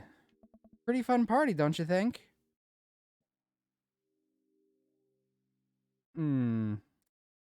Feel like I was at a networking event. I'm gonna get LinkedIn notifications out of this. I just know it. You don't think it's nice if people want to connect with you? Not when their affection jams up my inbox, metaphorically speaking. Well, hey, at least you met some other cool dads. You should hit them up on Dadbook. Maybe I will, if I ever figure out how social media works. I have a good feeling about this place. Me too, Dad. Dad tip 14. Shave with the grain. Amanda and I arrive home with the remnants of our veggie plate. Seems like nobody was really into the cauliflower. That's okay, you can throw it into a casserole. Any big plans for this evening? Actually, yeah, I'm going out with some friends. Oh, is that okay? Of course, just keep me posted, and be home before midnight. You got it. And be careful. I will. Make good choices, of course. And call me if you need anything. Dad, you're not gonna do the thing where you wait silently for me to come home in the living room all night with the... Dad, you're not gonna do the thing where you wait silently for me to come home in the living room with all the lights off, are you? What? No, I've never done that, and we'll never do that. Okay, do you have plans tonight? My plans were kind of to eat ice cream and watch TV with Amanda, but I'll find something to do. I'm gonna work on some stuff. See how long I can sleep for. Throw a party. There's a party here in Agrabah. A real rager. All the other dads in the neighborhood are invited. I'll see if I can get you a spot on the list, but honestly, it's looking kind of tight, and you may just have to wait in line. I know the guy at the door. I'll get in no problem. I'm just relaxing tonight. Have fun, okay? Great. See you later. I watch Amanda drive out into the night. I really do hope she has fun. I plop down in front of the TV and turn on some Wine and Dine Mastermind with celebrity chef Gavin Chapman. It looks like Gavin's making a roasted rack of lamb with rosemary mashed potatoes. Where's the lamb sauce? Sorry, Gordon Ramsay reference. I'd love to be able to cook like that. Although I think if I was actually good at cooking, I'd use my powers for evil. Just like making baked Alaskas all day instead of any food of real nutritional substance. There's nothing evil about making baked Alaska. That shit's delicious. Man, Gavin Chapman just caught that thing on fire, but he meant to do it. What a professional. I lose track of the time as I blaze through several episodes of Wine and Dine Mastermind, and also one episode of some cooking show called Meat Hell. I'm not even sure what this was about. It's just a lot of yelling. That's probably another Gordon Ramsay reference. I glance at my watch. Man, it's almost midnight. I should check in with Amanda. I send a text. Hey, kiddo, you good? I wander in the kitchen as I wait for a reply. Amanda's phone is almost always in her hand. I'm sure she'll respond soon. Hate to ask, but what is baked Alaska? You don't know what baked Alaska is? God, how do I even describe it? It's like an on-fire ice cream cake. I don't... Oh, God, how... Shit, how do I... Hold on. Let me look up the exact terminology to help it make more sense.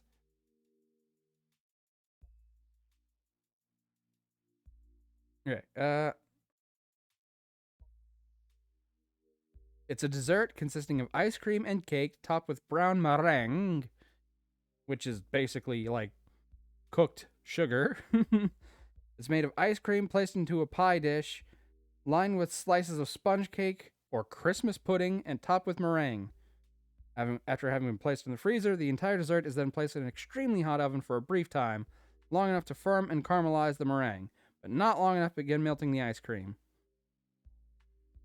And then usually when you're serving it, you like light it on fire. So it's like on fire ice cream cake with burnt sugar. Well, I guess burnt frosting is a better term for what meringue really is. But it's like fucking delicious.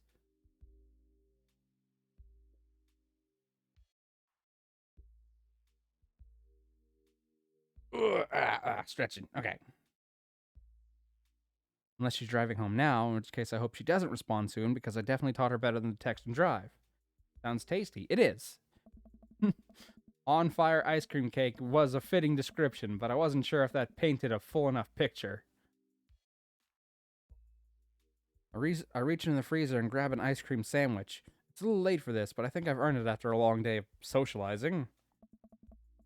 I check my watch again, and then my phone. Nothing yet. Okay, see, now I'm worried. Do I call her? Do I call the cops? No, it's too soon for that. Just send her a gentle reminder text.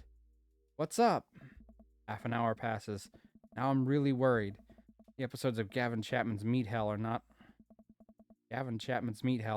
only not assuaging my anxiety, but possibly exacerbating it with all the yelling. So I keep pacing around the house waiting for her to come back. Why didn't I find out where she was going? Who was she even with? Why don't I know any of her friends' phone numbers? Why don't I even know any of her friends' full names? Who is Emma P? I decide to send her another text. Amanda, please text me and let me know that you're okay. I can't help but think of all the awful things that could have happened to her. Oh, thank God it's her. Amanda opens the door and shuffles in. Finally she's back home. I'm glad she's okay. Sup? Sweetie, thank God you're safe.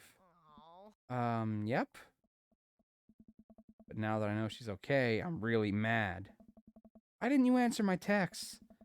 Amanda pulls her phone out of her pocket. Oh, whoops. Guess I didn't see those. She starts to walk to her room. Amanda Ann. Whoa, we're pulling out the middle name now? Amanda, you came home an hour and a half after your curfew, and you didn't respond to any of my texts. It really freaked me out. I was about to call the cops. Dad, you're seriously overreacting. You're not going to be like this when I go off to school, are you?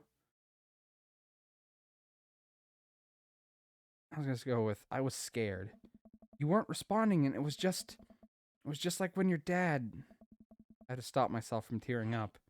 Oh, Dad, I didn't mean to. I sit down on the couch and put my head in my hands. I feel very tired all of a sudden. You really scared me. Just, please don't do that again. All right. I'm gonna go to bed now. Amanda closes the door to her room and I head to mine. Jeez. I'm falling asleep. One thing she said keeps echoing in my mind. You're not gonna be like this when I go off to school, are you? I definitely didn't sleep well last night. Brew some strong coffee and make some scrambled eggs for Amanda as a peace offering. She eventually wanders into the kitchen. We definitely got he.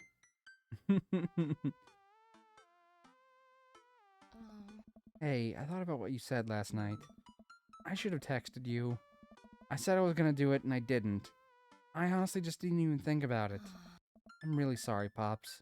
I won't do it again. Well, I trust you to make good choices. I also thought about it, and I'll try to give you your space from here on out. I gotta trust that you can take care of yourself. Team Lombardi? Team Lombardi. Amanda gives me a hug. Want some eggs? You know it. Sprinkle some cheese on them? Already did. Bless you. Amanda scarfs down the eggs in the time it takes for me to wash the pan. Alright, I'm off to school. Smell you later. Wait, one more thing before you go. What? What's Dad Book? It's a social media platform? Wait. What? What's a social media platform? Dad, I have to go to school. Come on, Amanda. I'm an old man. I can't put together a dad profile on my own. Alright, I'll help you sound interesting on the internet. Amanda spends the next couple of minutes setting up my profile on Dad Book, which, as it turns out, is a place where dads can get together and talk about fatherhood. Alright, Pops, we gotta fill out your profile. Let's get some likes and dislikes. On a Friday night, you are most likely to polish and sort my coin collection, Netflix and grill, baby! Fall asleep watching the History Channel, torment my children with dad puns, sink into blissful oblivion! Exclamation marks, sleep, or, parentheses, sleep. Not exclamation marks, that's a totally different piece of punctuation. I don't know. I could see myself Netflix and grilling, or sinking into blissful oblivion. And I don't have kids, but I'd spend the night making dad puns regardless of who I was with. I don't have a coin collection. I've got 2 coins, but those are flip coins, and they were both gifts from one of my nieces and my nephew. They specifically gave them to me because they came from toys they had, and they know I like to flip coins to help myself make tough decisions sometimes.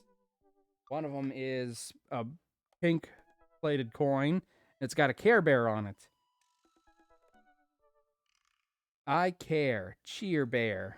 And on the back it says, hug a friend to cheer them up.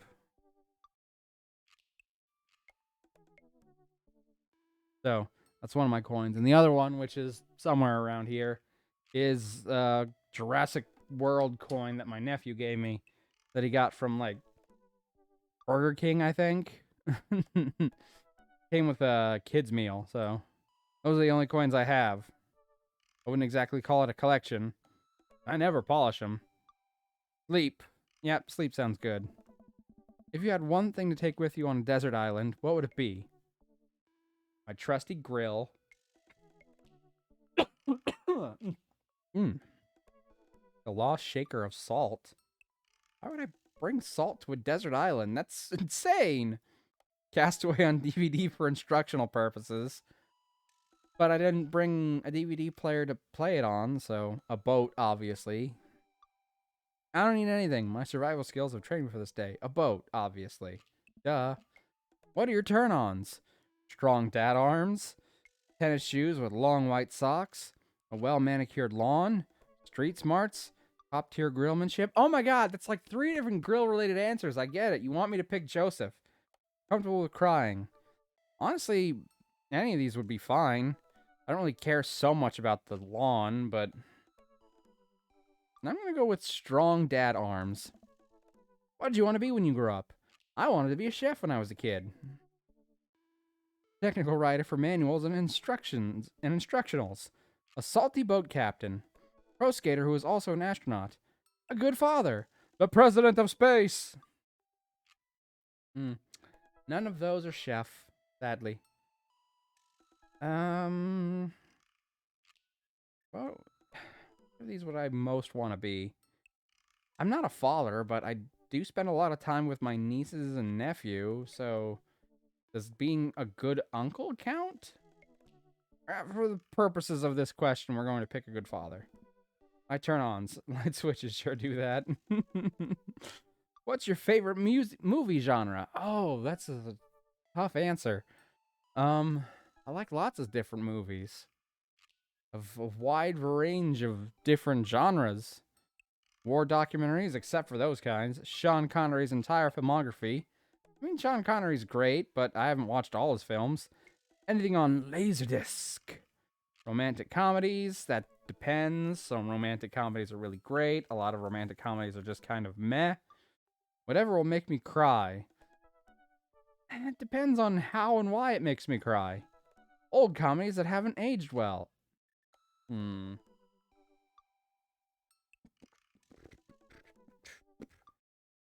I suppose if I was going to pick something, I'd probably pick something I already know. So old comedies that haven't aged well. It's the haven't aged well part that is kind of preventing me from just picking that answer. Because, like, haven't aged well in what way? Like, they're not funny anymore, or they're problematic now? Alright, I'm just going to pick old comedies. What's your ideal date? Napping together. That's a good date. Doing a 1,000-piece puzzle together. That's also a pretty good date. Eating a healthy dinner at 4 p.m. No. And trying to geocache but getting hopelessly lost. No. Arson! Being emotionally arson, obviously. It's the best date. What do you never leave home without? A sensible cardigan, my sick vape. Look, I don't have anything against people vaping specifically, but I don't vape. And I find most people who do vape tend to be kind of obnoxious. Now, I'm sure not everyone who vapes is obnoxious, but my God, a lot of people I know who vape are very obnoxious. My book of word jumbles and a pen? A cool knife. My crippling low self-esteem. I frequently forget my phone's keys and wallet at home. Sometimes. That's not even... What? That's not even related to the question. What do you never leave home without? I forget my phone, keys, and wallet at home sometimes. So there's no... What, does that mean nothing? None of the above? Does that mean... Oh, there's not like a single thing. Like, I always grab my wallet when I go out. I grabbed my wallet today before I went out. I'm gonna go with my crippling low self-esteem because it's so true. I spend a lot of time thinking about conspiracy theories and how much I despise them. How proud I am of my child. Potential ends of the world, like the zombie apocalypse that's never going to happen. If I'll ever be able to love myself as much as I love my grill. What do you have? A knife! No! When can I next get a cup of coffee? Lawnmower modifications. I've never once thought about lawnmower modifications in my life. And look, I love to grill, but I've never thought that I can't love myself as much as I love grilling. Even though in the previous answer I admitted that I never leave home without my cripplingly low self-esteem. Essential ends of the world, how proud I am of my child. I'm gonna go with coffee. Profile complete. See, that wasn't so bad. Yeah, that was actually kind of fun. I could totally spend all day on here just looking at people's profiles. You should message one of them. Or more than one of them. All these dads seem pretty interesting. Okay, I promise I'll make some friends. Amanda gives me a hug. Go get him, Dad. Dad tip number 3. Start. You've got dads. Look, I've got a message from a strangely familiar-looking dad with a monocle and a handlebar mustache. Hi, Jack. It's me, your dear old friend from way back in the day, Dad Manda. I'm delighted to see you've signed up for Dad Book. They've recently added this exciting new messenger... I'm just assuming this is the voice that Dad Manda uses. This exciting new messenger service. So you may find yourself receiving messages from other dads, like myself. Take care not to miss them. Thanks, Dad Manda. Oh, wait. Amanda, is that you? What are you doing on Dad Book? Why, Jack, I never. We've known each other since business school. Thank you, Mari. How could you possibly confuse me for your amazing and talented and easy-to-buy things for daughter?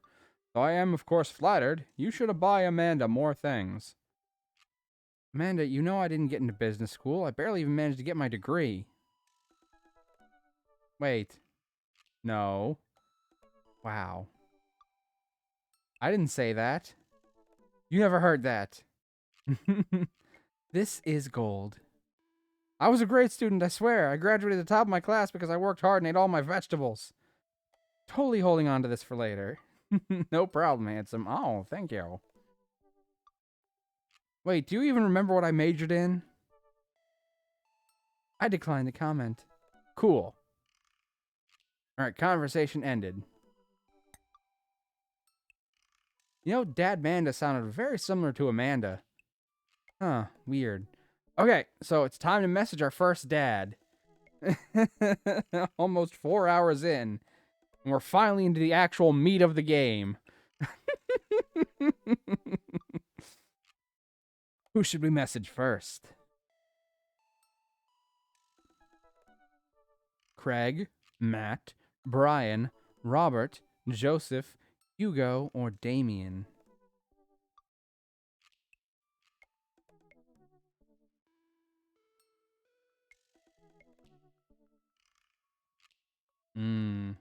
Craig? Our old buddy Craig. Craig Kahn. We've got 0 out of 3 hearts. Dad of 3, business entrepreneur, and fitness enthusiast. Juggling work, family, and fitness is a tough gig, but someone's got to do it. On a Friday night, you are most likely to get one last good cardio session in. If you had to take one thing with you to a desert island, what would it be?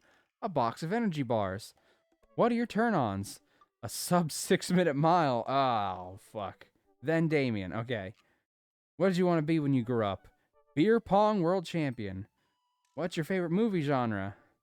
Buddy cop movies forever. Okay, that one I can agree with. What's your ideal date? Scaling a huge dangerous mountain for fun. Nope. What do you never leave home without? An extra tube of energy gel. I spend a lot of time thinking about, my mild time used to be so good. What happened? Have I peaked? Alright. Before we message him, let's check out Damien's profile. Damien Bloodmarch. How do you do? I have finally decided to join this information superhighway. I'm not entirely sure how this works, but I will try my best to understand. I love long strolls to the graveyards and spending time with my son. If you would ever like to chat about the latest in Victorian fashion, the inevitability of our own demise, or black cats, please send me a letter. Send me a letter. Kind of stumbled over the finish line there, but whatever. On a Friday night, you are most likely to listen to true crime podcasts while I taxidermy my newest specimens. Ugh, taxidermy's gross. I'm not gonna lie. If you had one thing to take with you to a desert island, what would it be? A coffin. Probably need it, if that's the only thing you brought. What are your turn-ons? Pronouncing bosom correctly. Oh. You want to be bosom pals, Damien? What did you want to be when you grew up? A bat. What's your favorite movie genre? Or an odd house horror? Ooh, another hydrate. Thank you. Cheers. There we go. Woof.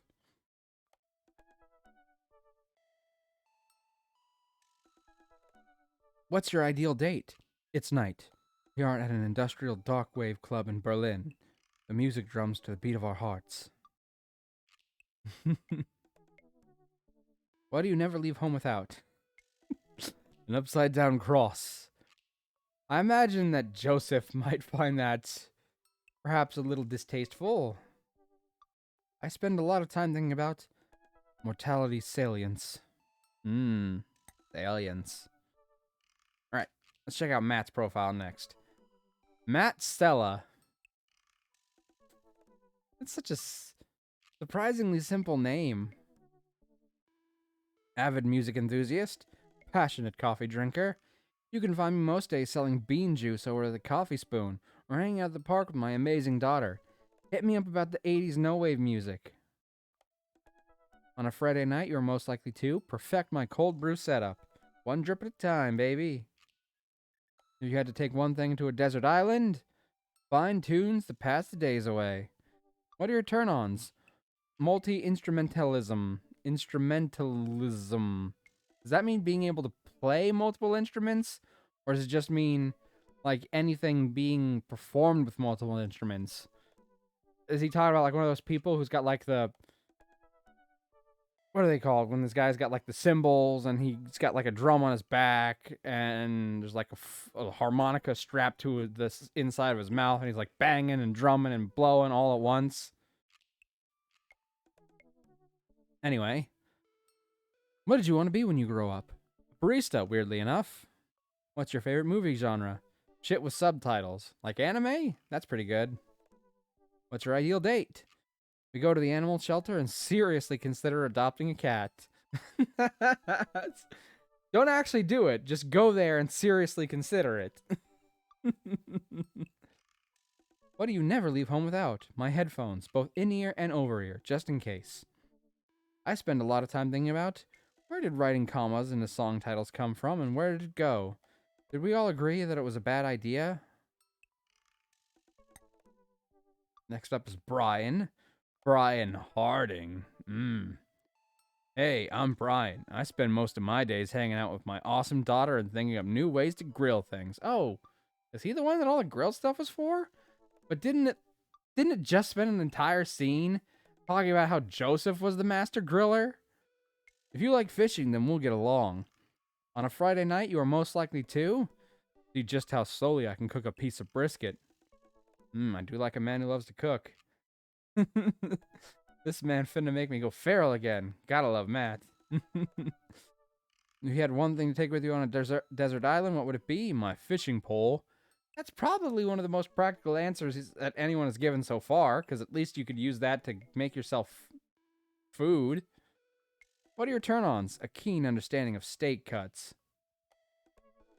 What did you want to be when you grew up? Fireman. What are your favorite movie genres? Romantic comedies. What's your ideal date? Deck building. What do you never leave home without? My portable fishing pole. I spend a lot of time thinking about how my daughter is smarter than I am.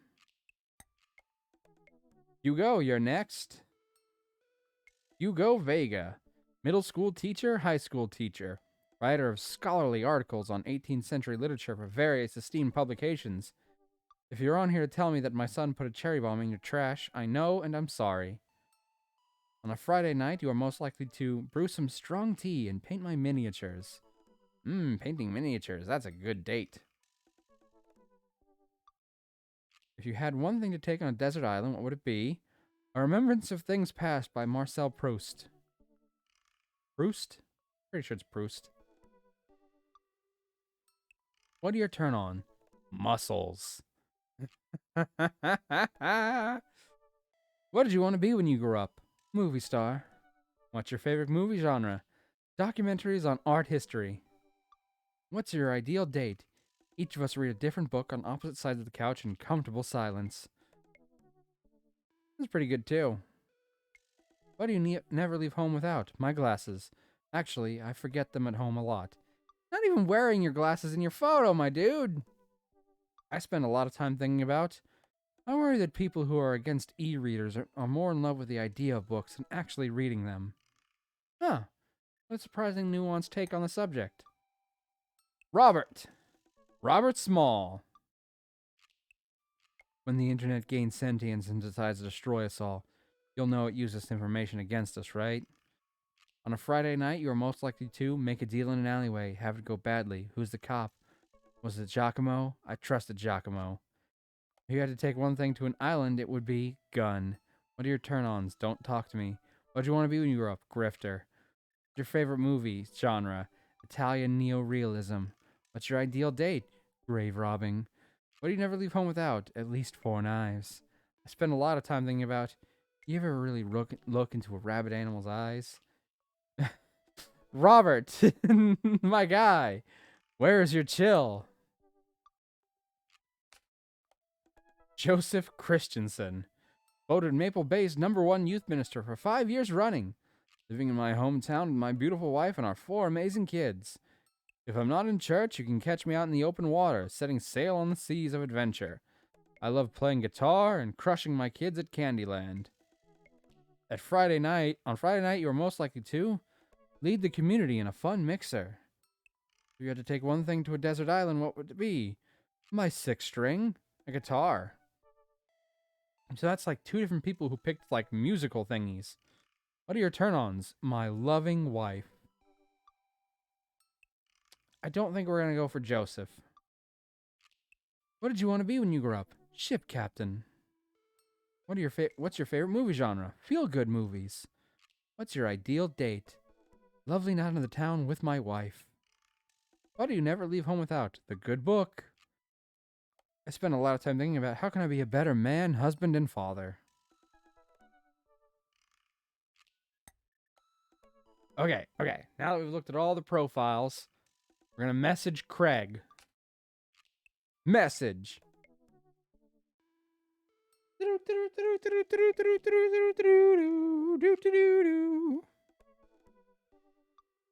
Nothing can beat reading in print. I wonder what Craig's up to today. Navigate to Craig's dad book page and type out a message. Hey, bro, or should I say neighbor. Let's catch up like old times. A couple of moments pass before I hear a ding on the computer. It's a message from Craig. That was quick. Bro, my man, let's definitely hang soon. Might be a little different from our old weekend-long benders, but it'll still be fun. I think for a moment. This could be a fun opportunity to see my old buddy in his new element. We exchange a couple more messages and he logs off to prep for the game. I should see if Amanda wants to join me. I'll walk over to Amanda's room and knock on the door. Yo, Amanda Panda!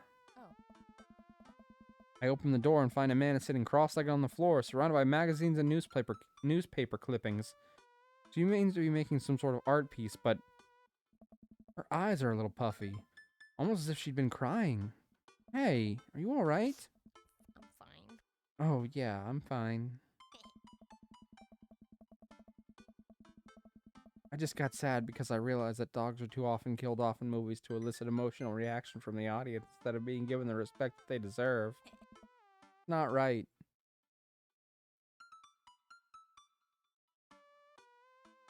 Alright, that's obviously a lie, but we're gonna lean into it for now because we gotta give her time to want to tell us, because if we push, all we're gonna do is push her away. So, for now, we're gonna lean into her little story. Every time a dog gets introduced in a movie, I get nervous because 9 times out of 10, that dog is gonna die by the end. I can watch a movie where people die and be unfazed, but the moment a dog dies, I'm out. Gosh, sad dog death movies take up a whole genre. There are too many. And they all started with Old Yeller. It's dog exploitation. Okay, but seriously, you know you can talk to me about anything, right? Yeah, that's why I'm talking about sad dog stuff with you. Okay, just remember that it's okay to be sad. And also remember that I love you very much. And only want what's best for you. That's all. Alright, jeez, don't make me cry again. What you working on? Just a collage for class. We're supposed to make a piece that represents our goals for the future. Take a closer look at her collage. That's a lot of dogs. It's mostly dogs, yeah. Did you need something? Oh, Craig invited us to a softball game. Wanna go? Remember that one time you signed me up for softball and you bought me all the gear and then you took me to the first game and then someone hits a ball toward me and I just ran off the field crying? And then you hid in the dugout and would scream if I tried to pick you up? Yes. I was afraid of baseballs. I thought you were a gigantic sentient softball. So, does that mean you don't want to go? Amanda gets up and looks me dead in the eye, determined. I'm finally ready to face my fears head on. Let's do this! Amanda and I make the short drive out to the local softball field. For a kid's softball game, it's pretty packed. We clamber up on the bleachers and take our seats on the top row. I don't see Craig anywhere. When did the kids start crying and running off the field? You know that your relationship with softball is different from everyone else's relation with softball, right? Okay, but if I don't see some kids crying, I'm going to be pretty disappointed. For nostalgia purposes, of course. Not because I take joy out of children fighting for my amusement. Definitely not that. The game starts and the kids run on the field. I see Craig by the dugout with a clipboard. He has River strapped to his chest, as per usual. There's a guy in a pancake costume doing jumping jacks across the field. I guess that's the mascot? Reading the kids' brightly colored jerseys, I see it's the Maple Bay Flapjacks against the Pinewood Ocelots. Go Flapjacks? Oh, man. Choke up on the bat, Miranda. Yeah, Miranda, square up. How much do you know about softball? Enough to know that the balls are relatively hard, despite their name. But yelling is fun. Give it a shot. It's cathartic. Keep your eye on the ball. Unless it actually hits you in the eye, in which case you've done it far too literally. What's important is that you're having fun. What are you willing to sacrifice to... We're going to go with having fun. Go, friendship and kindness! Dad, could you kick it up a notch? Maybe throw some spice on that papaya? Sure thing, honey. I believe in you, Miranda! We watch a couple of innings of softball. They aren't ready for the major leagues yet, but Craig's trained his team pretty well. Seems like he's really good with kids. Keg Stand Craig is good with children. Whoa. Amazing how hard they're hitting the ball and how no one has run off the field crying yet. Amanda, dear, you have to let it go. Let what go? I'm perfectly fine. The opposing team is up at bat.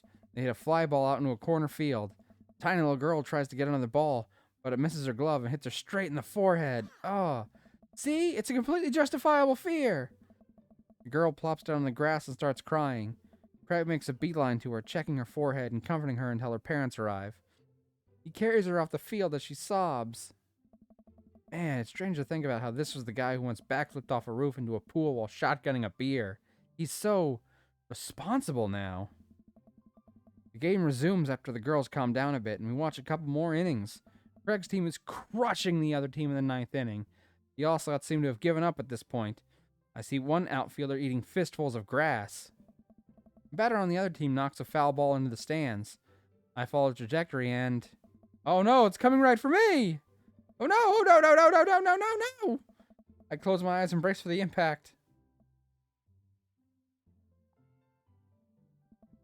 I open my eyes and look over and see Amanda holding the softball, staring at it in amazement. I caught the ball! You saved me! I caught the ball! Dad, I caught the ball!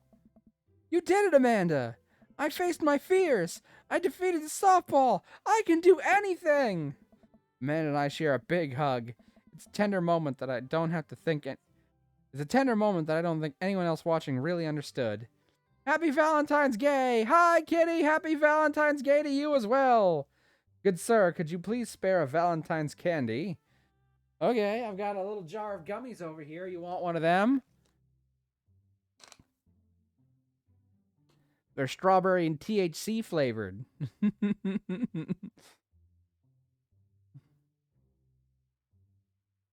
Hi, Fluffle. Gummies. What kind of gummies? They're Vitafusion. Clearly. That's all they are. Normal, average vitamin gummies. Kitty! Thank you for subscribing! Good map. Aw, thank you. I'd take some. You got it, Kitty. Here you go. Vitamin THC. I'll throw one at the screen, and somehow you'll be able to catch it over the internet, right? Okay. 1, 2, 3. It bounced off the screen, but I'm assuming you still caught it on your end.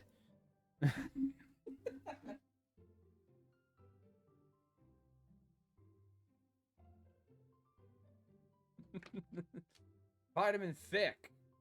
That's what THC stands for, right? Thick. Man and I share a big hug. It's a tender moment that I don't think anyone else watching really understood. Tastes like the munchies. Mmm, tasty. I'm proud of you, kiddo. But welcome in, Kitty and Fluffle. How you doing?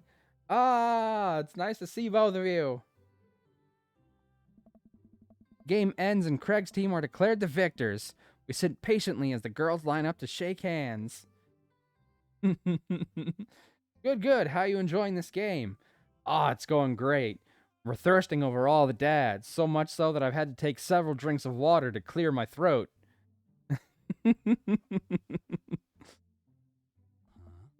Great job, everyone. We walk over to the dugout and congratulate Craig, who's talking with some of the parents. Craig, great work, man. Thanks, we've been working hard all season, and it's great to see it paying off. I'm so proud of all my girls. Speaking of which, have you met Briar and Hazel? Hello. Hey, killer playing out there.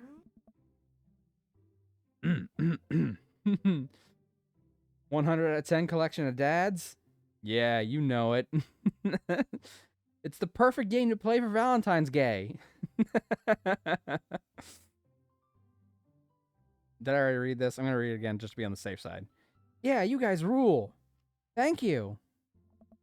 You guys are twins, huh? So which one of you is the evil one? Hazel? Yeah, it's me. Okay, so this is Briar, and this is Hazel. Hazel wears her hat backwards, Briar wears her her hat forwards. Perfect. Perfect indeed. And this is River. Briar, Hazel. No, wait. Hazel, Briar, River. Damn it, I already messed up. Hazel, Briar, River, Craig, Amanda, and my name is Jack Lombardi. Good looking out. You guys ever pretend to be each other? I don't have a twin, but I think if I did, I'd be doing that constantly. Yeah, I take all of her math tests. And I usually throw rocks at stuff when people get mad and I tell them I'm Briar. What? We will talk about this later. And I bet you're jacked. I'm a very huggable dad, actually. Hold on, can I? No, I can't click on... I can't see my picture yet. Jack, bro, I got a couple more things to clean up. Then we can hang. Sounds good. See? I got a poofy man bun, some artisty-looking glasses. I've got spider bite piercings, some dark purple lipstick, a pencil mustache. I'm wearing a suit with cats on it.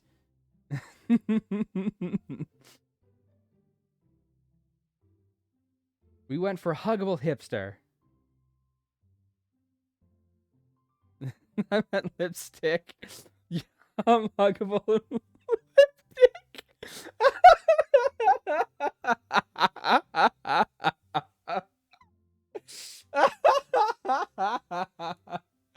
We're not that far in the game yet, kitty.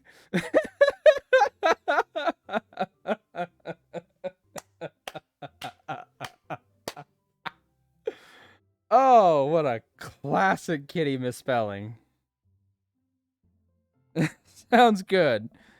Just then, one of the moms jumps into the conversation. Not so fast. We have to celebrate our win, Craig. I'm taking the whole team to get pizza. Oh, man. Oh, I don't know if I can... Nonsense! The girls won! What sort of celebration could we have without our fearless leader? Oh, good! A mom! In our game about dating dads, moms are the enemies!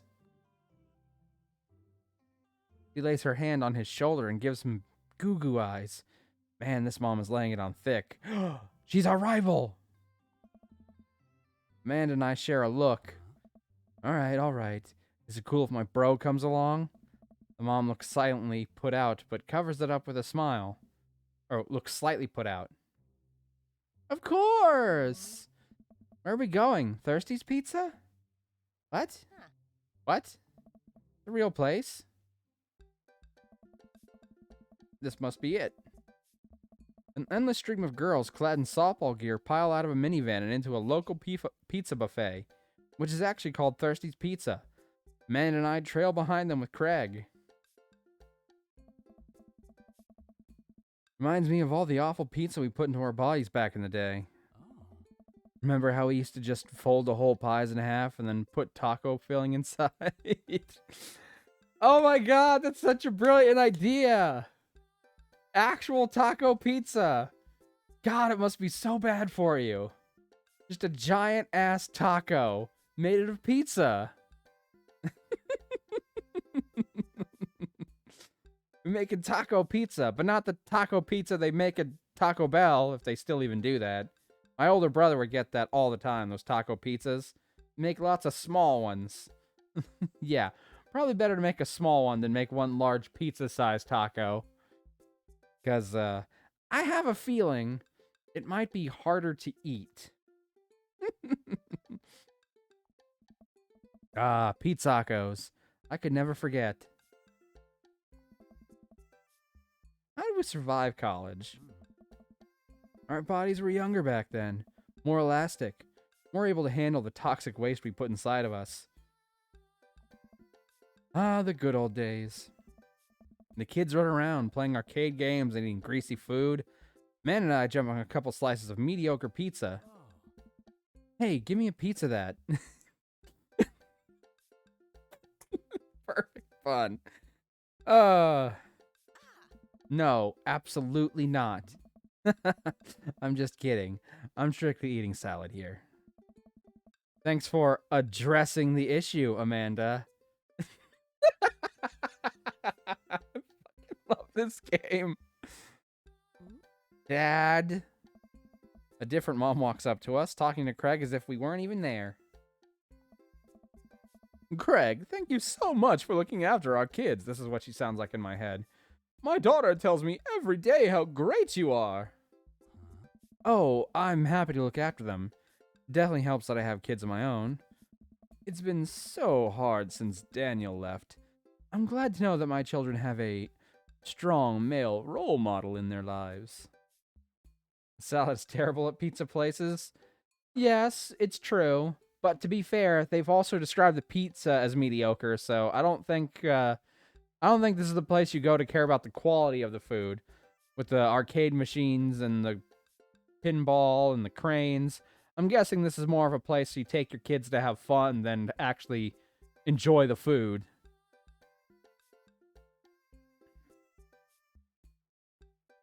Classic mom, using hard and male role model in the same thought. Amanda and I look at each other again. Craig gets it from all angles, huh? Craig smiles sheepishly. I don't know. Thank you so much, dude. Craig holds his fist up for a fist bump from the mom in what I think is a maneuver to lighten the conversation. I literally just put my head in my hands and accidentally smacked the mic and it was vibrating a bit, so I don't know if it got wavy there for a second, but if it did, that's why. He looks super uncomfortable. I should throw him a bone here. Create a diversion. Tag team with Amanda. Smokescreen Martha. Save Martha! Both our moms are named Martha? World peace. Alright, let's see. Do you want to create a diversion? Tag team with our daughter? Or do you want to create a smokescreen on Martha? We've been letting chat make decisions, so make a decision.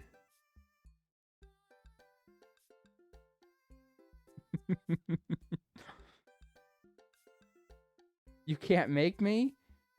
You're my mod. You're not my real dad.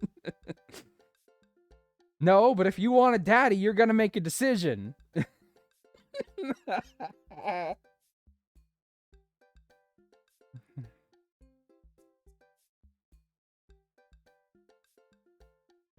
Alright, but seriously, what do we want to do? B, as in tag team? Oh, hello there, Beep Boop. Hi, Punk. Nice to see you. How you been? Alright, tag team. I give Amanda another knowing look, and she hits me back with a nod. She understands. I've played this game. Sweet. Happy Valentine's, gay punk. Amanda puts a hand to her stomach and looks at me with puppy dog eyes. Dad, I don't feel so good. I think I ate too much pizza. Oh no, sweetie. You're not going to projectile vomit everywhere, are you? I went with a goth dad. Punk, that does not surprise me. With what I know about your tastes, that does not surprise me in the least. Oh. Yeah, I think I am going to projectile vomit everywhere right now. The words projectile vomit and right now usually seem to get everyone to clear out. Martha's not budging. I want to smoke tree Martha, but I don't want to live. I don't want to live the repercussions. I mean, back it up, Martha. You're in the splash zone. I drank a lot of orange juice this morning, and it's feeling pretty acidic. You'll be fine. Man shoots me a worried look. This con is going sideways. Should have known that a mom of all people would know the fake puke scam. Well, I guess it went away, and I'm fine now, and nothing's wrong. Turns her back on me and to talk to Craig. So I'm taking Hansel and Briar tonight for the sleepover. But did you sleep with a leather jacket? No, I did not. I remember you got mad at me about Robert.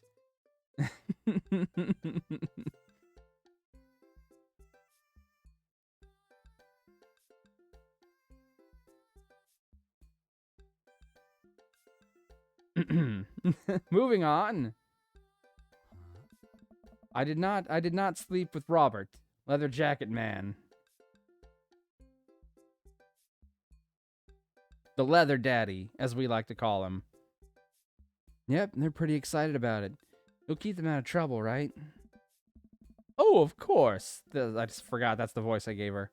But I could always use help watching after everyone tonight if you're not doing anything. Wow, this lady is really going for the gold. Bro. It'll actually be nice to have a nice night to myself and River, but thanks for the invite. Martha, you might want to grab your child. She's stuffing pizza into a coin slot. I did not sleep with Robert. I did not. Oh, hey, Mark. From the room. I did not hit her. I did not.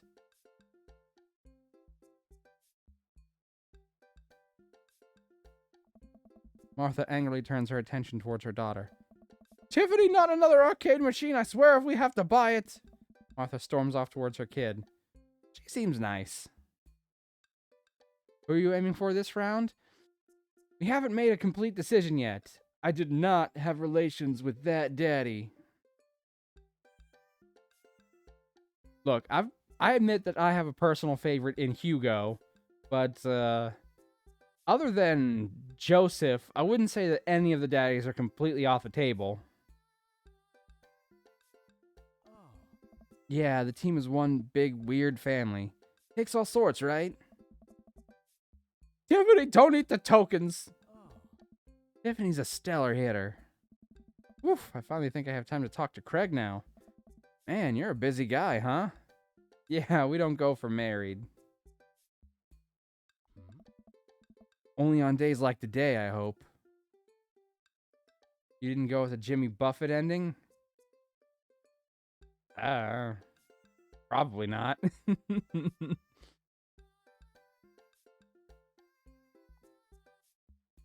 Dad! Hey, girls. Dad, can you help us beat our record on DDR? Dad Revolution? Stupid, I'm sorry. We told Ariana's dad that you could destroy him on the dance mat. Please help. Oh, man. Girls, you know I don't have my jukes anymore. But Dad... Cred looks at me like like a hurt puppy. Sorry, dudes. Duty calls. I promise we'll catch up in a bit. It's all good, buddy. Craig runs off with his daughters, and I'm left alone with mine. Man, I was really hoping to hang out with Craig more today. But it seems like he's getting dragged in every direction. Definitely wasn't like this in college. I feel like we might be a third wheel here. There's worse places than an arcade to be left to your own devices. You're right. Want to drop some coins on pinball? You know it. Man and I pull up to a machine that's feeling pretty hot and get to work. I'm a little rusty, but the pinball wizard within me will never die. I pull out a decent score and then challenge a man to top mine. I've been enjoying Like a Dragon Infinite Wealth lately, except when Superman punches me in the feels. Ah. Sounds pretty on par for the Yakuza series. Although, I did hear, is it true that there's like this weird mechanic where you have to like pay to save the game or something? I don't remember exactly what it was. There's like this weird pay something. Like you have to pay for something fairly basic in this newest Yakuza game. I don't remember exactly what it was. I've been trying to avoid spoilers like the plague. I just heard that there was sort of like this weird controversy about it.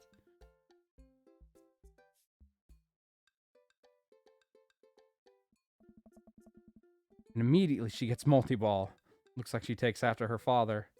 Nah, New Game Plus is locked behind a DLC. Oh, that was it. That's weird. That's weird. For a Yakuza game? You're pretty good. What is this? Metal Gear Solid? Revolver Ocelot? Don't patronize me. Hey, just trying to pay a compliment. Amanda shushes me. She's in her zen zone. She fights valiantly, racking up points by the millions. She's this close to beating my score, but I feel honored just being able to watch. You're friends with Craig, right? Janet from earlier walks up and leans on the pinball machine. Hey! Hey! Get off the pinball machine! My daughter's trying to get a high score! Yeah? We went to college together. Please don't lean on my thing. Huh, that's so interesting. So, do you know if he's, like, available? I honestly don't know if I could say. Seriously, you're gonna make it tilt. Yeah, it's pretty shitty for Sega to do. RGG Studios has already apologized for it. Yeah, I've been trying to avoid spoilers, but I did hear like there was something like that going on. Ugh, locking something like that behind DLC. For shame, Sega. Because it seems like so much work to watch after his kids. Don't you think it would be great if he... Lady, I swear to God! All of a sudden, a buzzer sounds and the game is over. Janet made the pinball machine tilt. Oh, you bitch. You bitch whore. You stone harpy. What? Ugh. I said I have to go over there now and put pizza in my mouth so I don't say anything that'll hurt your feelings. Amanda? Bro! What's going on? Now's our chance. If we don't get out of here now, we're stuck for the rest of the night. I wrangle Amanda and say some quick goodbyes with Craig. We head out the pizza place. Finally! Amanda promises that she'll keep the couch warm for me and heads home. Hope you don't mind me bringing you back here, bro. Not at all, dude. It's good to finally get you all to myself for a second. Never burps. Well, almost all to myself. I do have some good news. Right, feel free to share it as long as it's not any spoilers. Again, trying to avoid spoilers for that game like the plague. Hold up. Craig walks over to the trunk of his car and pulls out 2 gloves and a softball. Up for some catch? This might be less catch and more you throwing the ball to me and me running after it, but sure.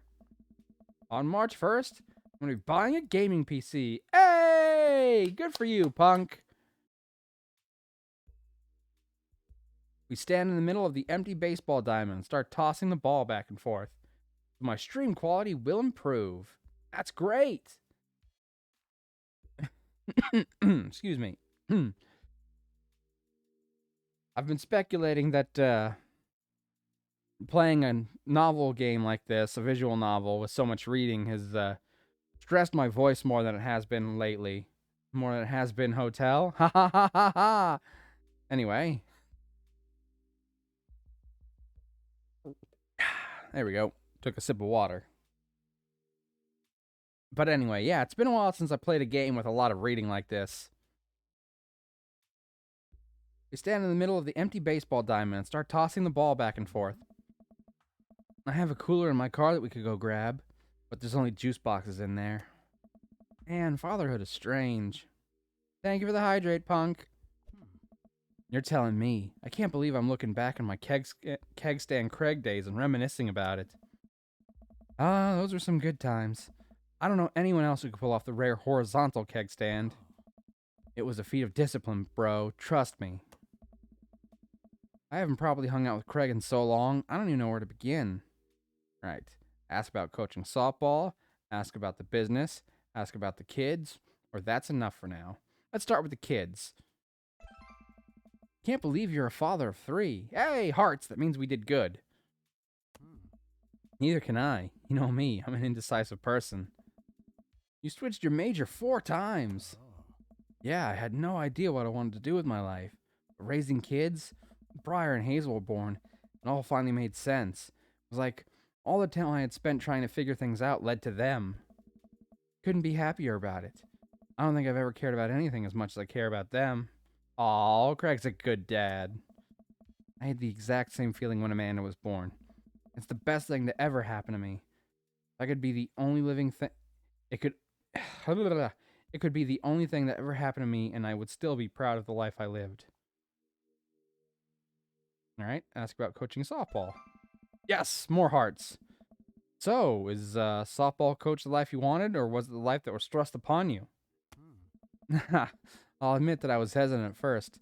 Brian and Hazel had so much energy that we just had to get them into sports, but no one was there to run the team. I'm not having kids? That's perfectly fine. You don't have to have kids in life. Nobody does. But I do appreciate a parent who is actually good with their kids. There's a lot of shitty parents out there. So you can never have enough good parents.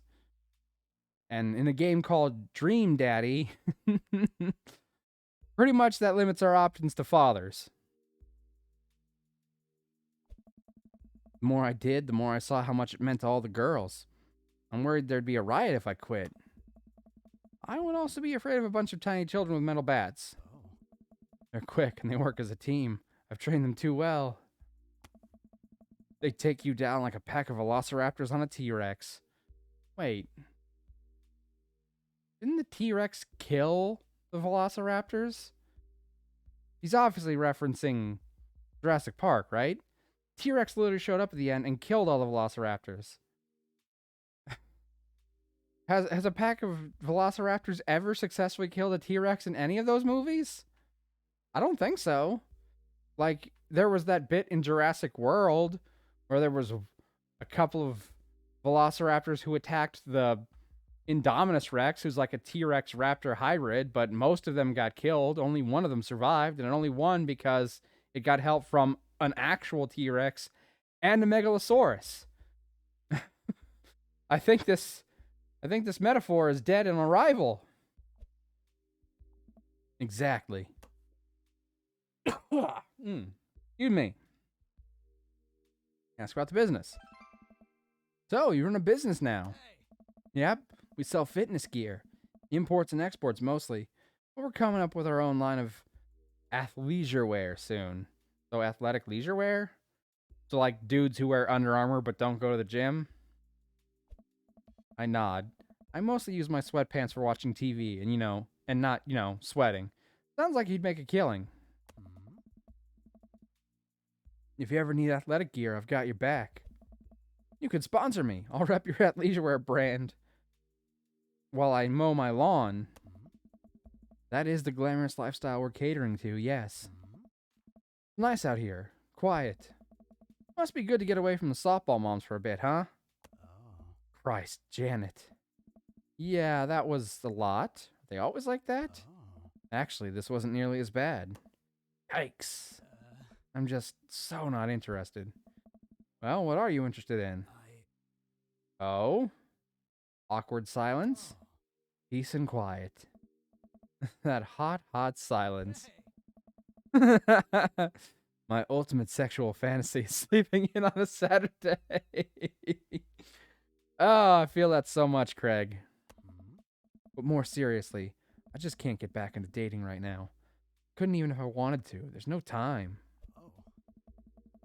I feel so uncomfortable trying to introduce a stranger into my girls' lives. They've already been through so much. Can't put them through that. Buddy, I hear ya. Oh. So, the moms can hit on me all they want, but the girls are my top priority. Hit softballs, don't get hit on by moms. You're doing a great job. The right person will come along eventually. I don't want to pick that one. That feels a little pushy. This one seems like it's trying to be funny, but I don't know. The pun just doesn't land right. You're doing a great job. Probably is the safe bet here. There we go. Yay, hearts. Those kids love you. And to add to that, the whole team loves you. I think you got this dad thing down right. Mhm. Thanks, bro. It means a lot coming from you. While I'm distracted, I miss the softball and it hits me right on the head. Wow, that hurts. Man, it was right all along. Sorry, dude. Craig runs over to me. Are you okay? Yeah, I'm fine. Wait, let me do that dad thing for a second. Craig spends a moment examining my head. Worse than I thought. Don't tell me you have to kiss it to make it better. Hey. You would be so lucky. Let's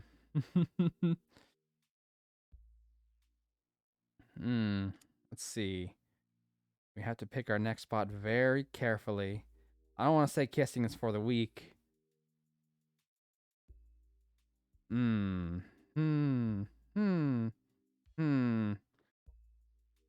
I mean, I feel like I've earned it at this point, waiting all day to hang out with you. Well, yeah! Craig leans in and kisses my forehead. Rad. Although the baby does not look amused. Oh. Walk it off, champ. Are the lights on in this softball field? Are the lights on in this softball field really hot, or is that just me? I get up and dust myself off. River yawns. Hey, little buddy, you must be getting tired, huh? I hate to say it, but I should probably head out. Sorry things are so... You get older and life just kind of gets in the way, huh? We start walking back to the parking lot. Hey, remember that one house party we went to that got broken up by a helicopter? How could I forget? You and me hopped over a concrete wall to get away. But the other side of the fence was a parking lot. There were a bunch of cops were packed. Oh, man, yeah. Could you imagine the look on our faces? We just walked straight past them like we were out for a stroll. And, not knowing that we were at the party, they started joking with us about how big of a bust it was. We had to talk with them for 30 minutes. You told them you were interested in joining the academy. And then they started giving me pointers for the exam. Longest 30 minutes of my life. Man, college. Good old days, right? We get back to our cars. Craig pulls me into a hug. Or at least as much as we can manage with a baby between us. Never enough time, huh? Guess not. Let me make it up to you. Let's hang soon, yeah? I'd like that. I yawn as I walk through the door, spotting Amanda hunched over her collage, glue stick in hand.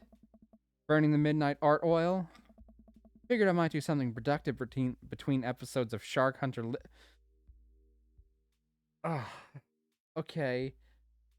Shark Hunter lip sync battle. That's not as bad as Ice Truck Ghost Hunter or whatever it was, but my god, these are some dumb sounding shows. Do the shark lip sync or do the sharks hunters lip sync? Yes. I look over her shoulder at the collage. Amanda, this is some good art. Look at this art you made. Thanks, I'm just about done. Like before, it's still a lot of dogs. In one corner is a giant pile of cash. In the other, it's... Amanda, is that me? Yep. The whole thing is about my goals for the future, and those are basically just to sit on a giant pile of money with my 20 dogs, and also have a strong and mutually supportive relationship with my father into adulthood. Aw, now you've done it. Get her to watch your dad cry. Here it comes. It's happening. Aw, Dad. You did this. With your good art. He pats me on the back. Hey, how was your hang with Craig? I wipe a tear from my eye. It was good. That Craig guy sure is busy. Oh, goodness. Yeah, dude, the softball life isn't for quitters. Also, I'm very proud of you for facing your fears today. How does it feel? I'm on top of the world, Pops. I should start facing my fears more often. Oh yeah? How about tomorrow we hit some empty parking lots and practice, dare I say, parallel parking? Baby steps, Dad. I'll work my way up to it. All right, I'm gonna hit the hay.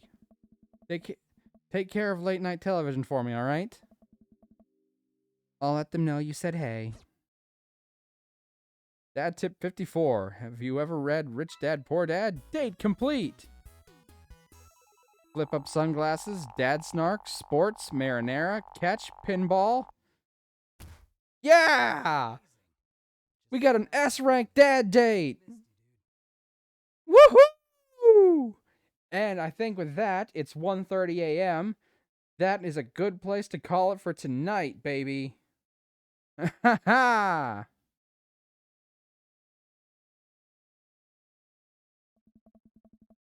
All right. So let's save. Boop. And then we're going to go to the title. Let's go. It's okay. We just saved it.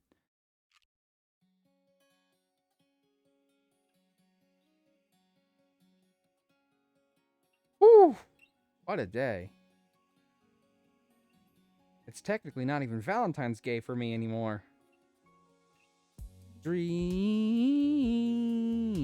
Daddy.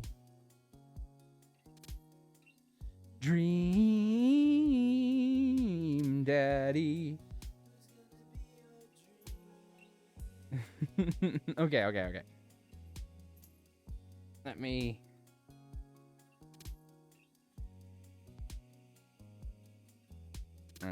mute this music real quick. That way I can close this down without it still going.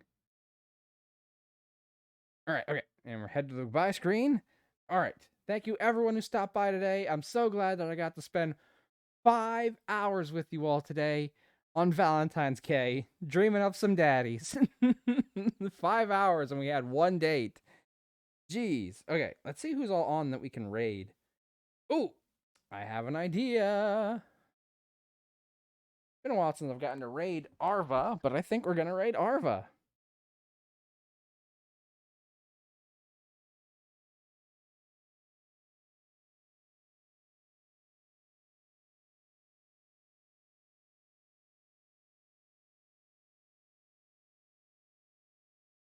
All right, let me set the raid up.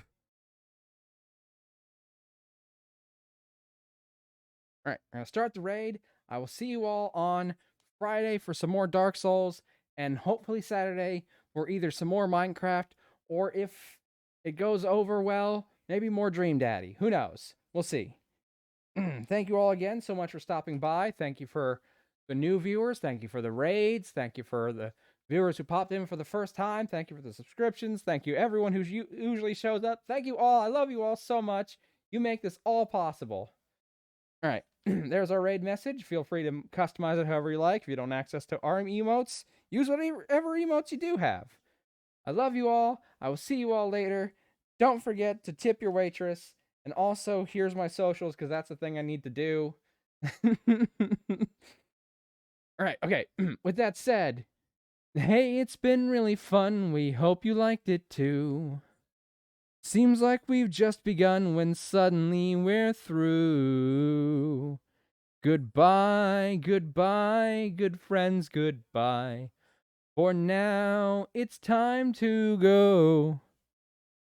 But hey, I say, well, that's okay, 'cause we'll see you really soon, I know. Really soon, I know. Goodbye, goodbye, good friends, goodbye. And tomorrow, just like today, the moon, the bear, and the big blue house will be waiting for you to come and play. To come and play. To come and play. Bye now.